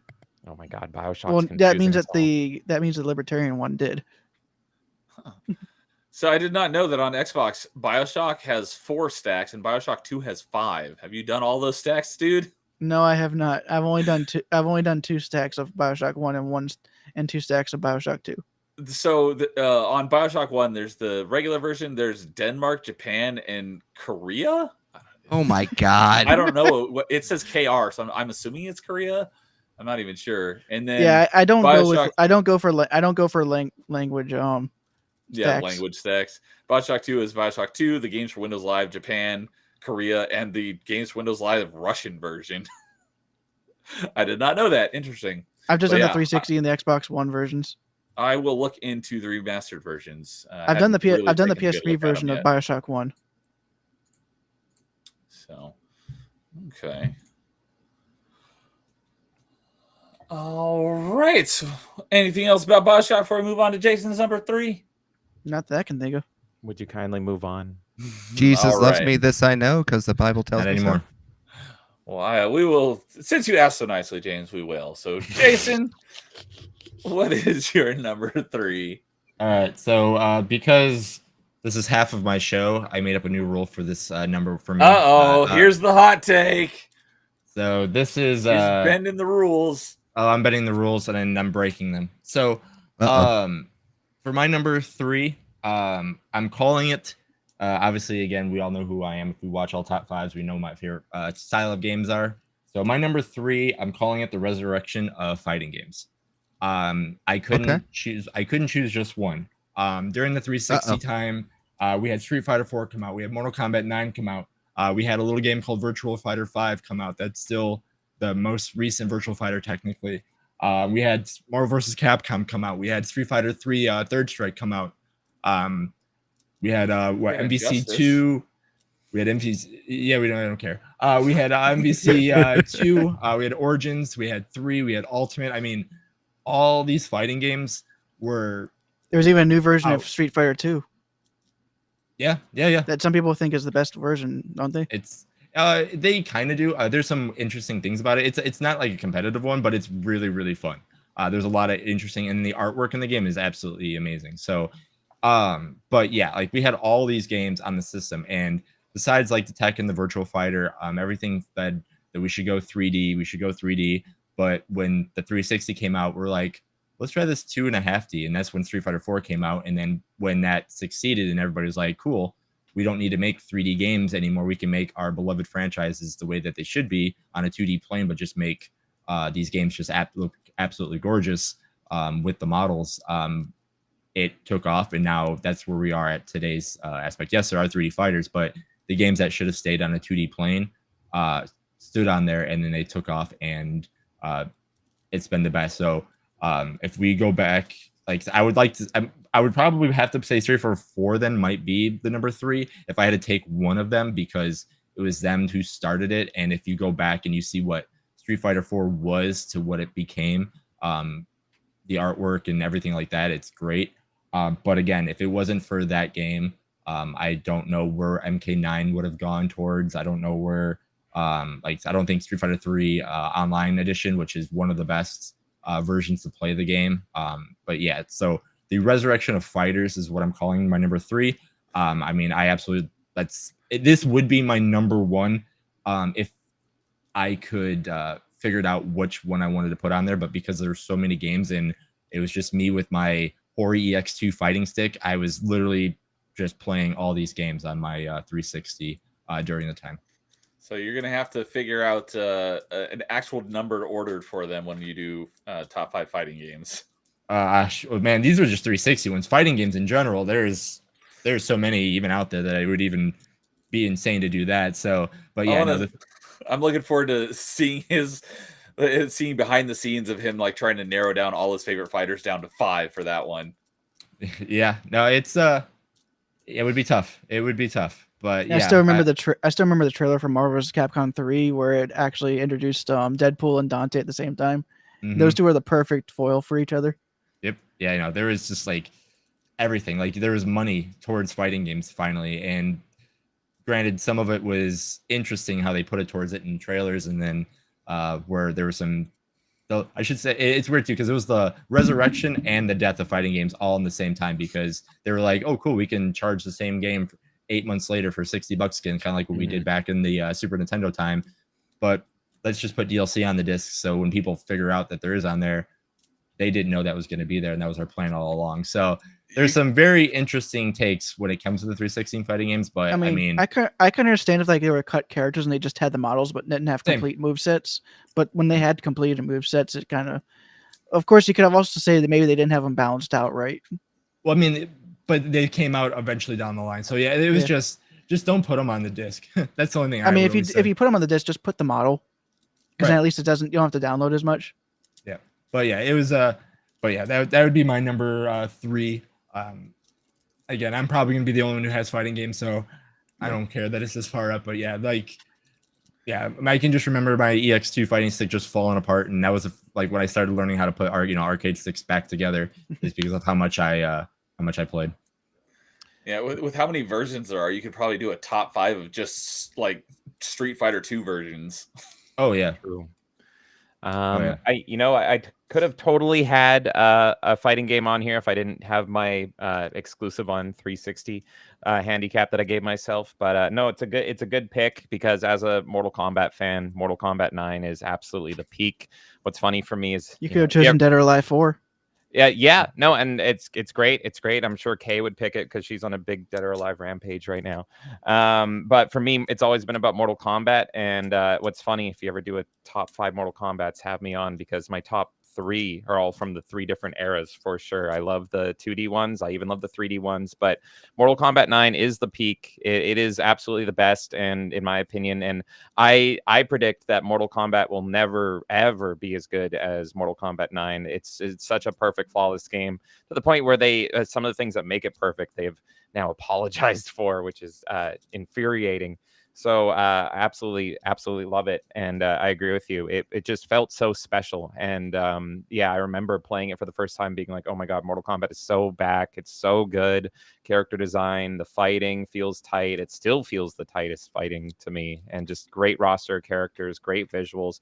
And if you look at Mortal Kombat, like for wallpapers and fan wallpapers and stuff, it's still like the prominent Mortal Kombat that people go to is 9. Like people just love those characters and how they look. So. No, I agree with you. And of course, I'm not a Street Fighter guy, but man, I remember the hype and excitement over Street Fighter 4. And that really felt like if I had to pick one, without my bias of Mortal Kombat, it really feels like Street Fighter 4 really brought fighting games back and revolutionized it. That felt like the flag of that revolution you're talking about for sure. Thing is, though, I think I played Soul Calibur 4 the most when it came to fighting games. Oh, yeah, no, I love Soul Calibur. And 4 and 5 still look pretty good today.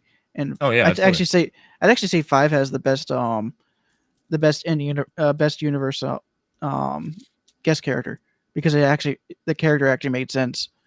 It was Ezio from Assassin's Creed, because Soul Calibur is set during that time period that Ezio was there, so it made sense to have him as a playable character in Soul Calibur.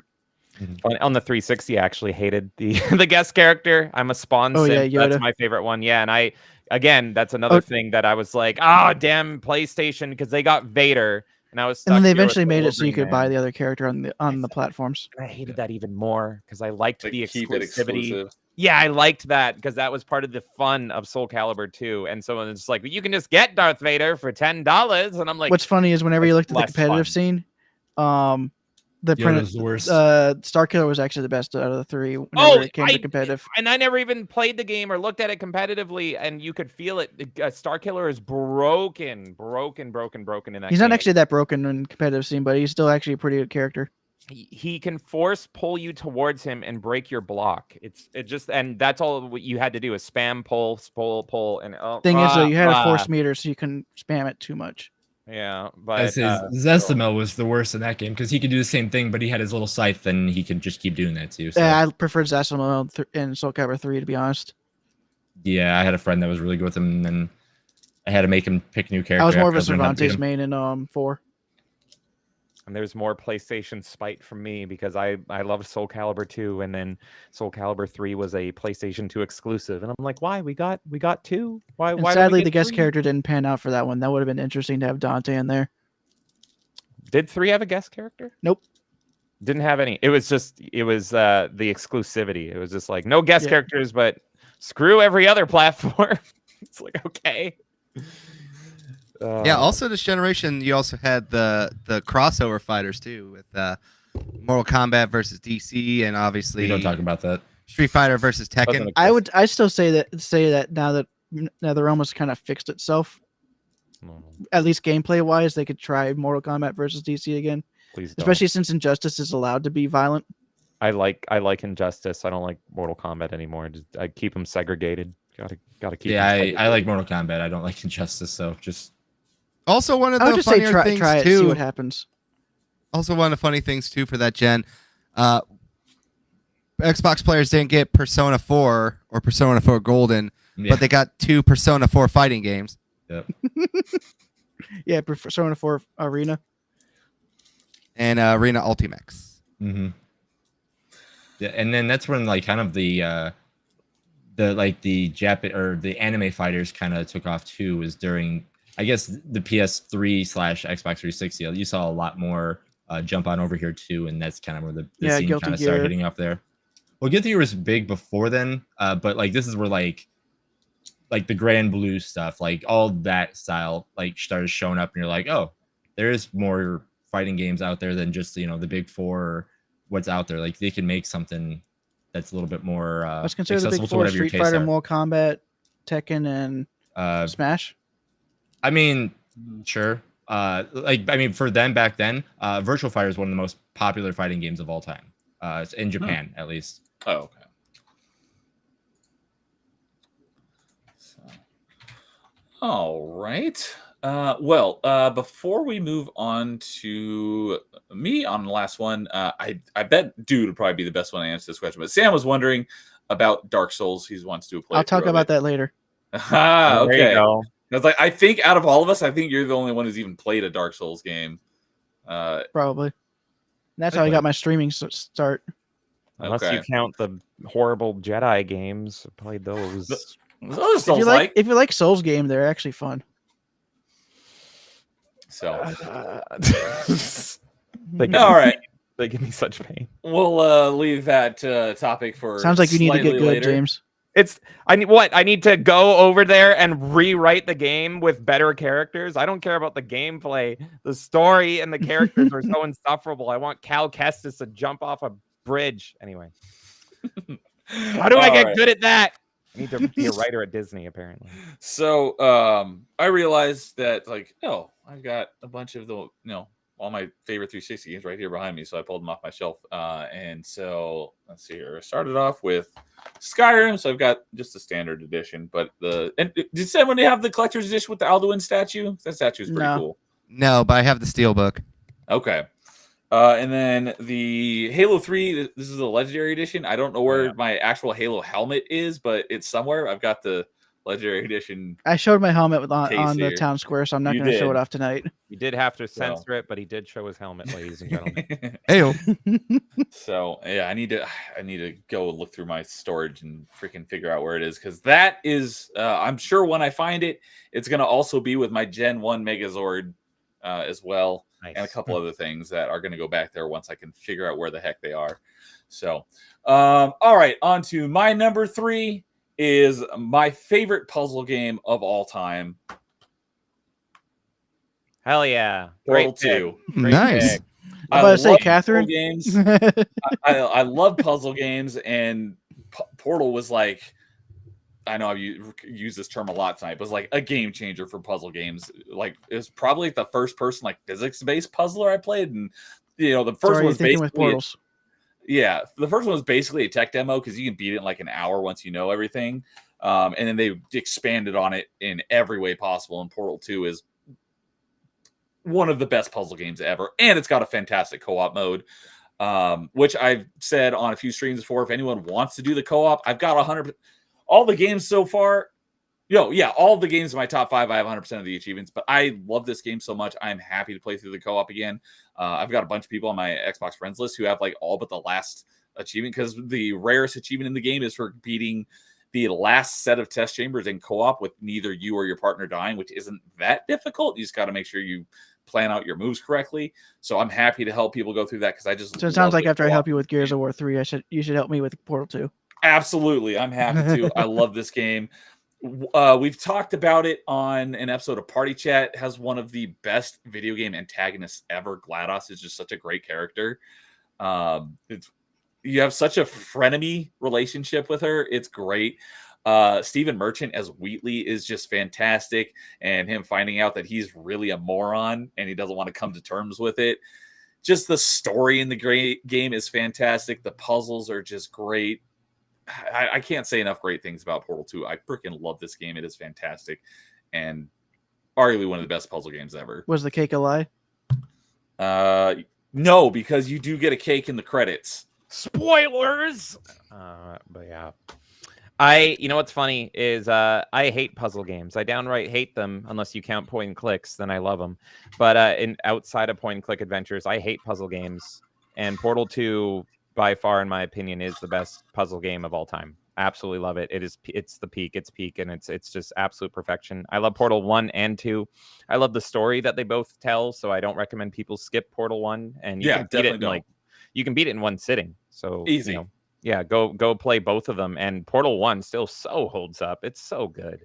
But yeah, 2 is just, it improves on everything 1 starts with. A greater story, greater world and everything. And the characters are hilarious. And it doesn't matter really how long it takes you to get through a room. People will get through rooms, quicker than others, but that feeling you get where you're like, oh, and it all comes together. Light bulb. It's like, Yeah. oh, now I finally figured out how to solve this chamber. That's a great feeling. You will feel dumb playing it, especially if you stream it and you have a chat. But I recommend not looking at chat. Like you can do it. You absolutely can do every puzzle, and you can beat the game. It's not hard, but they're just so exceptionally crafted rooms that you will in that game find a room that you're like, I am never beating this, and then after 5-10 minutes, you'll be like, there it is, and then you'll get it. So it's such a achievement filled feeling, such a relief feeling, and it's great game, great feeling. I absolutely love both Portals. Best puzzle games ever. The first Portal is if you're speed running it, you could probably do it in like 45 minutes. I'd say it's probably more like an hour on average if you've done it before. But even if you haven't done it, it's not long. The Portal 2 story is probably about 12-ish hours, so it's much longer, and it is just fantastically written. The sad thing is, like everything else Valve does, they can't count to 3.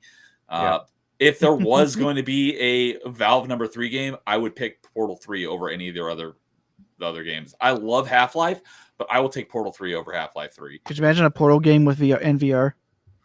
No, that would be awesome. It would be awesome, but I wouldn't be able to do it. That's probably the most likely because they did Half-Life Alyx, right? So I could see them doing like a Portal Shell or however you say her name, and then that's the VR one. I was super excited because they were going to release a DLC that added a map maker, so people could build their own test chambers and share them. I literally would have played this game forever, and they scrapped it. It may exist on PC. I don't know. I did buy it on Steam. I have not played it on Steam yet. I'm sure there probably is like endless test chambers on PC version, but they were going to add it to the Xbox version as well, and they never did. But while we're on the topic of Portal, there is a free game called Portal Revolution, which takes this and does even more with it. I have not played it yet, but it is free on Steam from what I remember. And I'm very much looking forward to playing that because they add even more mechanics, and it's just more Portal. So I'm very much looking forward to playing that. Thank you. I added that to my library. Yeah, my 3 pick is, of course, I want TF3, but I would love 3s for anything. Another important thing is the co-op is excellent. It is great. Don't make the mistake I did, though, because I started off playing the co-op before the single player. Yeah, and it's I thought it was just going to be the single player in co-op, but it's not. It takes place, I think, after the game, and also puzzles are and the puzzles are way harder. So you definitely want to do this rather than 2, so it's much more complicated. It's not just the single player and co-op. It's new stuff. Its own separate campaign. So definitely play Portal 2 and then do the co-op. Don't make the mistake I did. Yes. So, and Static was saying, your what Zord? My Gen 1 Megazord from Power Rangers. I had the first generation. It's in storage somewhere. I don't know where it is, but go Power Rangers. That was my thing as a kid. I love the Power Rangers. Oh my god, were you the Red Ranger as like a kid? The one time I did a Ranger for Halloween, I think I was Red Ranger. Are you judging him right now? Is that what? No, I'm pretty sure it was Red Ranger. No, I'm not judging him. I just imagine young lad Neo with the like Ranger pajamas with like the feety socks. No, the only time and being annoying to his mom. I didn't. I had the toys. I didn't have any like Power Ranger clothes or anything. But I was a Power Ranger for Halloween one time. You didn't even have a shirt? I don't think so. Oh, that's sad. If you had to guess what Ranger I had to be by looking at that, you could tell which one I had to be. You were also the Red black Ranger. one. Greenie. You were the Asian one, right? Pretty. Yeah. She died. Yeah, no, he was definitely Zordon. He was a big blue head. Oh, What was the robot's name? Alpha 5. Alpha. Yeah. Alpha. Yeah. Alpha, yeah. Yeah. Also the same voice of Raz. I didn't know that.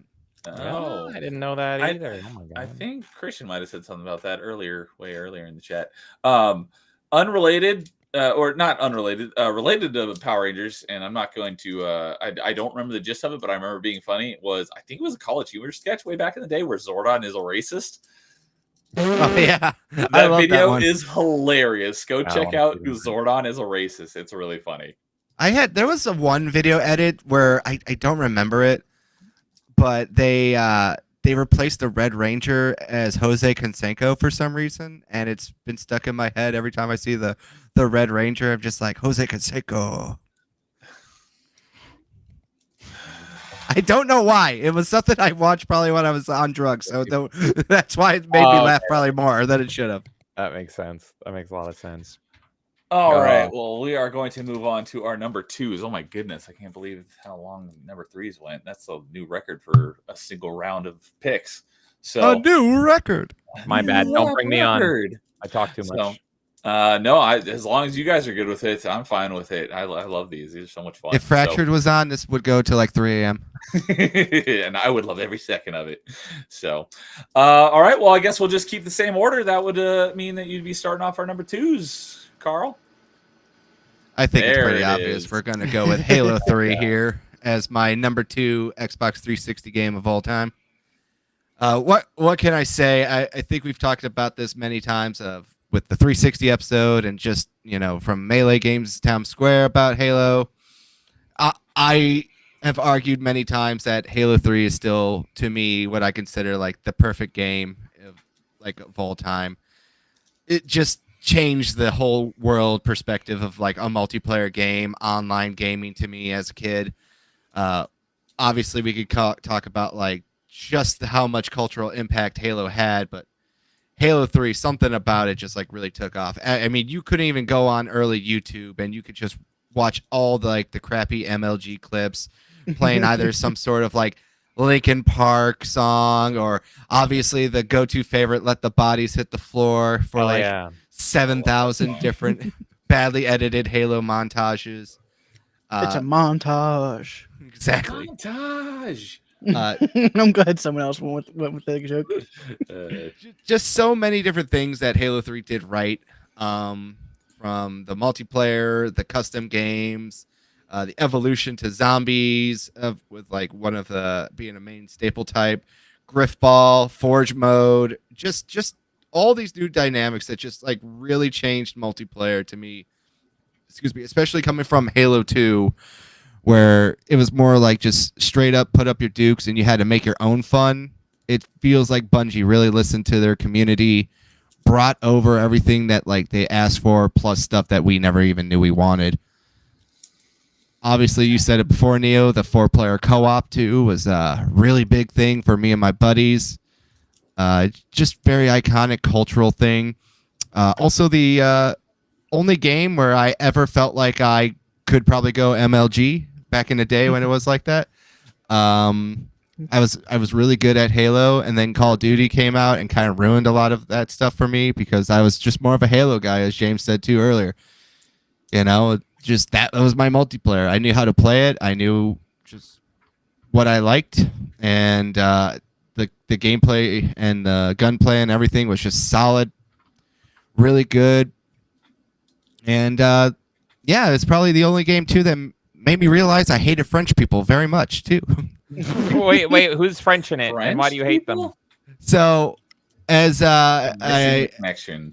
so this is why when we were talking about party lobbies, I wanted to save this story for that reason. Okay. So I specifically remember before I would go to high school in the mornings, it would be like the French people would be getting off of work and they're just looking to have fun, and I'm just looking to play a few games before I have to go be locked into the school prison, as it was. And every time I played with French people, I felt like I was literally being dragged down by the entire country of France, because every time I played with them, they were all terrible. They were all terrible. I understand why you guys lose wars, because you're all terrible shots. Hey, All right. if you ever want to make them, if you ever want to make a good insult to them, just tell them that they're just mad that Japan stole their flag. Just put a red dot on it. No, I just yell at them in their own language because I understand a little French, and that's also another reason why the animosity is. But You know there's more French than James. there is a reason for this animosity where I finally just like lost it.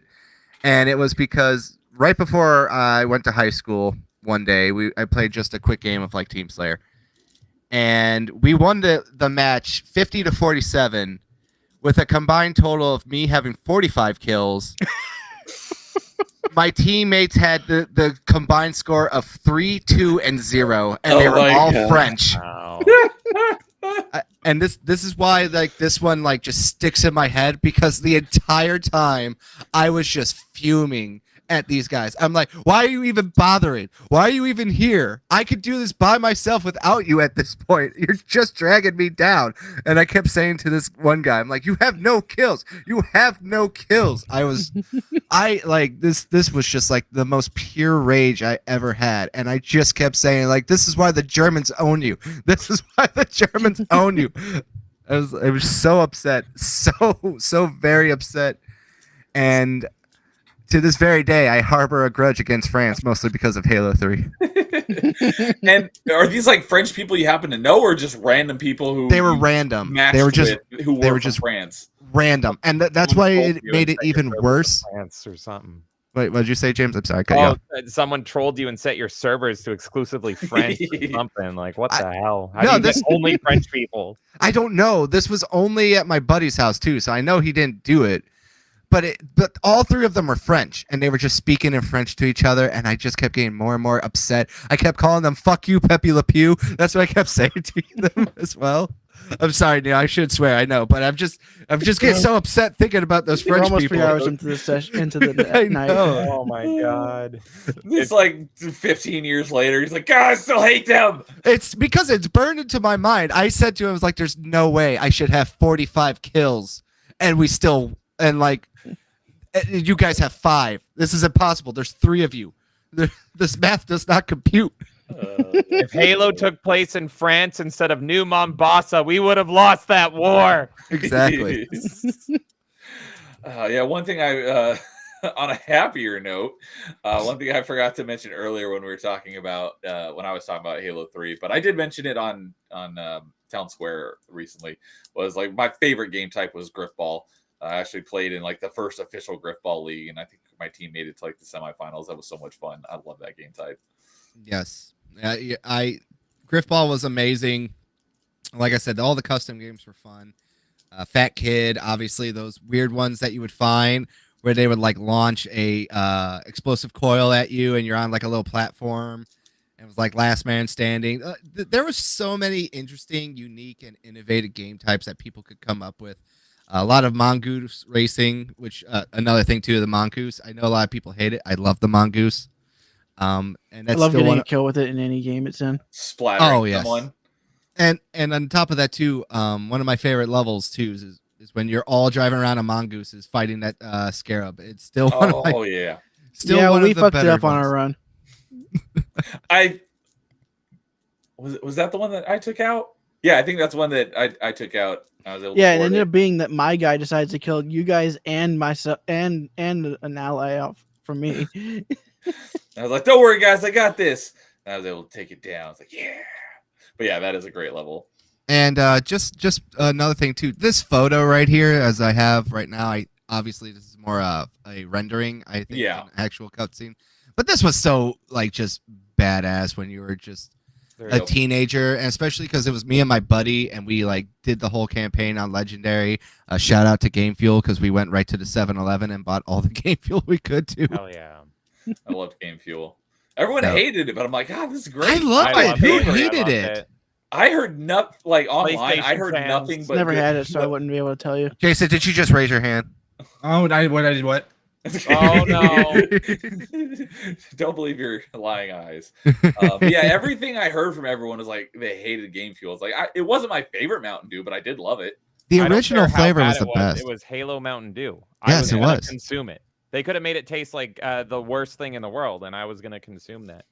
But Carl, you're right on like just that amazing, gorgeous shot of Chief and Arby together. I was saying this when I played through it with Kay recently, that Halo 3 is one of those amazing games. You see this sometimes in film, see it rarely, even rarer in games, but it's like you can pause like any cutscene and it looks like something that could be framed. It's like they knew they were making art, and so like they're constantly putting everyone in these great epic poses, and everything just looks so wonderful and so beautiful throughout the entire game. I also appreciate that apparently 360 brings out the racism in everybody. Now you hate French people through Halo 3. I'm pointing out every minority in Crackdown. And of course, we mentioned the Call of Duty lobbies. So 360, the most racist console confirmed. Just brings it out. Well, it's 360. It means we hate everybody. Exactly. We hate the whole world. Going back to Skyrim. Those damn red cards. Hey, see, there it is. It's Skyrim is for the Nords. Yeah.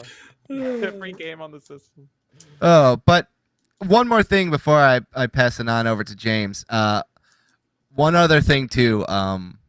Halo 3 soundtrack I still think is the best soundtrack out of all the Halos I've played.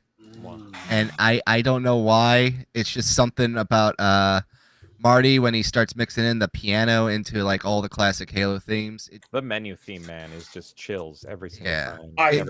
It just hits me. Still doesn't have the best Cortana though. No. Yeah, I listened That's the through one thing 4 does right. all the Halo soundtracks in preparation for the soundtrack episode 6 of Top 5. My favorite was Halo 2 because they had Molnir mix. well, because they had some of my favorite new metal bands in it as well. Breaking Benjamin. Blow Me Jinx. Away. Benjamin. It was the guitar solo that opened it for. By the way, yeah. that But song they're all still great soundtracks. that song though. is still in the Master Chief Collection. You just have to be at that part in the old graphics. You have to switch back to the old guys. Which you discovered that when you were playing with Paul. Well, I knew about it before, so Oh, okay. because I remember someone saying that that you couldn't that it wasn't in the it. Master Chief Collection. I was like, If you're in the modern. I'm gonna go look and see if it is, and then that's when I figured that out. But yeah, all the Halo games have great soundtracks. Halo 2 is my favorite, but yeah, they all are great. Yeah, the one level when you have all the Pelicans and the humans and the Covenant all like landing on those platforms, and just the piano starts playing. It just gets you hyped. You know, the only thing that could get you more hyped is if it was like an American song, like the Star Spangled Banner's playing while you're doing that. Or America, F yeah. Yeah. But yeah, I could gush on Halo, and I've done it with so many other places, but you know there are other guests. So James, take it away. Okay. Well, I'm not talking about Halo 3, believe it or not. That might be a shock, but I am talking about a game that came out the same year as Halo 3. So many games from that year. The peak was 2007, baby, and this was the birth of a great franchise. And so my number 2, and it was a 360 exclusive, is Mass Effect 1. Nice. Love Mass Effect. Oh, Of course, yes. Mass Effect 2 is my favorite, but that was not a 360 exclusive. And Mass Effect was, and I bought this on a whim, not knowing what I was getting into. I pretty much bought Mass Effect because I was a KOTOR fan, and so I'm like, well, this looks like KOTOR without the Star Wars, and it really is. It felt like the next gen leap, and it felt like the leap over into the next gen for KOTOR fans. And man, I just love Mass Effect 1, and there's still things about Mass Effect 1 that are my favorite in the series. I love the ambiance of Mass Effect 1. I think it's got the best music, best soundtrack in Mass Effect 1 for me. I love how alien and sci-fi it feels. It feels like as the series went on, they tried to go not realistic, but more gamey, whereas Mass Effect 1 has so much weirdness, and I find that charming, like the Mako, and I like the energy-based weapons. Let's go, Mako. And just everything about this game is wonderful. The Batarians absolutely deserved it. I was like, they weren't even they were in the Bringing Down the Sky. They DLC. were in the DLC, and Shepard rightfully mass murdered them all. And it's like, I love that meme where Anderson's like, look, I know you had to do that to stop the Reapers, and Shepard's like, Reapers? That was Mass Effect 2's DLC. Oh yeah, when he says that, but you kill them. What do you mean, Reapers? Yeah, what do you mean Reapers? I just wanted to kill some Batarians. But yeah, the characters are so iconic, so memorable. Everybody has a waifu from this game. For me, it is Team Ashley. Love Ashley. Of course, Caden, who is literally Karth the Cuck from KOTOR 1. Of course. So he's a Canadian. Got it. Literally, yes. So of course, Caden has to die. My headaches all the time. Oh God, yes. Just so annoying. Yeah, I would have killed you anyway. And yeah, Rex is such a bro. Garrus is such a bro. Amazing characters, amazing storytelling. If somehow you haven't played Mass Effect 1, I don't care about your complaints about the Mako or the Citadel. The Citadel is the bomb. I love exploring the Citadel. I love Shepard dancing all the way through it. So Mass Effect 1 is such a lovely, wonderful experience. It's probably my most replayed Mass Effect. And it's just such a wonderful sci-fi adventure. And I really miss loving Mass Effect. And I absolutely fell in love with this game.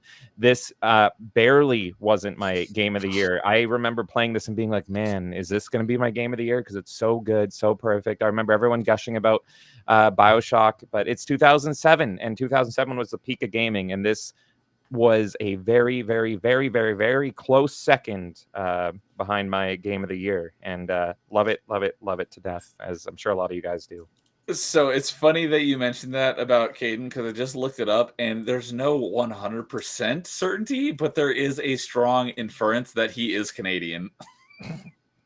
He acts like it, constantly crying, "Oh, my headaches." I thought you talked about that he was from Vancouver. Oh, really? I forget, I feel like there was some dialogue that he mentioned, but I know he also said that his parents had waterfront property in Arizona or something. That's Now another line. I'm curious because I kill Caden every single time without Wait, how do you regret. have waterfront property in Arizona? Because California fell off. Oh, good. But now I'm curious because I kill Caden every single time without any remorse. But Mass Effect 3 opens up in Vancouver, so I wonder if you kill him if he comments on that or anything like, "Oh, my home got invaded" or something. That'd be interesting. Canadian looks like Canadian. Leafland. Give me a second to recall. Caden looks just like one of those weird greasers. I hated his hairstyle so much, and he always wanted to complain. Well, yeah, I hated him. I appreciated that they brought Karth back almost as an homage, because if you guys don't know, it's the same voice actor of the pilot from KOTOR. I like Karth way more than Caden. No, I'm a dark side user. If you play dark side, Karth is the most insufferable character in the world. It's even funnier then, especially if you're a woman. Oh, doesn't he like hit on you or something? Oh yeah, it's funny. God, I'm always dark side male, and then in Mass Effect, I'm always Chad Shepard. I never go Fad. Because it's a big stupid jellyfish. Do you remember that line, James? No, what? No, So- would I have had to play female or something? No, so when you play Renegade Shepard and you're on a Citadel and you have the Hanar preaching about his religion, Yeah. and like you talk to the CSEC guard, he's like, "Why don't these Hanar understand?" He goes, "Because it's a big stupid jellyfish." Oh my God, I need to replay Mass Effect. So like you could do that basically at the very beginning of your first visit to the Citadel. you could just be like the most genocidal madman in Mass Effect if you wish. I love it. And even James was even too Canadian to do that. You know what's funny? What I love about Mass Effect is I played it so many times at different points in my life that I always like with KOTOR, I play Dark Side and I stick to it. But Mass Effect I always thought was interesting because I don't play Paragon or Renegade. I just do what I think every single time. So my playthroughs are all mostly the same, but some things will differ. Like my waifus went from Ashley to oh God, what's her name? Liara, and then Ashley. So I circled back around. I went Ashley, Liara, then I went back to Ashley. Now I'm deadline back on Ashley here. Oh. I've always hated Tally. But yeah, no, I'd be curious to play Mass Effect 1 again and just see maybe what I missed, because I probably haven't done every single dialogue or everything like that. I've never played the Ns, whatever it's called, the remaster of them, the N7 edition or whatever they're called. Yeah. So I'd be curious what's changed, what's different. But yeah, I hate the Hanar. You're right. Honestly, Okay. Uh-oh. Oh, we lost him. Uh-oh. oh, hello. Hi. You cut out there for a second. Yeah, you guys cut out on my end too, so that was also very weird. Like everyone just froze, and I was That talking. sounds like a you issue. It's you. Restream usually hates me. What's going on? Yeah, like that was weird. So, can you guys hear me? Yeah. Yes. All right, cool. So, like when Neo was talking about doing LAN parties for Halo back in the day or something like that, me and my cousin were huge Mass Effect fans, and we would go to other people's houses and set up like a little LAN party in someone's living room. of all of us just playing Mass Effect 1 single players. Wow, really? Yes. And I just remember this. Like we went like this is a funny story. We went over to one of his buddy's house, and his buddy wasn't even there. His buddy was in college. And it was him, another one of his friends, and me just hanging out in some random dude's living room that wasn't even there. And I was like, this is like the weirdest thing. And I was like, and I Did guess you all it's think up your sex scenes or something? It's like, No. all right, everyone, romance now. no, we should have. That would have been funny. But we were like obsessed with That trying would have to been fucking. True. Yes, Carl. I just had to let the laugh go through first. Oh no.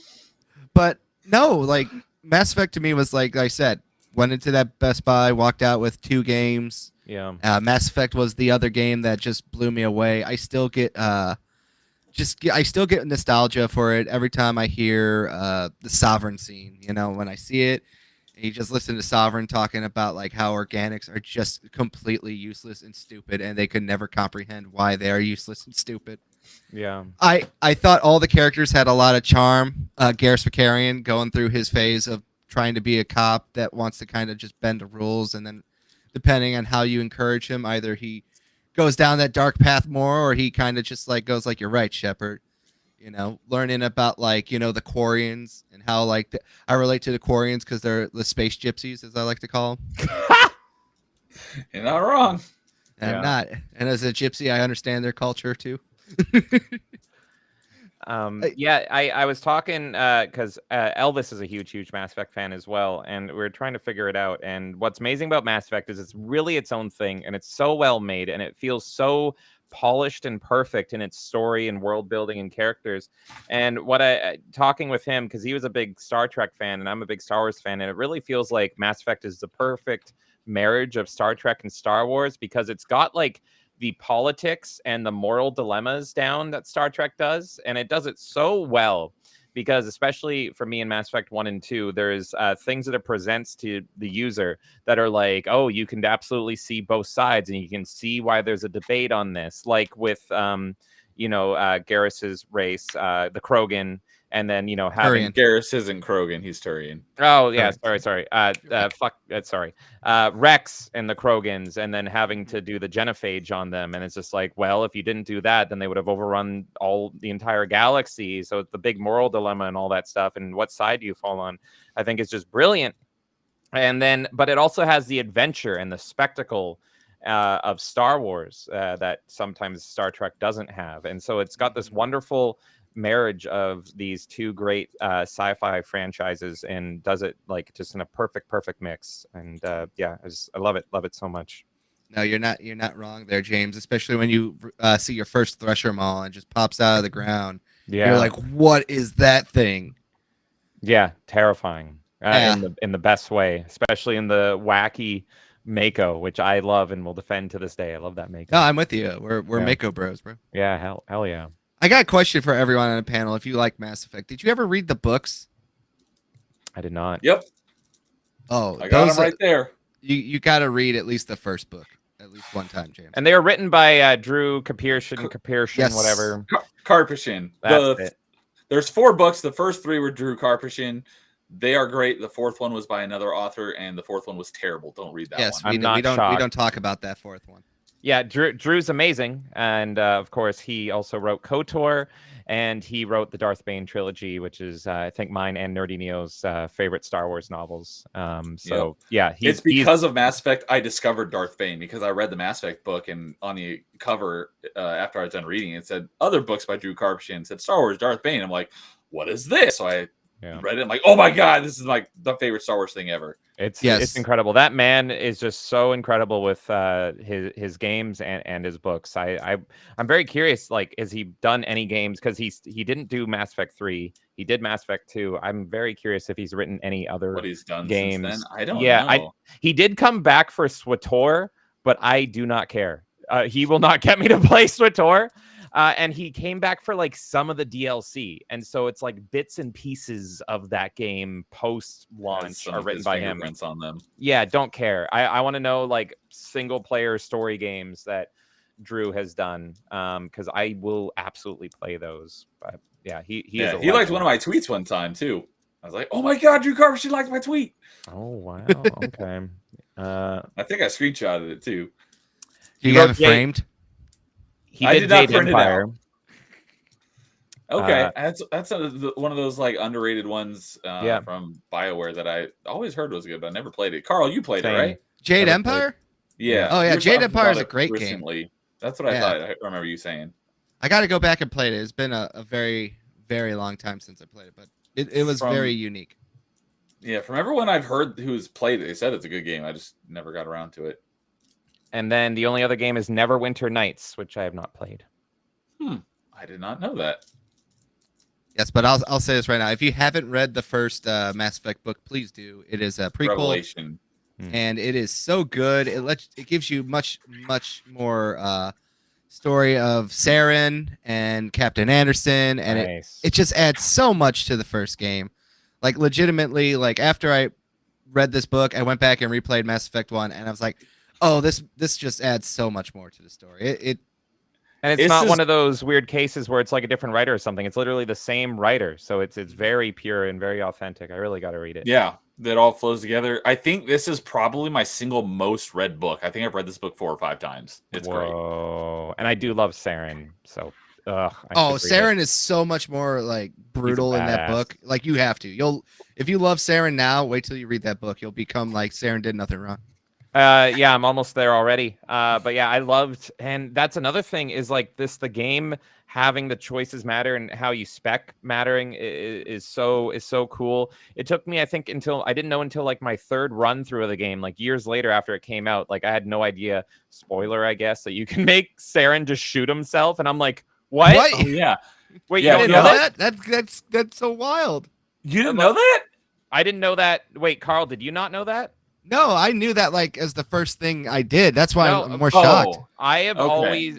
always played soldier. And so I only play soldier, and all my talenting went into all the weapons and beefing up my guy. So my shepherd is a big dumb idiot that murders everything. So Yeah. it wasn't until like my third playthrough that my shepherd finally got a little articulate. And so he Yeah. finally was able to convince Saren to kill himself, and I had no idea. If you either have to have your intimidate or your charm maxed out in order to do that. Yeah, and they're the last things I did. Absolutely. Oh god, I can't wait for November, guys. What's November? I always play Mass Effect in November, and it's just Oh, I'm excited. okay. No And Mass we're gonna be Effect doing a November. Mass Effect stream, I believe. Yeah. Like discussion, that is. So we'll probably be playing some Mass Effect as well. So these are the 3 Mass Effect novels because the fourth, like I said, the fourth one is terrible. I literally don't remember the second one at all. But I Oh, remember the second third one's so one. great, man. I remember the third one had to do with heavily went into like the whole like Reaper indoctrination and the love to Elusive read that. Band's research into it. And I remember that being great. But I need to read the cover on this one because I don't. The second remember one that. dealt with Cerberus and when they attacked the Quarian fleet. Okay. Yeah, and Jillian. At least that's what I said. And yeah. So yeah, all 3 of them are great. So. Yes. I really got to read those other ones too, because for me, more so than Saren, Elusive Man did nothing wrong. Cerberus did nothing wrong. Elusive Man's absolutely the good guy too. So yeah, I want to drink whiskey with him for sure. So yeah, I got to read those. All right. I guess that brings it to Dude. Gotcha. For number Actually, this 2. is this is my most recent game I've played. Okay. So it's actually doesn't have nostalgia attached to it, but it is. So is it like you played it for the first time recently, or you just replayed it recently? Like a couple of years ago, I just recently played it, like for the first time. Okay. So Interesting. and it's how I started my streaming journey, and it is Dark Souls. Ah, there Nice. it is. It's still my So- favorite Souls game, and it's because it has the Metroidvania aspect to it. The world feels interconnected, so each time you play it, you can remap your way around the world, so you don't have to do the same exact path every single time. Even though you probably, if you're the first playthrough, you should probably go in the specific path. The intended path. Yeah, because there are some bosses that are just too difficult to beat if you don't know their patterns, and you can't just face tank their hits. They'll just kill you in like 1 or 2 hits. But I just love the way the world is interconnected, and I love how different the bosses are. And it just started me on the Souls journey that I played through all the way into Elden Ring when it released. Okay. Just a lot of fun. So I've got a lot more experience in 2D Souls-like games than 3D ones. I played Fallen Order. I am going to be playing Jedi Survivor at some point. But of the actual Souls games, I've played like an hour of Dark Souls Remastered. Is there much difference between that version and the remastered version? Is it just like upscaled, or did they add stuff to the remastered version? I mean, I think the remastered version does have the DLC on disc, but the DLC, it doesn't have achievements, and for some stupid reason, From Software doesn't add achievements to their DLC, so that's why I haven't touched the Elden Ring DLC. But does Erdtree not have achievements? Nope. Oh, I did not know that. I assumed it would, because that From Software doesn't care about that stuff. Yeah, sadly. I remember someone saying that they didn't think there was going to be, but I don't remember. I never followed up on whether there actually was or not. The only time that DLC has ever been required for achievements was when they did the Dark Souls 2 on Xbox One, and that's because they added in the DLCs they add magic, because there's an achievement for getting all the magics, each style of magic, and in DLCs they tend to add magic. Well, they don't usually add them to the achievements whenever it's just DLC, but in the Xbox One version, since the DLC was put on the disc, they added those magics into the achievement. So you had to go and find the magics that were light about. Okay, so illusion, destruction, yeah, restoration, stuff like that. Yeah. But that was the only one that actually ended up doing that. But sadly, the Xbox One version of the Dark Souls 2 is the worst version. I actually think the 360 version of the Dark Souls 2 is better. But that's because they mess up the spawns. They put way too many more enemies. They make it feel like a full-blown gauntlet instead of just like an actual dungeon. I've heard that Dark Souls 2 is most people's least favorite of the Dark Souls. Is that? Yeah. And if you play the Sins of the First Scholar versions, that's the version that has the upgraded spawns. So the 360 version is a time capsule to before that. Okay. But this version of Dark Souls is actually backwards compatible, even though they have the remaster. So yeah, I love it when they do that. It's like, yeah, I hate it when they're like, no, there's an Xbox One version, so we're not going to make the old one backwards compatible. But the remastered version mainly just upgrades the visuals, puts that DLC on disc, and makes it 60 frames per second. Okay. What's kind of funny is some of the quality of life things actually introduces new bugs that allows you to skip things, especially the 60 frames per second, because a lot of the animations were not designed for 60 frames. Oh, it's okay. And I know we've briefly talked about it before, probably on Achievement Chasers, but maybe when I get around to doing Dark Souls Remastered, maybe you could be my coach. Yeah, definitely. It's not as intimidating as you think it is, as long as you don't go in the wrong direction at the beginning. Okay. I should say my very first stream, I spent an hour trying to go through the graveyard first. If anyone's played Dark Souls, no, they know about that. They ain't the direction you're supposed to go in first. Yeah, I've heard that Dark Souls has a easy to go the wrong way, and now you're in an area where you're way outclassed. Especially this one, because like I said, it's more like a Metroidvania. So, but instead of the abilities, it uses keys and stronger enemies to keep you from going in certain directions. But of course, if you know how to get around those locks and know those enemies' patterns, you can just go anywhere you want. I'm gonna skip some things. Which is why I actually argue that it's partly a Metroidvania. but it's the only one that can be treated that way because all the other ones are very linear. Okay.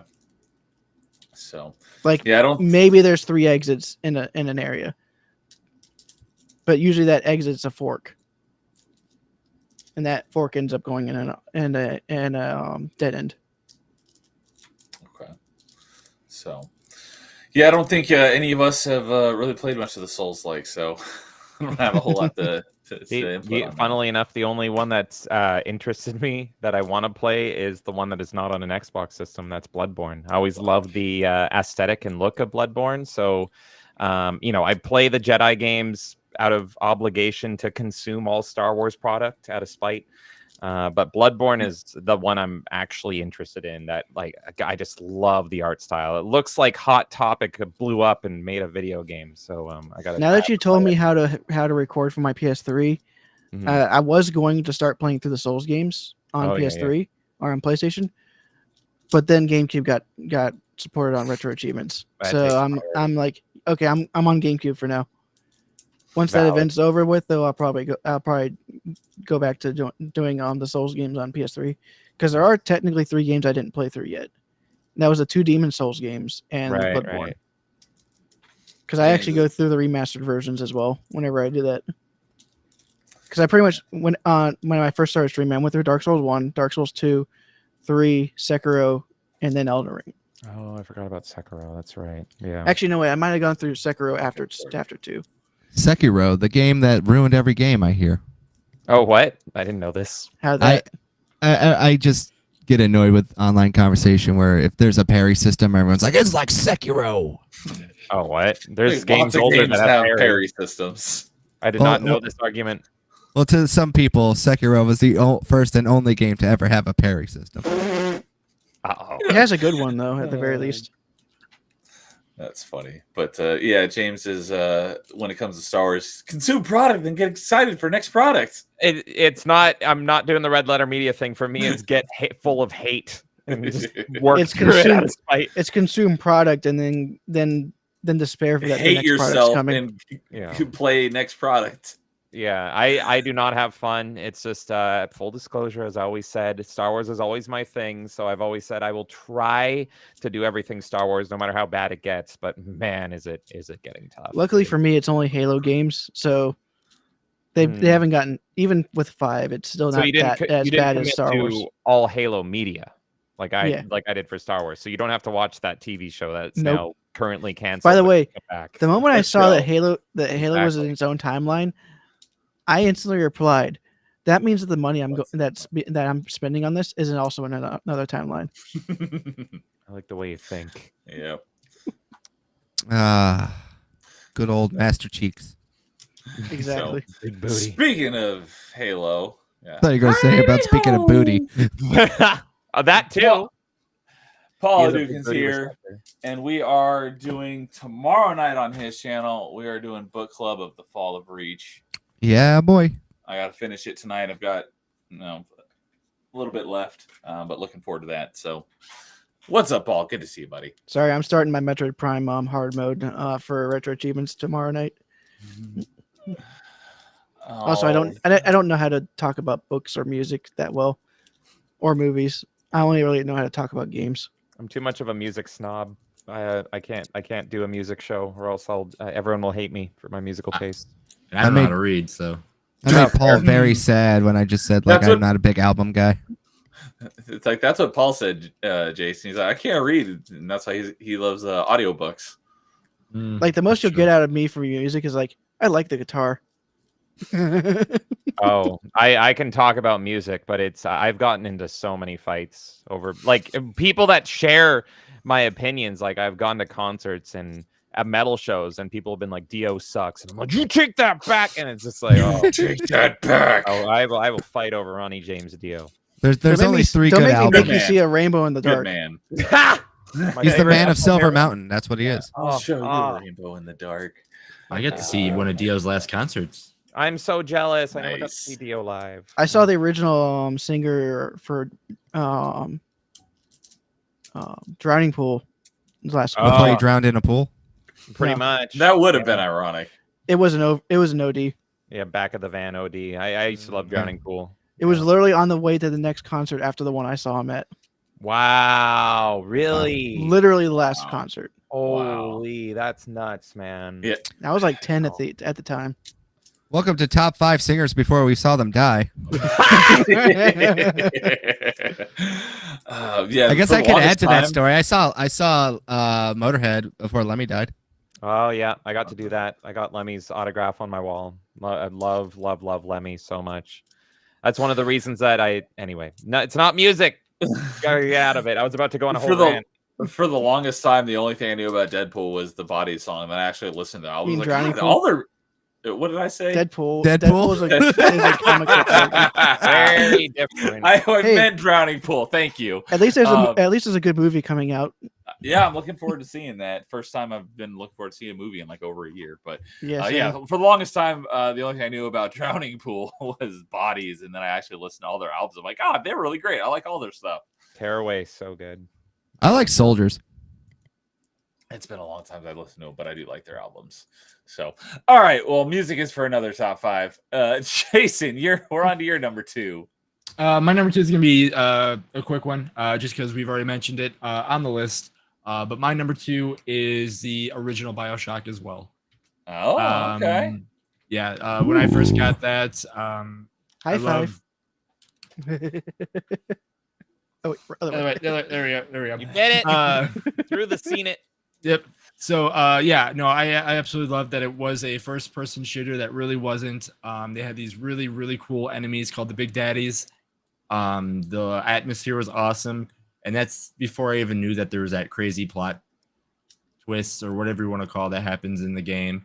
But yeah, no, I absolutely loved how the game looked, played, felt. I was like, man, this is the coolest looking water ever. You know, then you can shock the water and you can do all this crazy stuff. I'm like, what's going on? And then I could play it so many different ways. Best looking water. You didn't play Hydrophobia then. Or You haven't played Sea of Horizon Thieves yet? Zero Dawn. We're You haven't talking played Sea of Xbox Thieves yet? 360 games. Yeah, yeah. Oh, yeah. Because my Hydrophobia was on 360. I don't remember that one, to be honest with you. I It might, was I an might have arcade played game. Yeah. It was all about water and fluid dynamics, and it was pretty good, but it didn't look very good. Fluid Yeah. dynamics.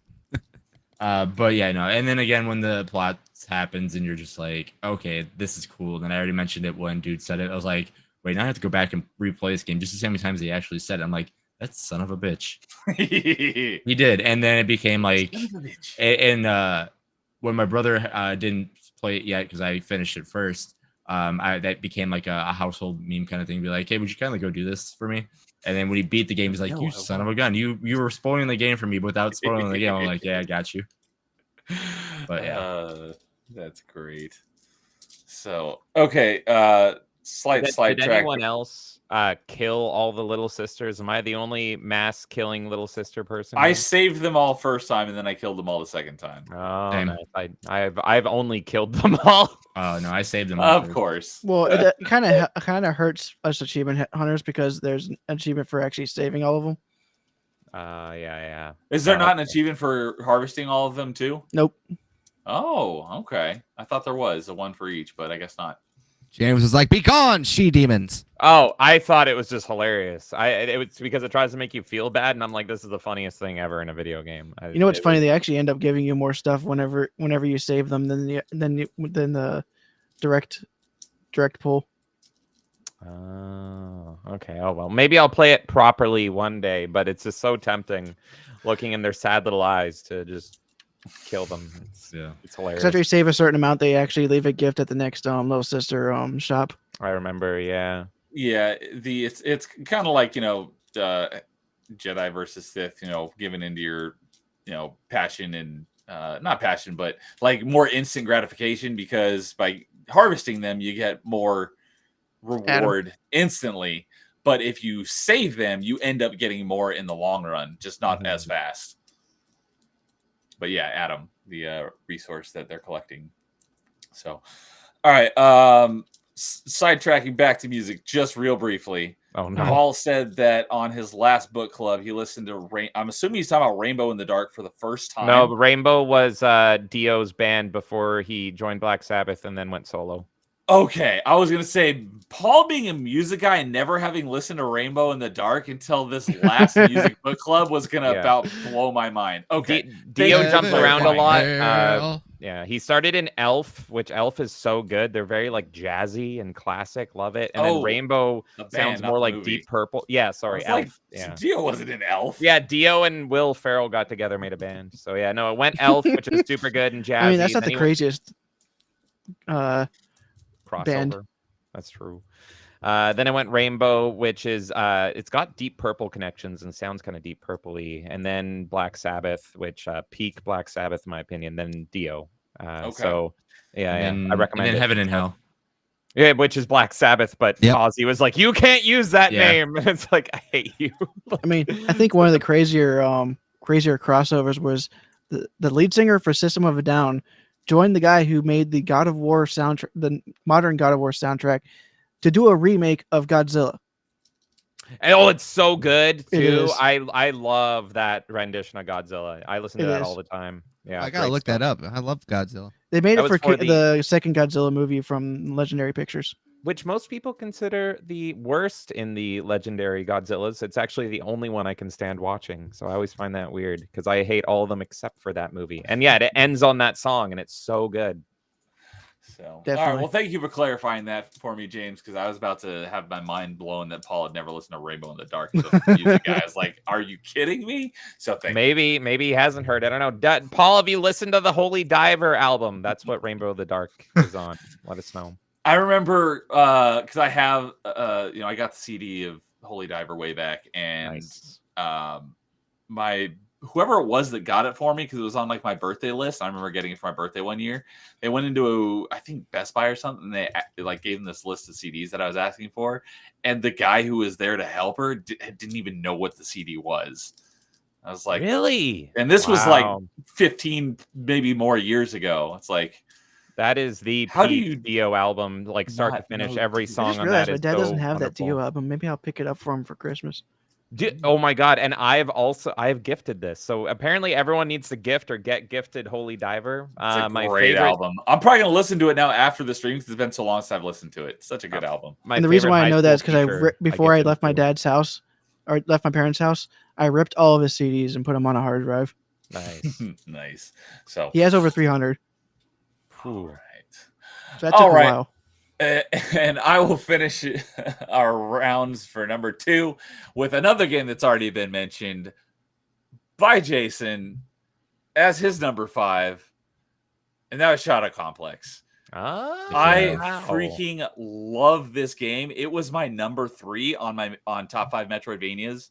Like I said earlier, it was basically what I consider the catalyst for the resurgence of the or the catalyst for a renaissance period of Metroidvanias, because there wasn't a lot before that other than like the actual Metroid games.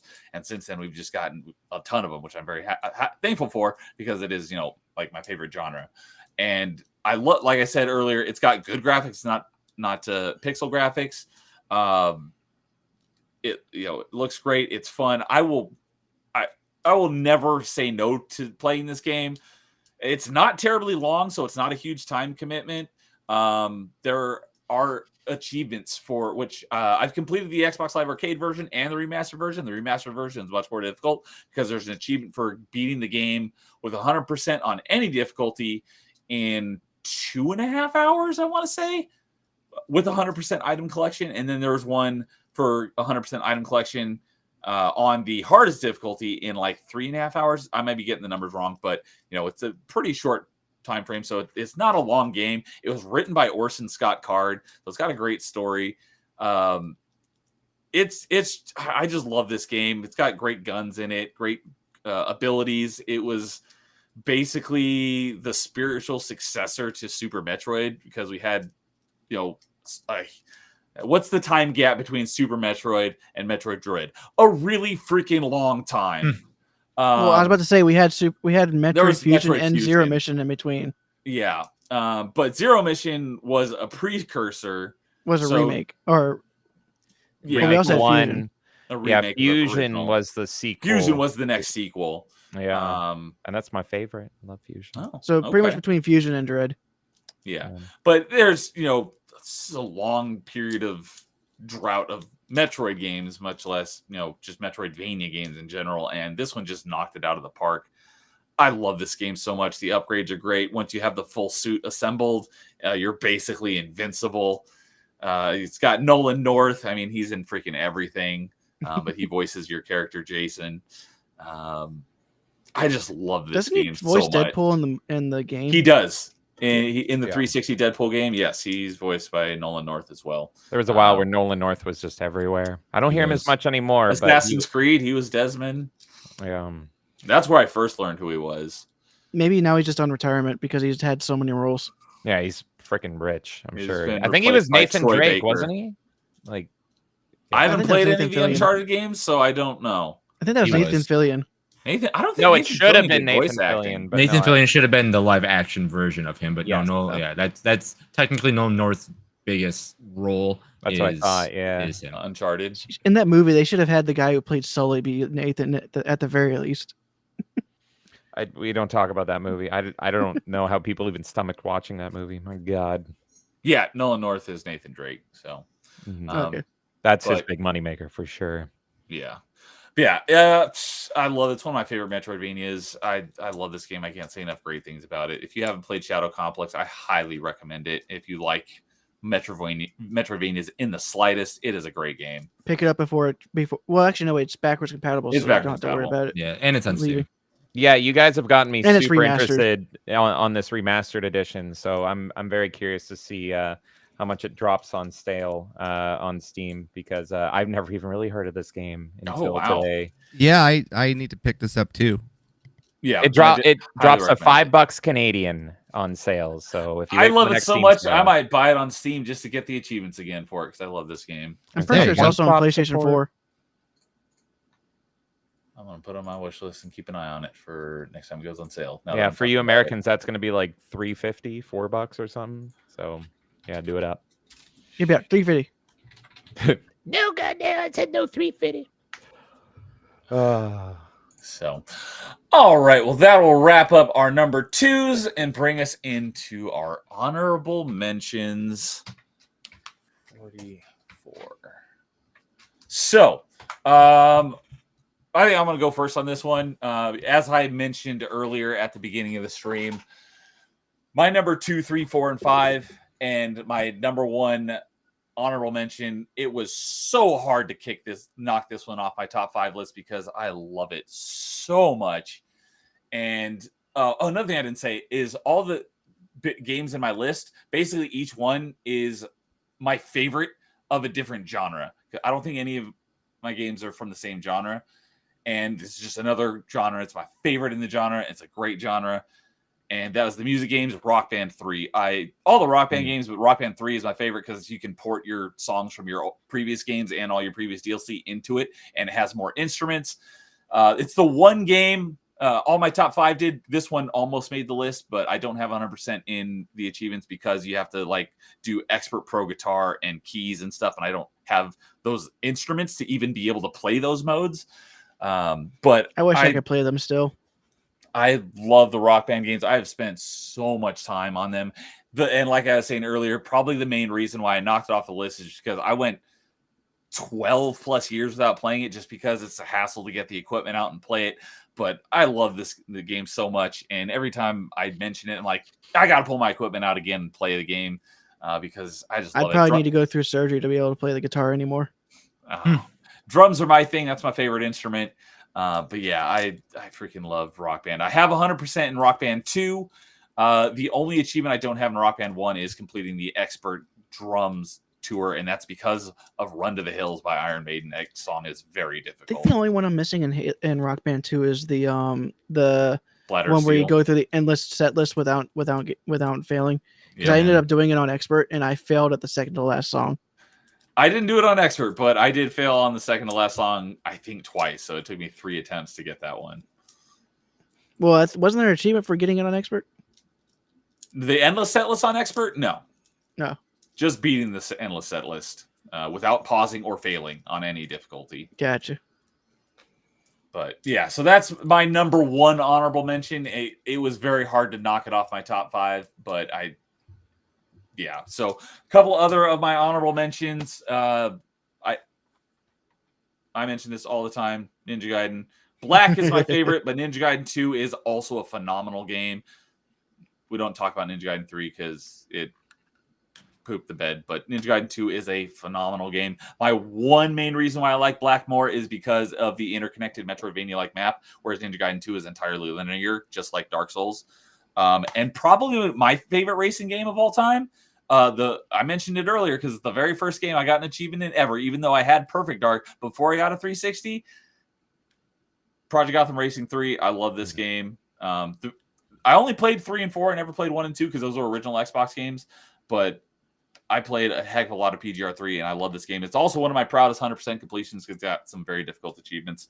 And that is it for the ones that I have physically, at least handy. The rest of them are either digital only or ones that I don't have handy. But one that I've been mentioning to James for months, if not over a year now, that he needs to play because it is a spectacle shooter and it does not get the recognition it deserves. It was a great game.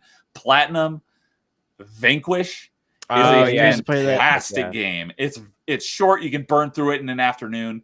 It's a great shooter. It is a really cool concept. Going in slow motion and jetting around everywhere. You got cool guns. It's actually a pretty easy 950, but that last achievement is the one that's a pain in the butt. Yeah, beating the challenge mode is very difficult. Everything I ended else up getting that finally. Is pretty easy. I finished getting the 100% in both the 360 and the 10-year anniversary edition for Xbox One last March, I want to say, and that was a pain in the butt. But that was a proud completion. My single most played game of all time, although I ended up playing more hours on the Xbox One version than the 360, but it did launch on 360, and that was Destiny. I did love Destiny a lot. And then a couple of underrated Xbox Live Arcade games. One of my other, probably my favorite puzzle platformer, assuming you wouldn't consider Portal puzzle platformer, right? That'd be more like a physics puzzler. I just want to make sure that there's delineation. But so, like, probably my favorite puzzle platformer, Braid, with a great time mechanic. Basically, the entire game's puzzle mechanics are all based on time powers, and it's great. And then Limbo came along, and everyone's like praising Limbo, and Braid is better in every way. And it still annoys me to this day that like people were like all slobbering all over Limbo's knob when Braid was better in every way. And then a stealth game, because I know how much James loves stealth games. I love it. Mark of the Ninja. That was a great one. I love that one. I love ninja stuff. I love stealth games. James loves it when stealth is optional. Yeah, there you go. One of my honorable mentions is a stealth game, so don't worry. Okay, nice. But yeah, Mark of the Ninja, I recommend that one. That one's a lot of fun. And then Gone Too Soon, rest in peace. We'll never see you again, because it is a game that you can't play today, even if you wanted to. 1 versus 100 was such a great concept, and I hated that they ended it. Like, everyone was like clamoring for them to bring it back because it was a game show that everyone got to participate in, and it was it sucked that it only lasted a couple months and we never got anything like it again. I forgot about that game. So it was an Avatar game. It was fun. Yeah, you put your avatars in. Very fun. Yeah. And I will never have the completion. I missed the achievement for, I think it was getting like 10 correct answers in a row, and I got to like 8, and then I whiffed it, and I never got close again. I will never have that game completed. Oof. Paul's saying, "Hell yeah, Shadow Complex, yes, better than Salt and Sanctuary." I don't know. I probably will like it more, but I haven't played it yet. But I'm just the Salt and Sanctuary one of the Salt and Sanctuary devs finally played Legend of Zelda. Because I know how much he loves Salt and Sanctuary. I will play it. I just it'll be a while. So, and he's saying he wants to stream Shadow Complex. Do it. Do it now. Yes, it was. Yes. Well, it was Epic like it was I think it was published by Epic, but it was developed by Chair. So yes, there was some sort of Cliffy B involvement. Good So- Cliffy B, not cuck shirt Cliffy B. That's for Yes. sure. So, Back- there's back pre edgy and post boy. cuck shirt Cliffy B. So I wonder how much Gears different of a War is world it good. would be if Battleborn actually was successful. Yeah, Oh. he may be sane still. Maybe Cliffy B will keep his head on right for sure. So What's he even Uh, doing now? What's Cliffy B up to? Like, is he doing anything? I don't know. I gotta Yeah, know. since Battleborn whiffed it, I think did he retire? Cliffy, I if don't you want to know. win me back, make a new Jazz Jackrabbit. There you go. So Or just make a better Overwatch. Yeah, do something. Stop So- wearing the cuck shirt. Sam, I didn't know this existed, but Sam is asking about the red Wii, asking if it's rare. There's a She's had it. couple of different red Wiis. There's the regular model, and then there's the Wii Mini. I did not know a red Wii even existed. So I, I don't think know. if you go to a shop, you can find a red Wii. I see them every now and Now, then. red I, Wii's see are him every not now. rare. I thought he was talking about Red Steel, but no, yeah, the red Wii, the console itself. Yeah. Oh, you Red can find Steel? them. I Yeah. had that game. So, yep, those are my honorable mentions. Who's next? All right. My honorable mention, I'll go in reverse. not order this time. joking. If you like Gradius, you would like this game. But Oh no, it's not. yeah. I actually Yeah, have it's- that. Wait, Yeah, what I game Get is that? one. It's Odonomus. I've never even heard of that one. I actually need that. Yeah, it's. Good. it's I don't have the. I don't have that version. Oh yeah, this is the one that comes with the pillowcases and everything. Nice. But no, anyway, that's it's just one of those random Gradius games that are just really fun. But no, I had to break It's one of mine the up. cute ones, but it's instead of cute, it's anime girls. Yeah, and you can fly a paper airplane and all that stuff. But no, I had to break my honorable mentions up because again, during the 360 time, obviously a lot of games I played on the PC as well as PlayStation 3. So like some of the games that were 360 is what my 5 was, but like on the PS3 that were both on both systems, like Asura's Wrath and Metal Gear Revengeance. I love both of those games. I only played them on the PS3 though, so I didn't want to put them on my 360 list because that's how I incorporate that. And then for PC, Orange Box and Borderlands 2, those could easily been on my 360 list, but again, I didn't play them there. I played them more Box again right there. on, I played them on the PC, so I wasn't gonna put them on this one. But the one game that I was very hard for me not to put on there was the very first Dead Space. Oh, okay. I was thinking about putting that in my Nice. honorable mentions. Yeah, I enjoyed the plasma cutter is one of my favorite weapons in all video games, and Why would you use any other gun? you don't have, yeah, exactly. Yeah, that's the one weapon you can just make. And I was happy when I learned when I played the first time I played. I was like, oh yeah, I'm just gonna use this thing because this thing's amazing. And if you do, yeah. if you only use it, it's actually an achievement. Yep. But yeah, Dead Space is great. So yeah, What that do- was the one game that was hard for me to put on my 5. Dead Space Classic or Dead Space Remastered? Which one do you prefer? They're both really good, in my opinion. I would probably say the new one, just because the lighting in the new one on the newer systems is silly. But like that's about it. Like the atmosphere on the newer one is just a little bit more scarier than it was back on the 360. But yeah, it's tough to choose the two. The only thing I hate about Dead Space, and again when I played the remastered, was the missions where you're going without the oxygen and you're jetpacking through each of the tunnels or the open areas and all that stuff. I'm like, man, this isn't going to be fun to replay these sections again. And I was right, because it's just more of I felt like the game slowed down a little too much, and it was like, okay, you have a time limit to do this, which is good because again, you're in space and you can't just hold your breath forever. So that was kind of a nice way to have the scariest of outer space in a way. That's all your honorable mentions. Mhm. Okay, I guess I'll go through mine. Fallout New Vegas, my favorite Bethesda game. Yeah. And what's funny is it's not even developed by Bethesda; it's developed by Obsidian. Todd Yeah, a Howard. lot By of the way- people's Make you favorite forget it. Fallout. This did come out on PS3, yes, but do not play this on the PS3. It's It legit is busted. terrible. Yeah. Also gets FPS boost on the Series X and S. Yeah. Nice. So, if you play vanilla, I think the Series X playing this version on the Series X is probably the best way to play it. If you're just playing vanilla, but of Okay. course, if you want mods, you definitely need to go to PC. It's very crashy on PC as well. I have a friend that's his favorite game, and he plays it like every month, and he says it's literally impossible for you to mod out every single crash. You can get it pretty darn stable, but it's like it's impossible. So I legit, whenever I do play it, I'm probably going to play the 360 version. This is the second game that Obsidian had that they had like less than 2 years to make a game, and they end up doing it better than the original. KOTOR 2. Yep. KOTOR 2 and Fallout 3 and Fallout New Vegas with Fallout 3. Yeah. Obsidian was amazing. Yeah. Next game. Now, Warriors Orochi 3. I think the Xbox One version is better because it has more characters and content, but it got its start here. I don't think it ever physically released on PS3. But great. I think it's my favorite Warriors game. And Neo, it has Ryu from Ninja Gaiden in it. So really, yes. So, and he actually unlocks the story, so you don't have to do anything crazy. Just complete the story.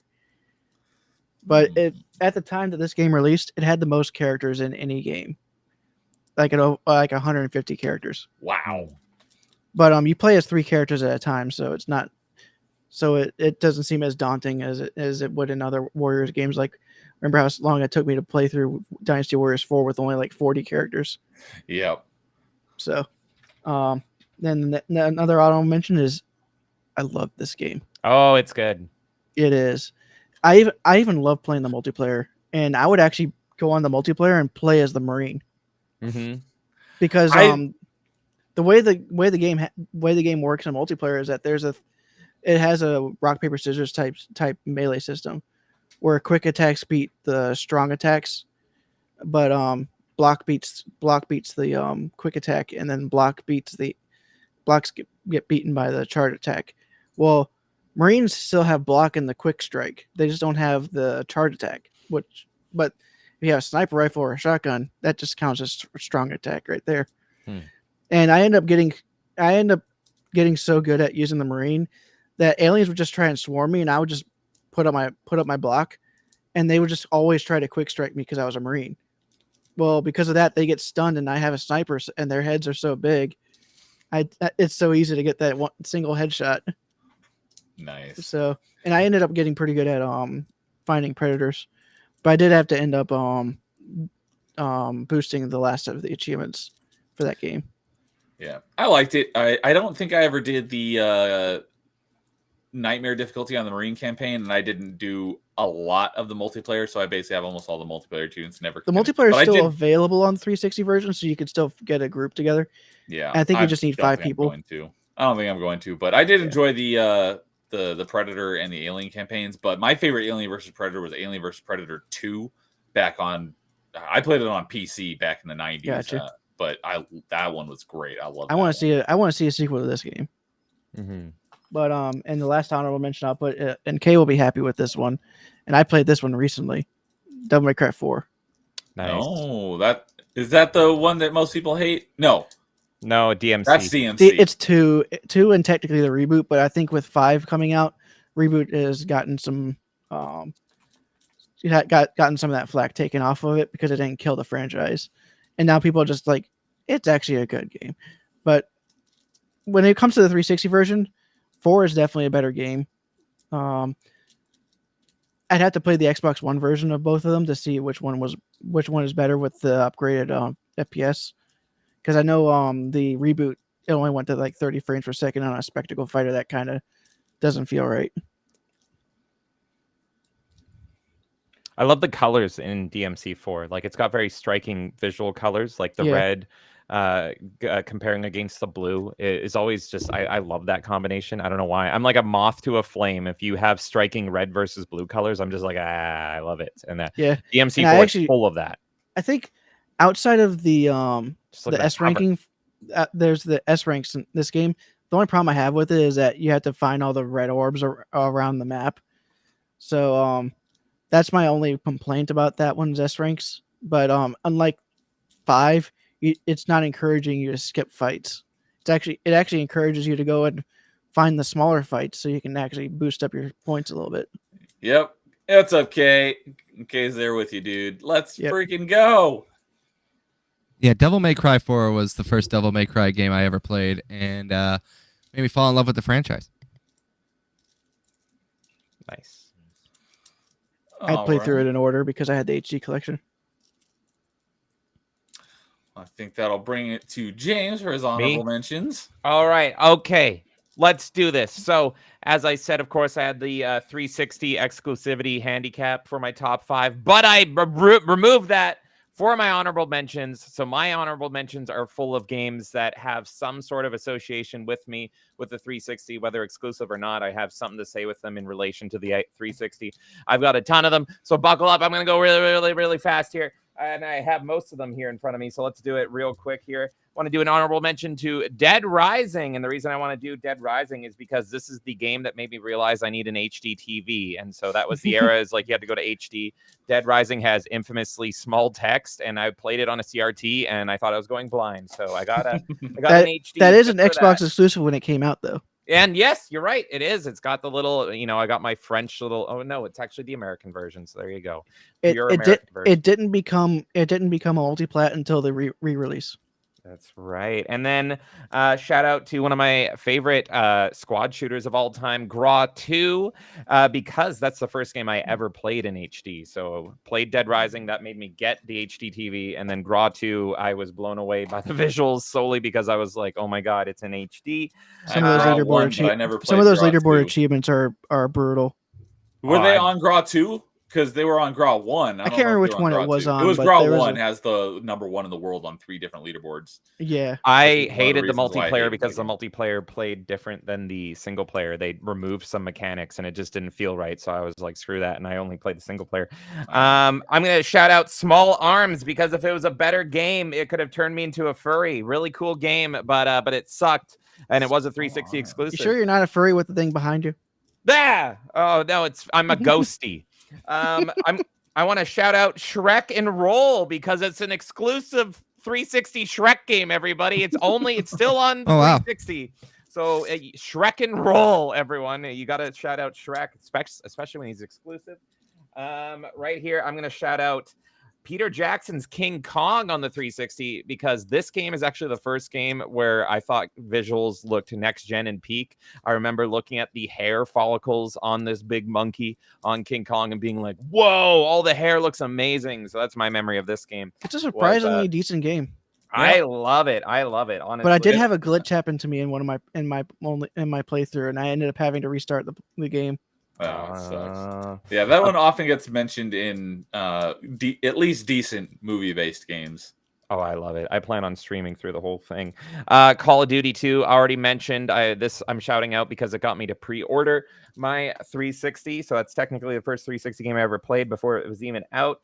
I'm going to shout out, believe it or not, Halo Combat Evolved Anniversary because it made me use the Kinect and scream constantly. Scan! Constantly had to play through it all just to get all those scans in there. Of course, I need to shout out Halo Wars for having the balls to be an RTS exclusive on the 360 after StarCraft 64. They had the balls to do it, everybody. And hey, don't forget about Tom Clancy's End War. I did forget about that. But which you could play without a controller. You could do it all through voice commands. Oh, that was cool. I remember. Okay, I don't think it worked very well, but you could do it if you wanted to. I want to shout out Guitar Hero 2 on the 360, and not because it's exclusive, it is not, but it exclusively had, in my opinion, the best Guitar Hero guitar of all time across Guitar Hero and Rock Band. Guitar Hero 2 had the Explorer. It is still, you can see it on the cover right there. Yep, that is still the guitar that I use to this day to play Guitar Hero and Rock Band. My favorite guitar feels. There it is. Yep. Jason has it. I've got mine as well. I prefer the Rock Band to guitar. Oh, for me, it's that Explorer, and it's still what I use. And you had to get this. I just prefer the way the strum bar feels on the Rock Band guitar. I love the Explorer. I've still got mine. The only thing is that my whammy bar, the spring inside of it broke, so it doesn't spring back. That's probably easy to fix, though. Myself. God. That's easy to fix. I love the Explorer. Hell yeah, Jason. Yeah, no, I love that's the only guitar I'll play. Shout out to Seen It. The game right behind us. Yeah, Scenic box office smash for being the only game I can tolerate with avatars here. I do love Scenic. I love movie trivia. So well, you didn't like Doritos Crash Course? I love Doritos.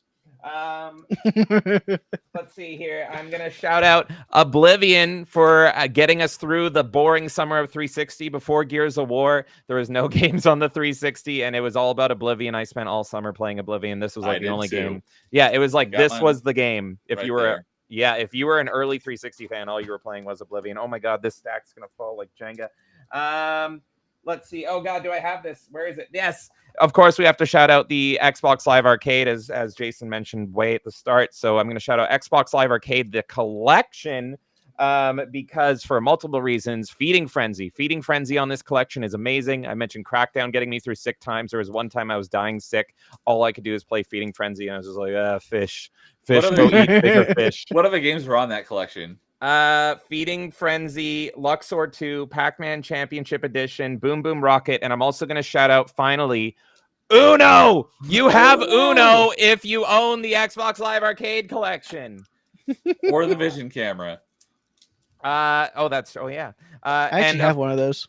I do too. And we already mentioned it at the start, but the real Uno isn't Uno. You own Hexic, so everyone owns Hexic here. And then I was looking at that's my first achievement back in 2007. Was Hexic? Oh, That makes sense. I want to shout out my favorite boxing game of all time, one of my most aggressive drunk games. If you get me drunk and you remind me this game exists, I will fight you in it. And that is Fight Night Round 3. Absolutely love this game. And it's not exclusive, but it is the first 10 out of 10 that Official Xbox Magazine gave to a 360 game. And I thought that was really cool. That's actually what sold me on the game, is I had no interest, don't care about EA Sports. But the fact that they were like, this is the first perfect game on the 360, I was like, oh my God, love it. My favorite boxing game to this day. I think it's perfect. I'll fight people on it. I lent someone this game. The only boxing game I played, but it was a good one. It's so good. I don't like the ones that followed it because I love the cinematic feel and the dual analog fights and Fight Night Round 3. I lent this game to somebody in school and he sold it for drug money. And I was so mad. So I had to buy it again. Let's see here. Oh, yes. This would have been in my top 5. It almost counts. I want to shout out Shadowrun, one of my favorite multiplayer games of all time. It is not exclusive. It was on the Vista, but the Vista version was broken. So it was effectively a 360 exclusive because it was broken on PC, but it Wasn't wasn't. there crossplay with that game? It was. Yes, The first and crossplay game.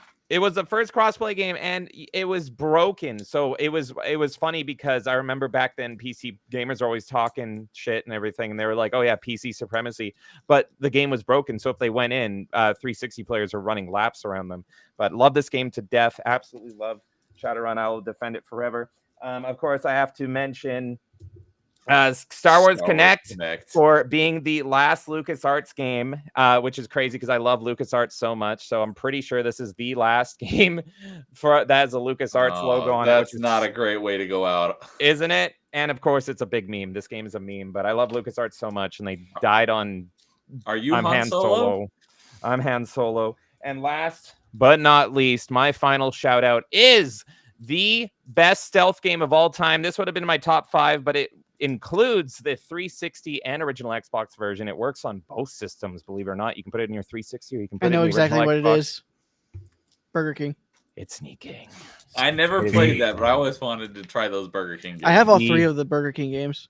The I haven't best played them stealth yet. game of all time. You are the monster giving people their Whoppers. Doesn't matter if you're working construction, if you're a lady walking down the street, you are going to get a Whopper and you're going to enjoy it. I'm going to be hiding in your garbage cans. I'm going to be hiding in your porta potties. I'm going to give you a Whopper and you will enjoy it. So that's my final honorable mention. This would have been in my top 5, but it includes it. You can put this in your original Xbox or in your 360 and it will work. But I did not know great there game. was a game that could do that. Yeah, all the Burger King games do it, and it's Yep. by far the best one. That's why on their spine they just have Xbox on it. Oh yeah, yeah. Look at that right there. It just says Xbox, not 360, just Xbox. But it's so weird. Yeah, love Sneak King. Love it. And that's my honorable mentions. All right, Carl. I got a few that I'll just kind of keep it straight to the point. First game I want to bring up is one made by Bethesda Soft, Wet, if anyone has heard of that game. Wet. Yeah. I played the demo for I that. heard it. Another one have which I'm it. surprised James did not bring up, Enslaved Odyssey to the West. If that was an exclusive, it would have been in my top 5 for sure. I love that game. I have so many memories of that game. Why wasn't it in your honorable mentions? Because I don't really, there's nothing about it that I associate. Like all my honorable mentions have some association with the 360. That Enslaved, there's nothing exclusively 360 about it or any stories about it, but I do love it. I do have stories about it, but we're already going forever, so I won't bore you. Love that game though. Did you play Enslaved on Xbox or was it on a different platform? I played it. Was on a different I platform. did play it on 360. Okay. It was my primary system of that generation, so I mostly played on the 360. Another game I like to point out too is a game called Tornado Outbreak, made by Konami. Mentioned that recently. Was that a digital game? No, it's physical, Never but heard it of is on sale right now for $5.99. So if you want to grab it before the store closes, I would do that. So I'd it rather had, so it get had the a physical. digital release. It wasn't digital only. I'd rather get physical. Another game too that I mentioned that I'm excited for the sequel coming out later this year. Warhammer 40K Space Marine. Love it. Space Marine Love 2 that looks game. pretty cool. Arguably another- better than Gears of War. So good. Another game I think everyone loves too. X-Men Origins Wolverine. Oh, how did I forget about that one? I was thinking about putting that one on there. Great game. Peak movie game. One of my favorites. One of my favorite cult classics that's getting a remaster later this year. Lollipop Chainsaw. I had a feeling that's what you were about to say. Uh, Oh, and Kay is with you. Says Tornado Outbreak is an awesome shout out. I'd never even heard of it till you mentioned it to me a couple weeks ago. Yes, check that out. You'll love it. Trust me. The two best multiplayer co-op games that were exclusive to Xbox, Left 4 Dead and Left 4 Dead 2. Exclusive? Yes, they never came to the PS3. Oh, Oh, it was okay. on PC. Yeah, console exclusive. console Gotcha. exclusive. There you go. Okay. Last I did not know but that. last of the non-JRPGs, Mirror's Edge. Ooh, yeah, good one. Paul would be happy to hear that one. I'm surprised I didn't even think about that one. I would have put that in my honorable mentions. And then I got 4 JRPGs, and now I'll close it up for me. Number 1 I'd like to throw in is Eternal Sonata. I have that. I've been thinking about playing that, but then again, it's JRPG. That's going to take a while. Great game. Another one that I mentioned recently, but also got a PS4 port, and I've been telling people to play it. Check it out. Resonance of Fate. Got that Sega one. published JRPG. A more obscure JRPG, Record of the August War. That also did get ports, so it's not just on the. I think I have that PS3 one. and Xbox. Is that in the same franchise as a Record of Lodos War? No. Oh. Okay. Not at all. Not even the same thing. And then I mentioned this at the beginning. I'll mention it one more time. Xbox 360 exclusive, tactical JRPG published by Atlas, Operation Darkness. Oh. And yep, there it is. Paul's like, heck yeah. Actually, Mirror's kind of Edge. amazing you didn't mention Lost Odyssey. I was thinking he was going to mention that as well. I was thinking about Lost Odyssey and Blue Dragon, but I was gonna mention Blue Dragon, yeah, because that was the 360 exclusive to try to appeal to the Man. East.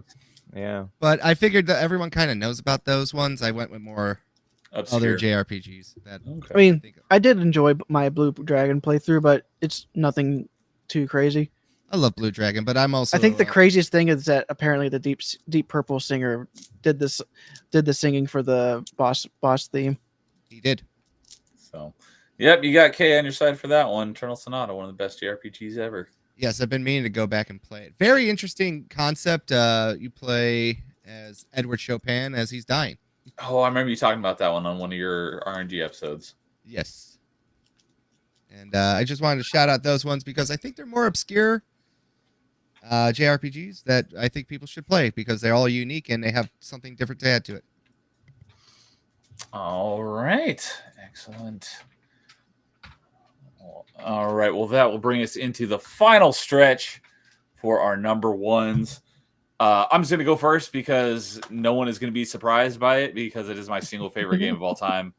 Big surprise, Mass Effect 3. I love this game. I talk Called about it literally like almost every stream. So I'm not going to talk about it much because everyone knows how I feel about how much I love this game. My second most played game of all time behind Destiny. And Ed, I already threw shade at it earlier this stream. What, Did I what miss is it? the What's the Connect exclusives in it? I don't remember that. Oh, it had voice commands in it, so you could issue your squad mates commands by doing That's voices. right. It's quicker to hold the Yeah. shoulder button on your controller and do it with your joystick, but you could do it with voice commands if you wanted to. I never really did. I totally forgot I about that. tried it out, and I was like, it's fast to do with the controller, so I never really bothered. But, yep. Everyone knows how much I love this game. I'm happy to play the multiplayer literally anytime ever because I love the multiplayer. I love Mass Effect 3. And if anyone is playing the multiplayer on PC, hit me up because you have to do some wacky modding if you want to play with a controller. But I got it to work, and I streamed it with Nerdy Neo, and I was on the controller, and it plays pretty darn great. So it's a lot of steps, very tedious, but I think it's worth it if you're a fan of the Mass Effect multiplayer. And of course, also a reminder, no multiplayer in the N7 edition. You have to get good old-fashioned Mass Effect 3. Yeah, Legendary Edition does not have the multiplayer, but I do have it on I do have Mass Effect 3 on 360 and on Steam, so I'm happy to play on either platform anytime because I freaking love it. So, yeah. What do we want to go, clockwise or counterclockwise? Let's go counterclockwise and finish off with Jason. So that'll go to you, Carl.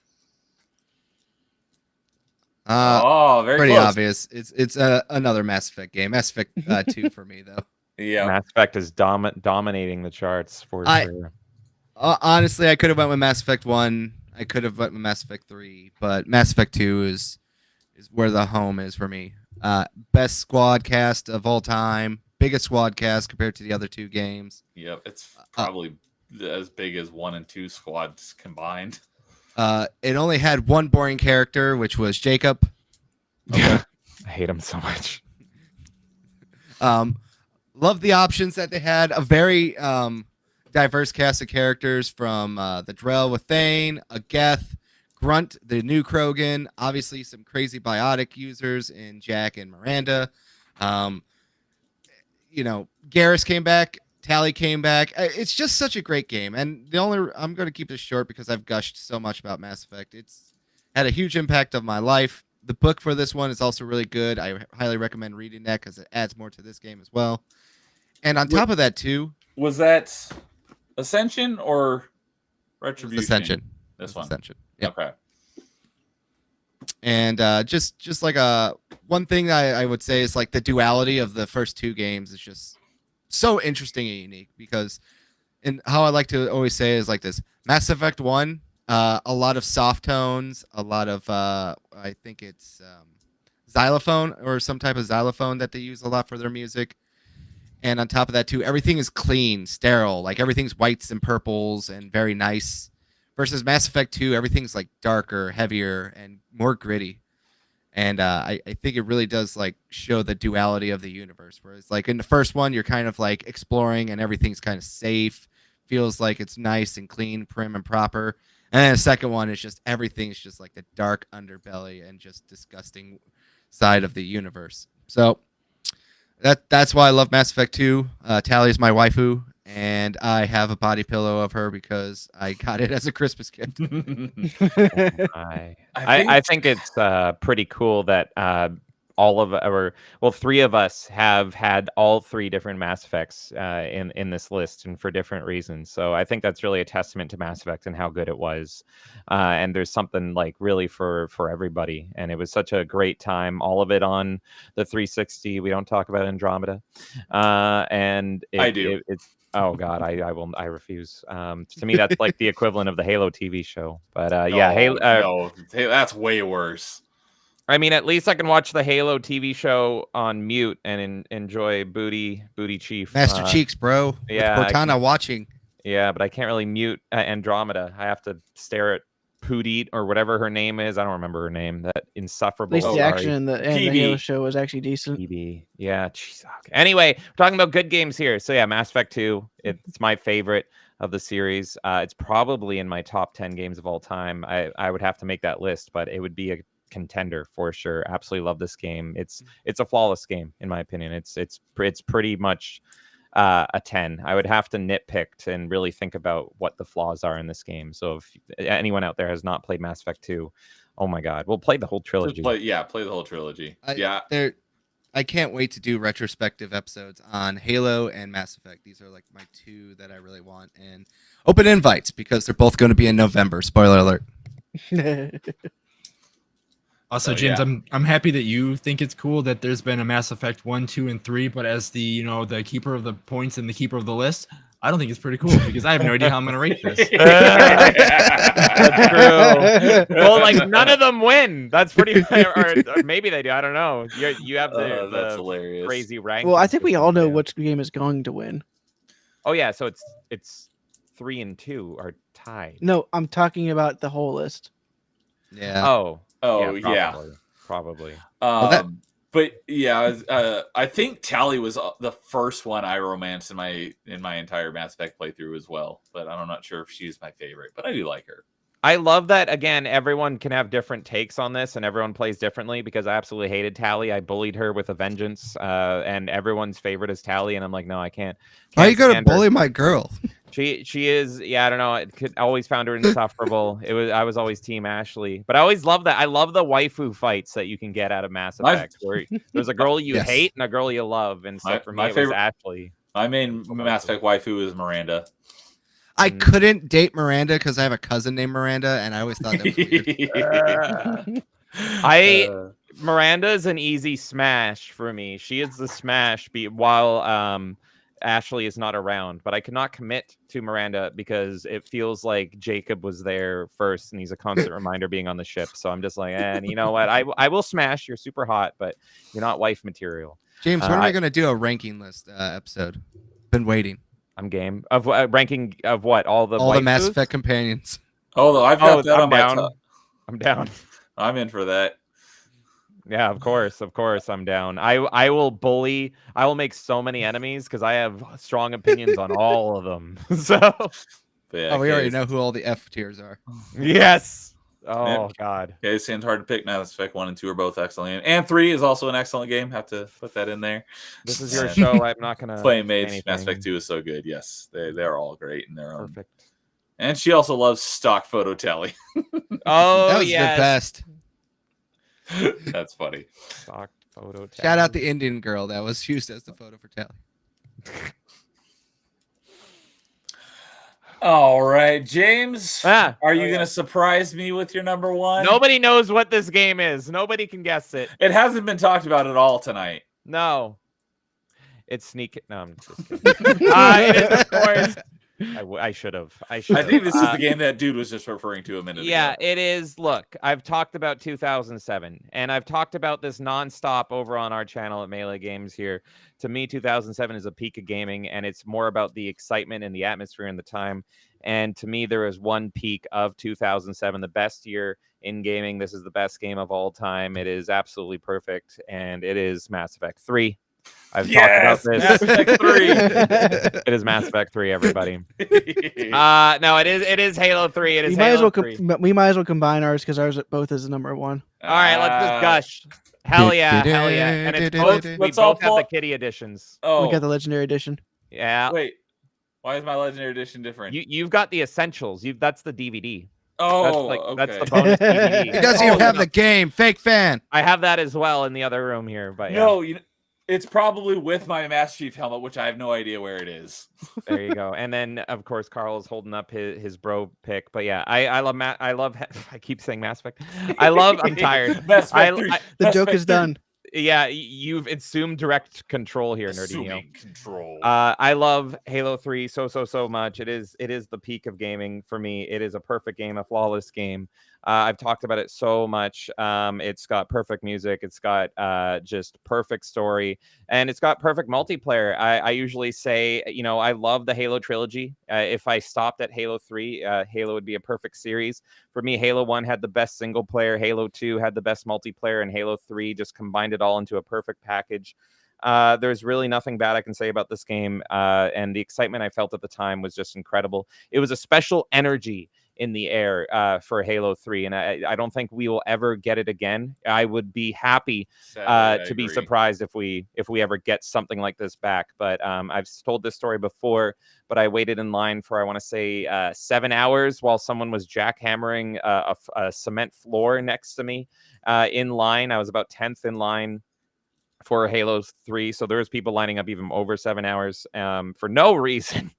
And it was just the excitement and the hype. And I loved it. And I was sad. I was sad when I beat Halo 3 for the first time because it felt like that was the end of an era. And to me, it was. And we really hit that peak. So I absolutely love this game so much. I cherish it more than a video game. I cherish it for the time it represents, because it was a special time in video games, and I'd love to be proven wrong, and I would love for something to come along and top that feeling and that energy that Halo 3 captured the gaming world with. I don't think it's going to happen. If you were there, you know exactly what I'm talking about. The one thing that comes close Exactly. nowadays is Smash Brothers, and that can only Mm. do so much because it's a fighting game. Yeah, Halo 3 probably- It, I would it can take bring the offense to hype, that. but it can't bring the type of completeness. Yeah, it's just it was I don't know. It was just such a special time, and it felt like the whole world. It felt the closest. I made this comparison to Star Wars. It felt like everyone's eyes were on, Star Wars in 1977 and for Empire, and then again for Phantom Menace, and that's kind of what Halo 3's energy felt like for gaming. I've never felt that level since. Yep. Where everyone is talking about this game and the news is talking about it and they're confused and we all get it and they don't get it. And it was a very, very, very special time that I miss dearly. Not We also- necessarily sales wise, but one of the biggest cultural phenomenon video game launches ever. Yes, absolutely. And of course, the marketing campaign. We've all talked about it before. The marketing campaign is incredible. Probably the best marketing campaign for a game ever. I remember seeing those trailers. The trailers make you emotional. It's incredible. And the dioramas they built are just amazing. From that reveal trailer where Master Chief is walking in the desert and he sees it, and you have Cortana doing the commentary over it, all the way to the Believe campaign. It's just, oh my god, it was a special time. Could you imagine if Halo 5 actually delivered on its promotional stuff and actually was a good God. game? I It could have been the Halo 3 of that generation.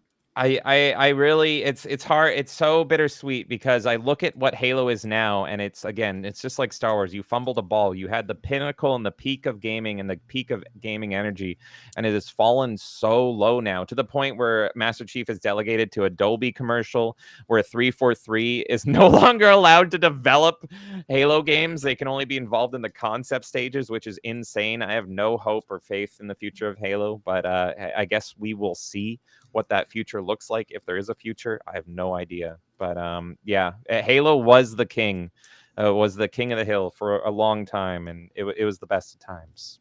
For me, it was my first online game like that, and I played that game to death so much that I ended up getting into the mid 40s in almost every playlist out of 50, and I even got to 50 in SWAT. So I actually got to the highest rank in a playlist. Nice. So, and that requires you to keep on winning over and over again. Yeah, That was I just remember how difficult that was. So, Carl, I know you've been trying to get Yeah. the word in here. I was just letting them talk. I think absence makes the heart grow fonder, as they say, and I think it's time for Master Chief to rest a little bit. And if 343 is just in the concept phases and another dev can get a crack at it, well, maybe it's time. Yeah, that's actually, I've said it a few times, but that's what I want from Halo. So my future of Halo at this point is no more Master Chief, no more Halos as in the actual planets. But I just want a game to have a completely different story. It can even take place like 100 years before or after. I don't really care. Still call it Halo, but I just want it to play like Halo 3. I want it to have the locomotion, the gameplay, the gunplay, and all that stuff. Similar to what ODST did, right? Like ODST was a very separate story, took place during the events of Halo 3, but followed different stuff. But it played like Halo 3. So I think that's what Halo's future can be. Is I want them to make it feel like I'm playing Halo, but with a completely separate story. You don't, just like with Star Wars, we don't have to have Han, Luke, and Leia there constantly, and we don't need Master Chief and RV. I think I've and said the this before. Flood. We could have play as the elites in certain different parts. Yeah, Like exactly. we could play as elites hunting down the last of the prophets. We could play as elites hunting down the banished. We could play as the elites during the Human War. There's Yeah, an infinite number of stories you can do, and it's just Yes. plug in that story into this amazing game. It doesn't have to be Chief. Yeah. Yeah.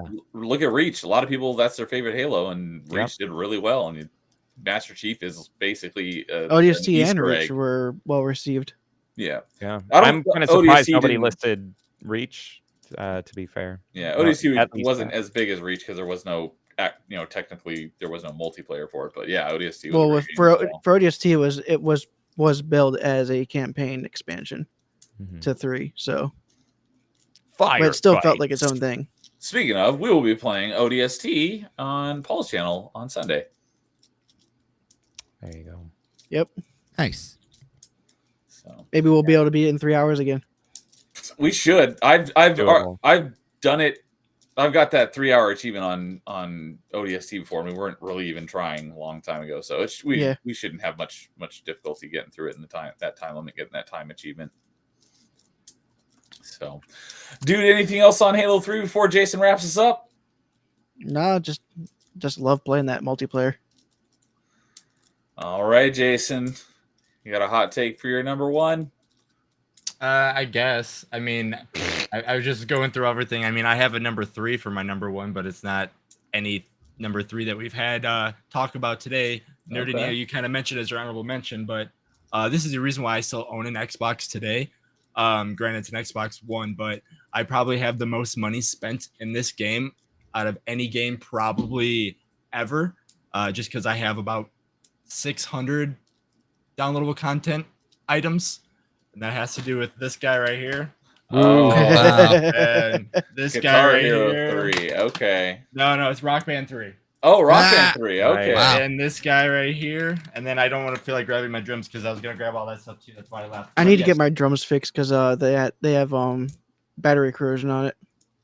Oh, do they? Yeah. No, I have the cymbals and everything. Like I was going to grab everything out there. I was like, you know what? That's a little too much to put together right away.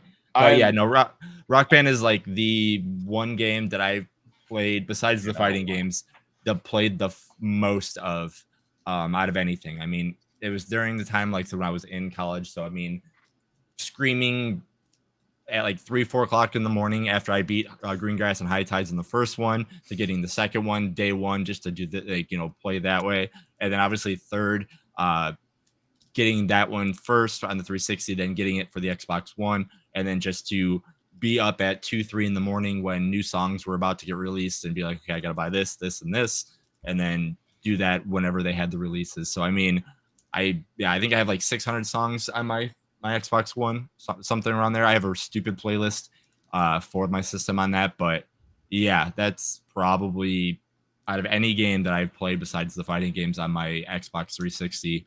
Yeah, Rock Band is the number 1 game I've played the most. Nice. I love it. Yeah, I got It would probably be higher up on my list if I could still play it.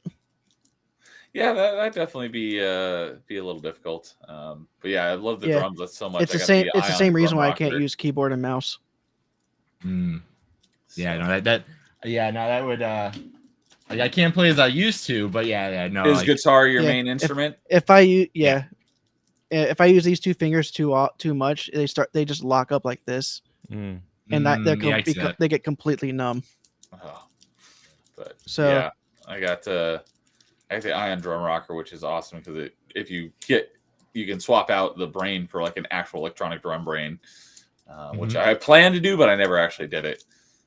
But yeah, I freaking love Rock Band. So it was very, very, very painful to knock it off my top 5 list.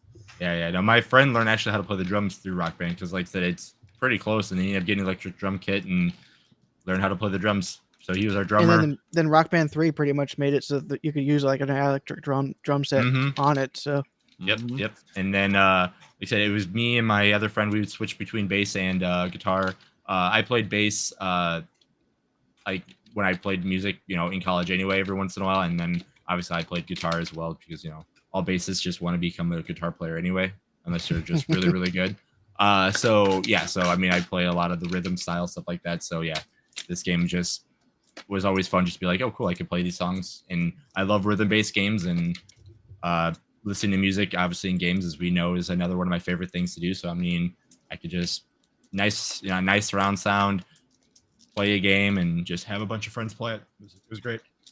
sad thing is, if I could actually play those games, I'd actually ask you guys to help me out with the Aerosmith because all the achievements I have left are co-op and online stuff. I would hope. The only achievement I don't have in Guitar Hero Aerosmith is one for getting a certain score on. I have that one. One Train train Kept Rolling. song. Train Kept Rolling. I was never. Yeah, able to I get actually have that score. one, but I just never had anyone to play with, so because of that, I just couldn't play the Another co-op one, stuff.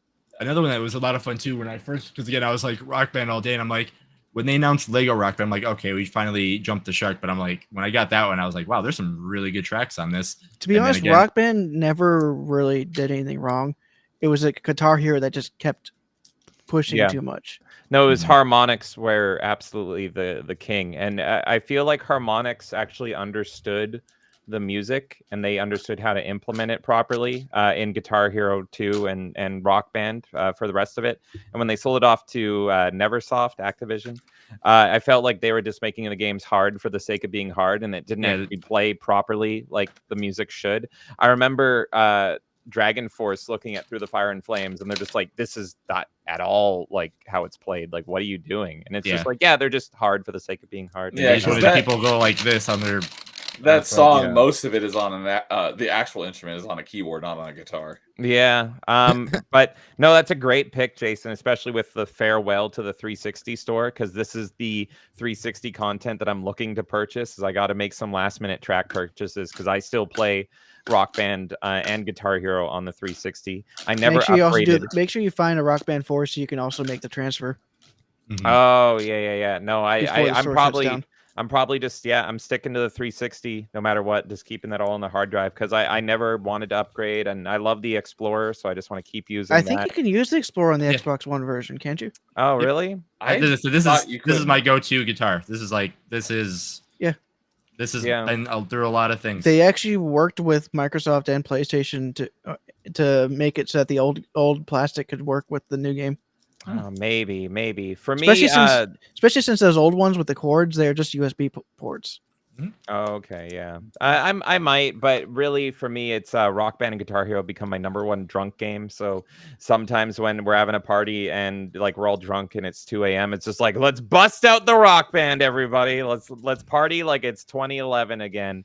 Nothing wrong with and that at all. yeah, it's amazing. My number one played one is I always go back to Guitar Hero Metallica, but I think that's because they were always my favorite band, and I always love the set list because it's half Metallica songs that Metallica picked, and then the other half are songs that Metallica picked from other bands that inspired them or some way. And some of them, Experiment- a lot of them, I think they put every Garage Inc. song on there as well from the original band.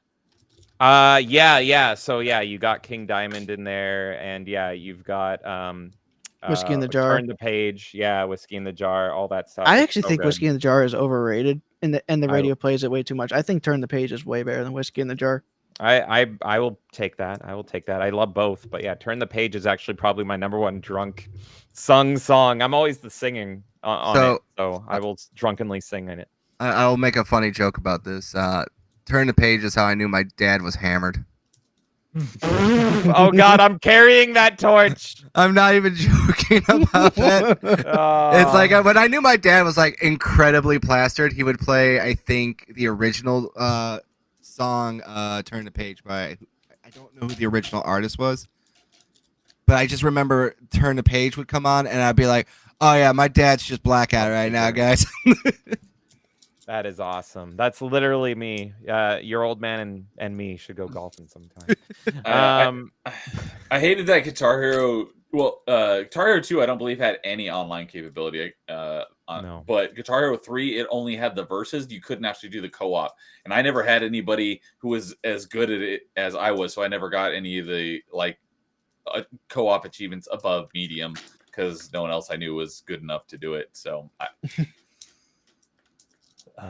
But yeah, on my first, I'm pretty sure it was on the first episode of Open Mic that BD Jake came on. We talked about Rock Band and the instruments for a good chunk of time. So if you want to go check out that episode of Open Mic, that was a great one. And we talked about Rock Band and music and stuff for a bunch. That was fun.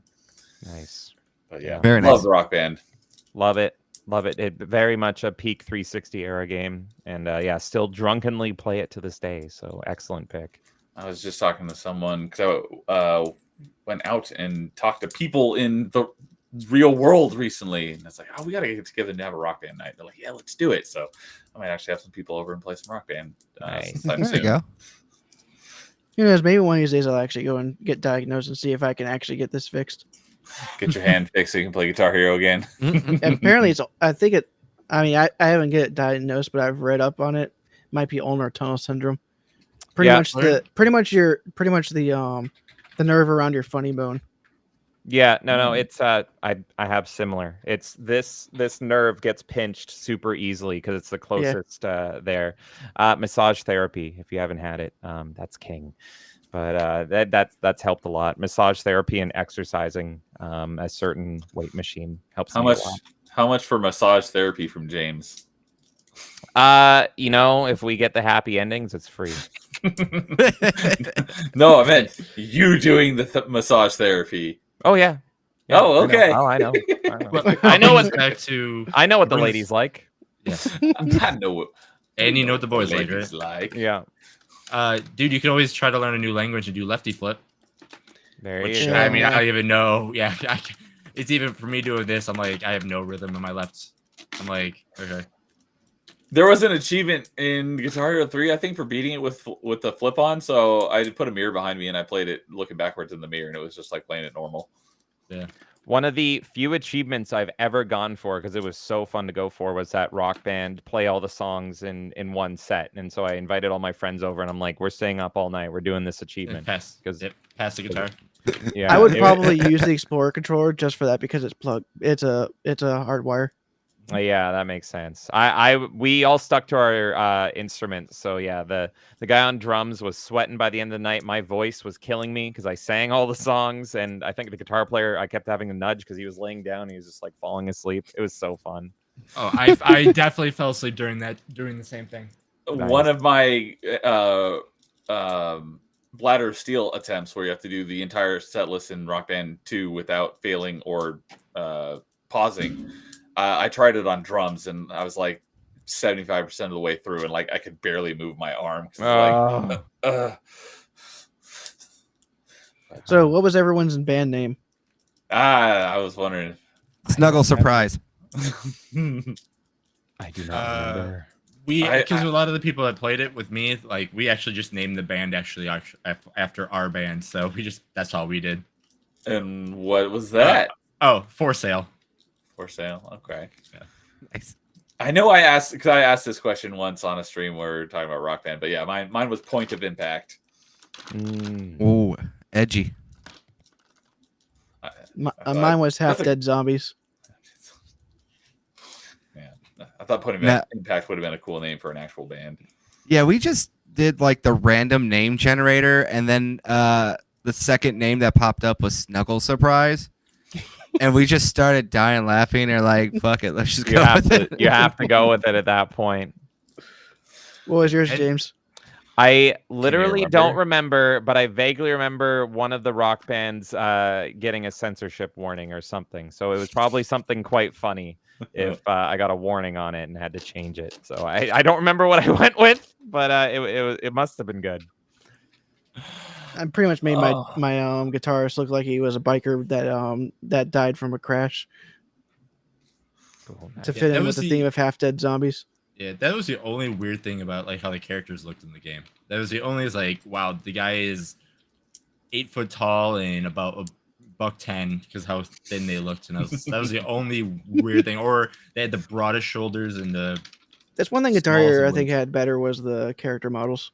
That Yeah. I do remember. I My agree with except that. for their Guitar jaws Hero were was so large. big. What was that, James? Oh, I do remember. My main Guitar Hero character was always Lars because they had the preset characters, so I always picked Lars. He was the black metal guy. Yep. I liked how they had the Grim Reaper in the first game. And I loved how in I think he was in Guitar Hero 3 as well. Metallica, Guitar Hero Metallica, if you played a Metallica song, it would replace the band with, no matter what you picked, it would replace it with Metallica, which was really cool. Okay. But then you also, they had Lemmy and King Diamond, who I'm huge fans of both as characters. So it's just that game. I'm just such a fangirl over. It's just such a love letter to all the Metallica fans that I'm a self-loathing one, but I still know all the lore and all that stuff. So it was great. And I'm sure Kay loves Guitar Hero Aerosmith as well because she's a big Aerosmith fan. But are no, you no being drums and serious or singing on that. sarcastic? No, she loves Aerosmith. She does it She's a like huge- okay. She unironically loves Aerosmith, and it's Aerosmith's a good band. Why are we shitting on Yeah, Aerosmith? they're not that. No, they're actually I'm pretty not. good. I just because James. Sometimes I don't know whether he's being serious. or oh not. yeah, you never know if I'm doing deadpan delivery. It was just That's true. it was just kind of weird that they were the first ones to have a band centered game. Yeah. I just wish I got the update to have singing and drum because I'm always a singer, so I never play guitar Aerosmith, but I want to belt some Dream On poorly. I'd love to. I think Yeah, the This was fun too. I actually went to I the never- midnight Oh, yeah, release Beatles. for that one, Jason. What's that? I actually went to the midnight release of that Oh, did you? For Yeah. Beatles Rock Band. I wow. don't care for Beatles, so I never played Beatles Rock Band. because you're a hater and a communist. Oh, that's something me and I still think the most I random. I never band- played Guitar Hero Metallica either. there Well, you that's go. understandable. He hates both sides. I'm with him halfway. I'm not a Beatles guy. No, He's I like, they didn't took have- down Napster. I love Napster. I didn't have anything against Guitar Hero Metallica. I just never got around to playing it. Is there non-Beatles music in that, or is it all? It's all Beatles. All Beatles. All Okay. Beatles, and it's actually pretty well done because they like reenact a lot of famous Beatles TV scenes and all that stuff. Yeah. I will It's go- actually really nice, and it came with a nice guitar too. If you got it, Paul McCartney's bundle. like guitar. Yeah, I still will think the agree with the weirdest of the band centered ones is Green Day. It's Green like, Day. Yeah, why Green Day? Because Green Green Day Day had was a- like had a resurgence around that They- time a little bit. They were huge, man. Green Day was the band of my high school. Everyone, I was more basket case, but everyone I knew loved. they're from Green Day. Canada, Yes, right? I don't care. They're I don't communists. know. I'm pretty sure Green American- Day is Canadian. American Idiot was like the album Yes. of my high school. You're That, not like, wrong about that. Even for my high school, it was the same. Everyone was obsessed with American Idiot. Like Yeah. obsessed. Yeah, it's some good songs though on there too. Jesus of Suburbia, Boulevard of Broken Dreams, American Mhm. Idiot. Like a lot of really. I love Weird Al's Good songs. Canadian Idiot.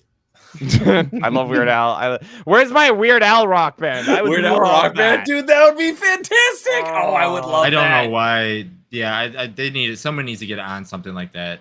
Oh Like my Sad goodness! Day. Yes. Rock He's got band, so much Weird good Al music rock that's band. not even parodies that you could easily put somewhere on That there. would All, be all the great. visuals look like UHF. Like, oh my god, that'd be so good. That We would need be a great accordion game. hero just to do that. Accordion. Oh, Hero. yes. Bring back the hero games that are Polka all Hero. That's what we Yeah, need. Polka and- Hero. I need to play Angry White Boy Polka. I would Oh love my that. god, that's hilarious. But mentioned earlier briefly, but yeah, Lego Rock Band was better than I expected it to be. I want to get that. I need to find a copy of that because I Yeah, that's the one I equivalent on don't the other own. side was Band Hero, and that was like pop. I didn't play that one. You guys play Guitar Smith? I've No. always been Rocksmith. Wait, Rocksmith. That's what it is. I was couldn't always so curious of Rocksmith. Never gave it a shot. Have you played it? Is it good? I have it I with mean, all the cables. Yeah. I mean, if you're actually like, this is the arcade version, and then if you're actually want to learn how to play, you go to Rocksmith. Yeah, I was always super curious about it. Yeah, just like Guitar Hero Aerosmith, I'm missing one achievement in Rock Band, Lego Rock Band for 100% score on the guitar solo on Final Countdown on Expert. Yeah, And good luck with that. because Yeah, you guys are 8.6 guys. ratio. So, Uh, yeah, I'm not gonna bother with it because I rented that one. I think I told you guys before because you guys are achievement guys. Worst achievement of all time in my world was Oh, the that's right. Guitar Hero Metallica, where they have an achievement worth points for buying a song off the store, and it's like, oh, okay, they have one piece of DLC, which was like $20. So it's pretty much the achievement is give us $20, and it's Yeah. like that's actually kind of perfect for Metallica, like That the makes sense, greasiest, the greasiest achievement ever. Here's the thing, though. At the very least, they made it so it was available to all Guitar Heroes afterwards too. So it wasn't like you were just That's- buying it for Metallica. It's so Oh. scummy. So yeah, so if you want that achievement, you have to give Metallica $20 before the. You have store to do it closes. before next Monday. I Yeah. hate you, Lars. They're So. so terrible. Yep, as dude just said, Monday the 29th is the closing of the Xbox 360 store. So go At and least Death get any Magnetic is actually DLC good to or see. games you want Agreed. before the time is up. They will be gone forever, at least on Xbox. So, all right, Jason, have you had enough time to figure out the craziness that is scoring for this episode? Yeah, I did. Okay. All right. So for number 5, we have Alan Wake. Number 4, we have Shadow Complex. For number 3, we have BioShock. For number 2, because like I made up the rules for my number 3, I'm gonna make up the rules for this one. I put the whole Mass Effect franchise for number 2 because again, Fair. Understandable. That's fair. everybody, 3 people had it, and they had each individual one. They had their own take on it, but they also liked the other games. So we'll just put the whole franchise there. And then with 4 out of the 5 people on this panel, I wonder who that one person that didn't have this game on their list was. We had Halo 3. That would with be you, would it? what? What? What's Halo? Huh? Yeah, we had Halo 3 as our most points ever given in a top 5 so far. Yep, that does not surprise me because I don't think that'll change in any part twos. I had it the lowest out of all of us who actually had it on their list. That was shocking how low Yeah. you put Halo 3. It's like, it's what? The pinnacle of gaming? Yeah, in that my blew my opinion. I mind. mean, it's not a shock he's me not having on the list. No, I mean, for. Well, it's you, Jason. We love yeah, you for that reason. And To it be was honest, your the only taste, shooter you yeah. had was Bioshock, so it kind of makes Right. sense. And then again, it was even my honorable mention. So like I said, I didn't have to say anything for this episode till just now. I told you my controversial opinions of Halo 3 not being anywhere near the 360 was going to be mine. So No, you're fine. You put every fighting game in as number 3, so we let you slide with Yeah, that. every fighting game. Every fighting game. Game Number ever. 3. Including Street Fighter X Tekken. I didn't say that. No, Said everyone. I never He's tried like, that. I believe his words were Mortal Every Kombat versus fighting game. DC was the best one of the bunch. well, what? I didn't even say that either. What are you guys? Now you guys are just. He's gonna ban you off future top 5s. I Oh, will no. say I do have the Street Fighter Cross Tekken Special Edition because I'm looking at the arcade cabinet right now, and From what I heard, Street Fighter Ooh. X Tekken was actually fun. It's just that the on disc DLC. it was interesting. I'm very curious to try it. Never played it. I gotta give it a shot. It plays like Street Fighter, right? It doesn't play like Tekken. It plays like Street Fighter with a gem system that your gem system controls how you're played, What? and then it's a tag fighter, and then you depending on how good your gems are, help you out and not help you out, but then you'll find out what the best gems is, and then it goes just to time out all the time. Stop! I hate it already. And It's there you go. exactly like Street Fighter. If Yeah. it doesn't have Phoenix Oh. right in it, it's a bad fighting game. Thank you, Carl. Literally, Carl gets me. All right. Well, with that, we are gonna wrap it up at almost the 5-hour mark. Oh, this has been so much fun. I'm glad that you guys were all able to stay the whole time. So we'll go around the horn and give you a chance to plug your stuff. We'll start with Carl and go in counterclockwise order. What do you got going on, Carl? What do you want to plug? Well, hi everyone. I am Carl of the RNG Gaming Podcast, and I am in high demand this week, I guess. Besides for being on tonight, I actually had 2 of these guests on last weekend. James was on last Saturday, and we talked about shooters. If you want to check out that past episode, it's over on YouTube. And we also had Jason on Sunday, and we talked about fighters. And Jason, you are not the lowest rated show, so congratulations. You were worried about that. You're actually one of the higher ones. Yay! There are fighting game people out there. Yes, and just going to go over a couple things. Tomorrow I'll be back on with Mr. Neo over here for our guest appearance on Paul's channel as we talk about Halo: The Fall of Reach. Yep, mentioned that earlier. We'll be on Paul's channel tomorrow talking the book Fall of Reach. So, yep. And then a couple more programming notes. Thursday we'll have a special show with the other half of Melee Games, Melee K, and our friend Angry Canadian as we do a spoiler cast for Paper Mario and the Thousand Year Door remake. Like, can you spoiler cast a 20-year-old game? I mean, some people haven't played it, and this was my first time playing it. I haven't actually. played it yet. Okay. And there's changes. There's some changes in the remake, so you can spoilery that. Well, Yeah. if you don't want to play, you don't want to play it with the changes. I think. Do they have Yep, Paper achievements Mario: yet? Thousand Year Door is supported on retro achievements. No. Makes sense. Nice. And then on top of that too, Friday I'll be doing a gaming stream where I'm going to be playing Cult of the Lamb, one of my favorite games. And Saturday, let me double check here. 'Cause Are I you have playing with the Rule 34 mod or No. update? No, well, the update isn't like a Rule 34 thing. It's just a normal one. They just let you have kids to indoctrinate into the cult. And then Saturday, I have one last interview and that will be with one of my favorite Rumble streamers, a man by the name of Sophomore John, and we're going to be interviewing about his life, his love of music, and love of video games. And that will be all for this week that I'll plug, because there's so much more that's already scheduled on the channel. You can look at the future events, and I'll make announcements next week. Carl, I will say though, I am very, very disappointed in you with your model not having your championship belt around your waist or over your shoulder. I will say that. Shovelware. We're working on it. We're working on it. That's for when I come back and I gloat. All right. Oh, speaking of that, I don't know if you saw it, Jason, but I put another comment in our notes channel about that the other day. So I don't know if you went back and looked at it, but just something to take a look at. Something you can look at for future shovelware episodes. So, all right. Well, awesome that you could join us. Okay. I love having you on all the time. All you guys are just great. So, but thanks for joining us, Carl. Now we're very against you. James, what do you got going on? Oh, What do you it's wanna me. plug? Hey, I'm one half of Melee Games. We're bringing back the glory of gaming, and oh my God, do we have some stuff coming at you live in the future here? We have a brand new guest appearance tomorrow, which is not revealed yet. So stay tuned to our socials over on Twitter at Melee Games. It will be announced tomorrow, but it will be at 6 p.m. PST. We're going to be talking to a new internet friend there, and that's going to be a blast.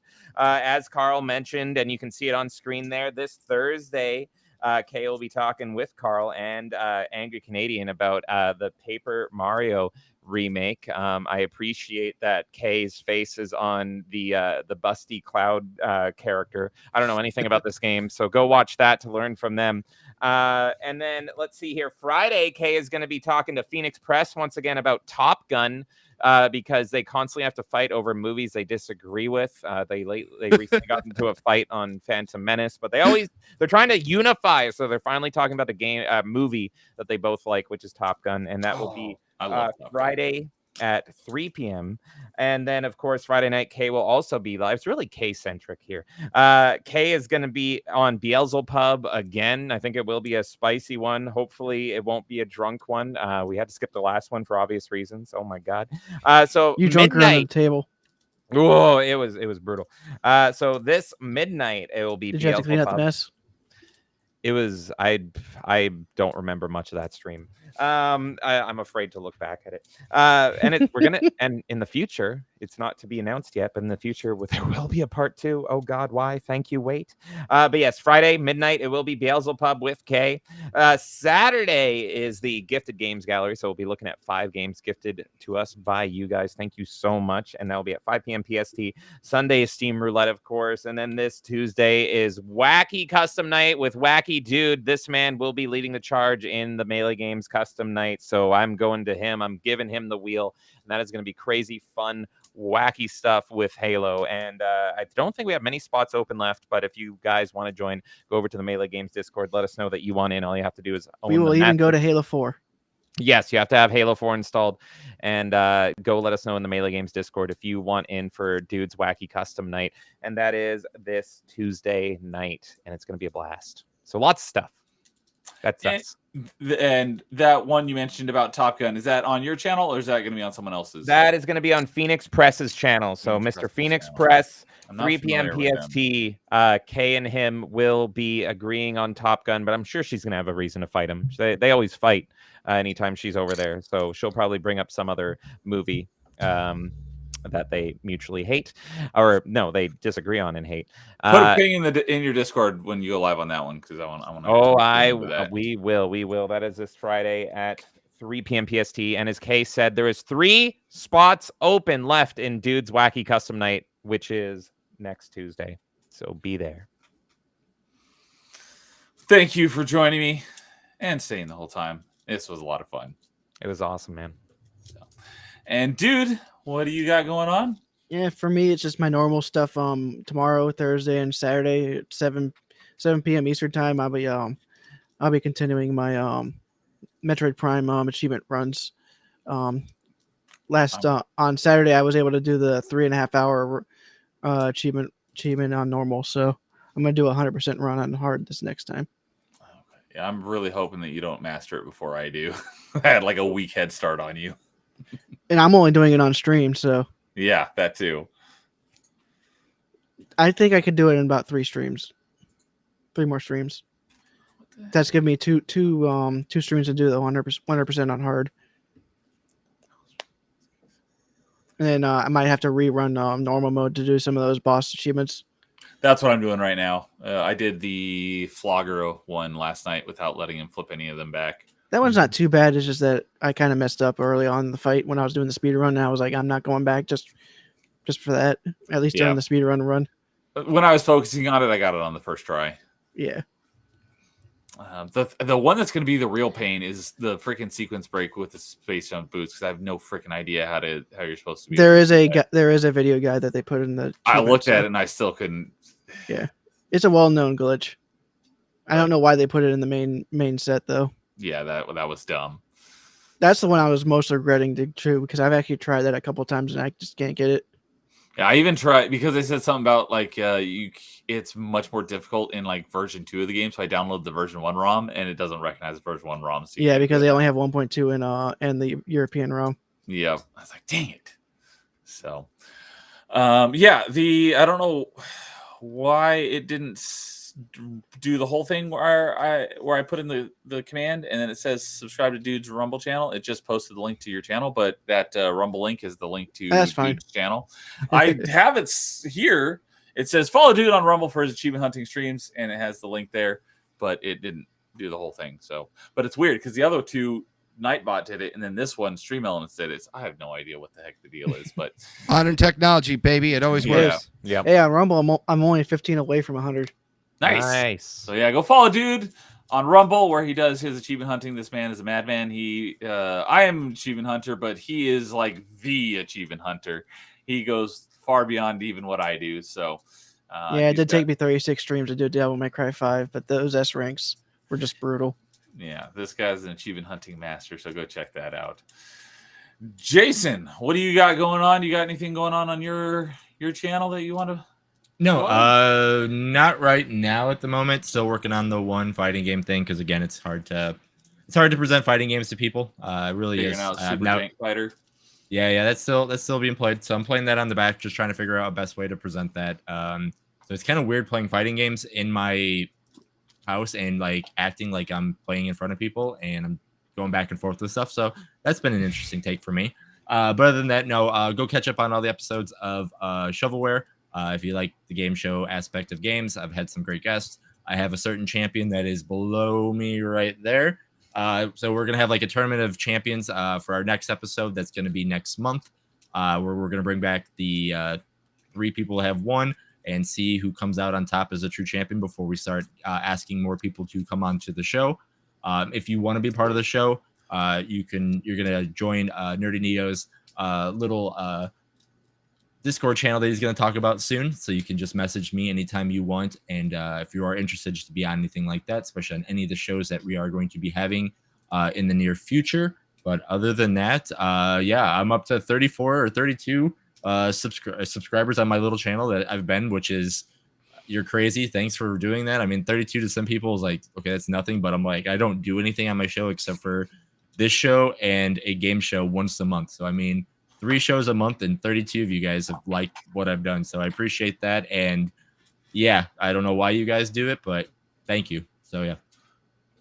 Oh, let's see. I swear I did. Where is it? Yeah. There we go. So hopefully this one works as well. But yeah, that should pop the link to Jason's channel as well here in just a second. But yeah, go give him a sub for his Jeopardy style video game show, which is great. Shovelware, as he just mentioned, it is fun, so go check that out. I'm very much looking forward to the Battle of the Champions. So is that I believe that's Tyler, Carl, and DJ Access? Is that right? So sweet. Yep, there we go. So go sub to Jason's channel. Yeah, so as Jason mentioned, and I mentioned it earlier briefly, I did recently start my own Discord, and I believe the link to that should be in the stream description. So if you want to go talk to me about video games, go join that Discord. And I've got channels for each of the different streams, like party chat, top 5, stuff like that, topic suggestions if you have ideas for future episodes. And there is a channel in there called Tons of Fun, which is specifically for Jason and stuff that he wants to do on his channel. So you can go into that channel and talk to Jason as well. And we just got general video game chat for each of the different platforms. But it's still pretty bare bones. But I'm going to work on getting it a little nicer, adding in, cool features and stuff. Got ideas. I just haven't gotten around to it yet. So, but as for me, as Carl mentioned, I'll be on Paul Hadouken's channel tomorrow night. Again, talking Halo, The Fall of Reach. I have to finish up the book tonight, which I'm probably not going to finish it tonight, but I'll finish it tomorrow before the stream. And then let's see here. No, that's August. Thursday, I'll have another episode of Open Mic, which I've been very much slacking on lately. I had the one Open Mic, The State of the Nerd, back on June 27th. And other than that, my last two have been the combined ones that were Achievement Chasers with dudes. So I've been very much slacking on Open Mic. But I do the last have one was June. Wow. Yeah.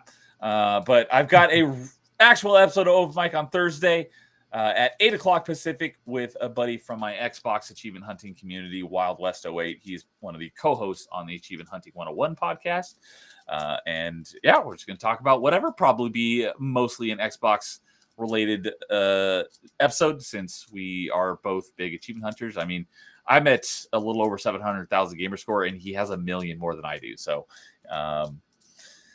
but yeah, that'll be fun. Nothing on Friday. And then on Saturday is the next episode of Party Chat at the usual 11:30 a.m. Pacific, which I have two co-hosts because unfortunately one of my regular co-hosts, Ryan, which is Legion, is no longer able to join for Party Chat due to his work schedule. He is now working Saturdays, so he won't be able to join us. So Carl is going to be joining me as a guest host, as well as Winter Prince is going to be the other guest host. And like this, it is going to be not solely Xbox 360 related, but very Xbox 360 focused. I got a few Xbox related questions for our topics for Party Chat on Saturday. And then lastly, again on Paul's channel on Sunday morning, Paul, Dude, myself, and Insidious Bliss are going to be making our way through ODST on Sunday morning. So, and then I have Jason, I haven't talked about yet at all about August's episodes of Top 5. So, but he doesn't even know this. For the first few weeks of August, I will not be available. So if he's going to do one on the 6th, it'll probably have to be kind of like the comedy movies, one without me. So, but after that, I should be able to return. That might be a good one to do the JRPGs. That's That what I would was be just perfect. thinking. JRPGs, because that is not something I know almost anything about because I don't care for them. So, but We need Fractured on. Yeah, actually, I have a couple people that were asking me for that one. So, yeah, I will be messaging them. So message me if you're interested, and then I'll be messaging the people that have messaged me too, and then we'll get a group. Cool. So it looks like tentatively, spontaneously, August 6th most likely will be Top 5 JRPGs, since I won't be able to make that one. So I will still listen to it though. I don't know live, but yeah. Most of my JRPG experience is with Final Fantasy and Pokemon. So That's not a terrible one. I know neither of them are really that terrible. Just some random other ones like I think I've played one Ys game, and that's more of an action RPG. Jason's gonna have me on. I'll be like, "Hey, you hear about this obscure PS1 one that you had to get from the back alleyway in San Francisco?" I don't think there's many things you want to get in the back alley in San Francisco. This was the good time when you could go to before San Francisco went the way. You could literally say it went to shit. So, but yeah, that will do it for this episode here. This was episode 13 of Top 5. These have all been a blast. Again, thank you all for being on the panel for such a long time. Thank you everyone in chat for hanging out with us and talking 360 this whole time. It was a blast. You guys all have a great night. We'll see you all later. In the meantime, game on.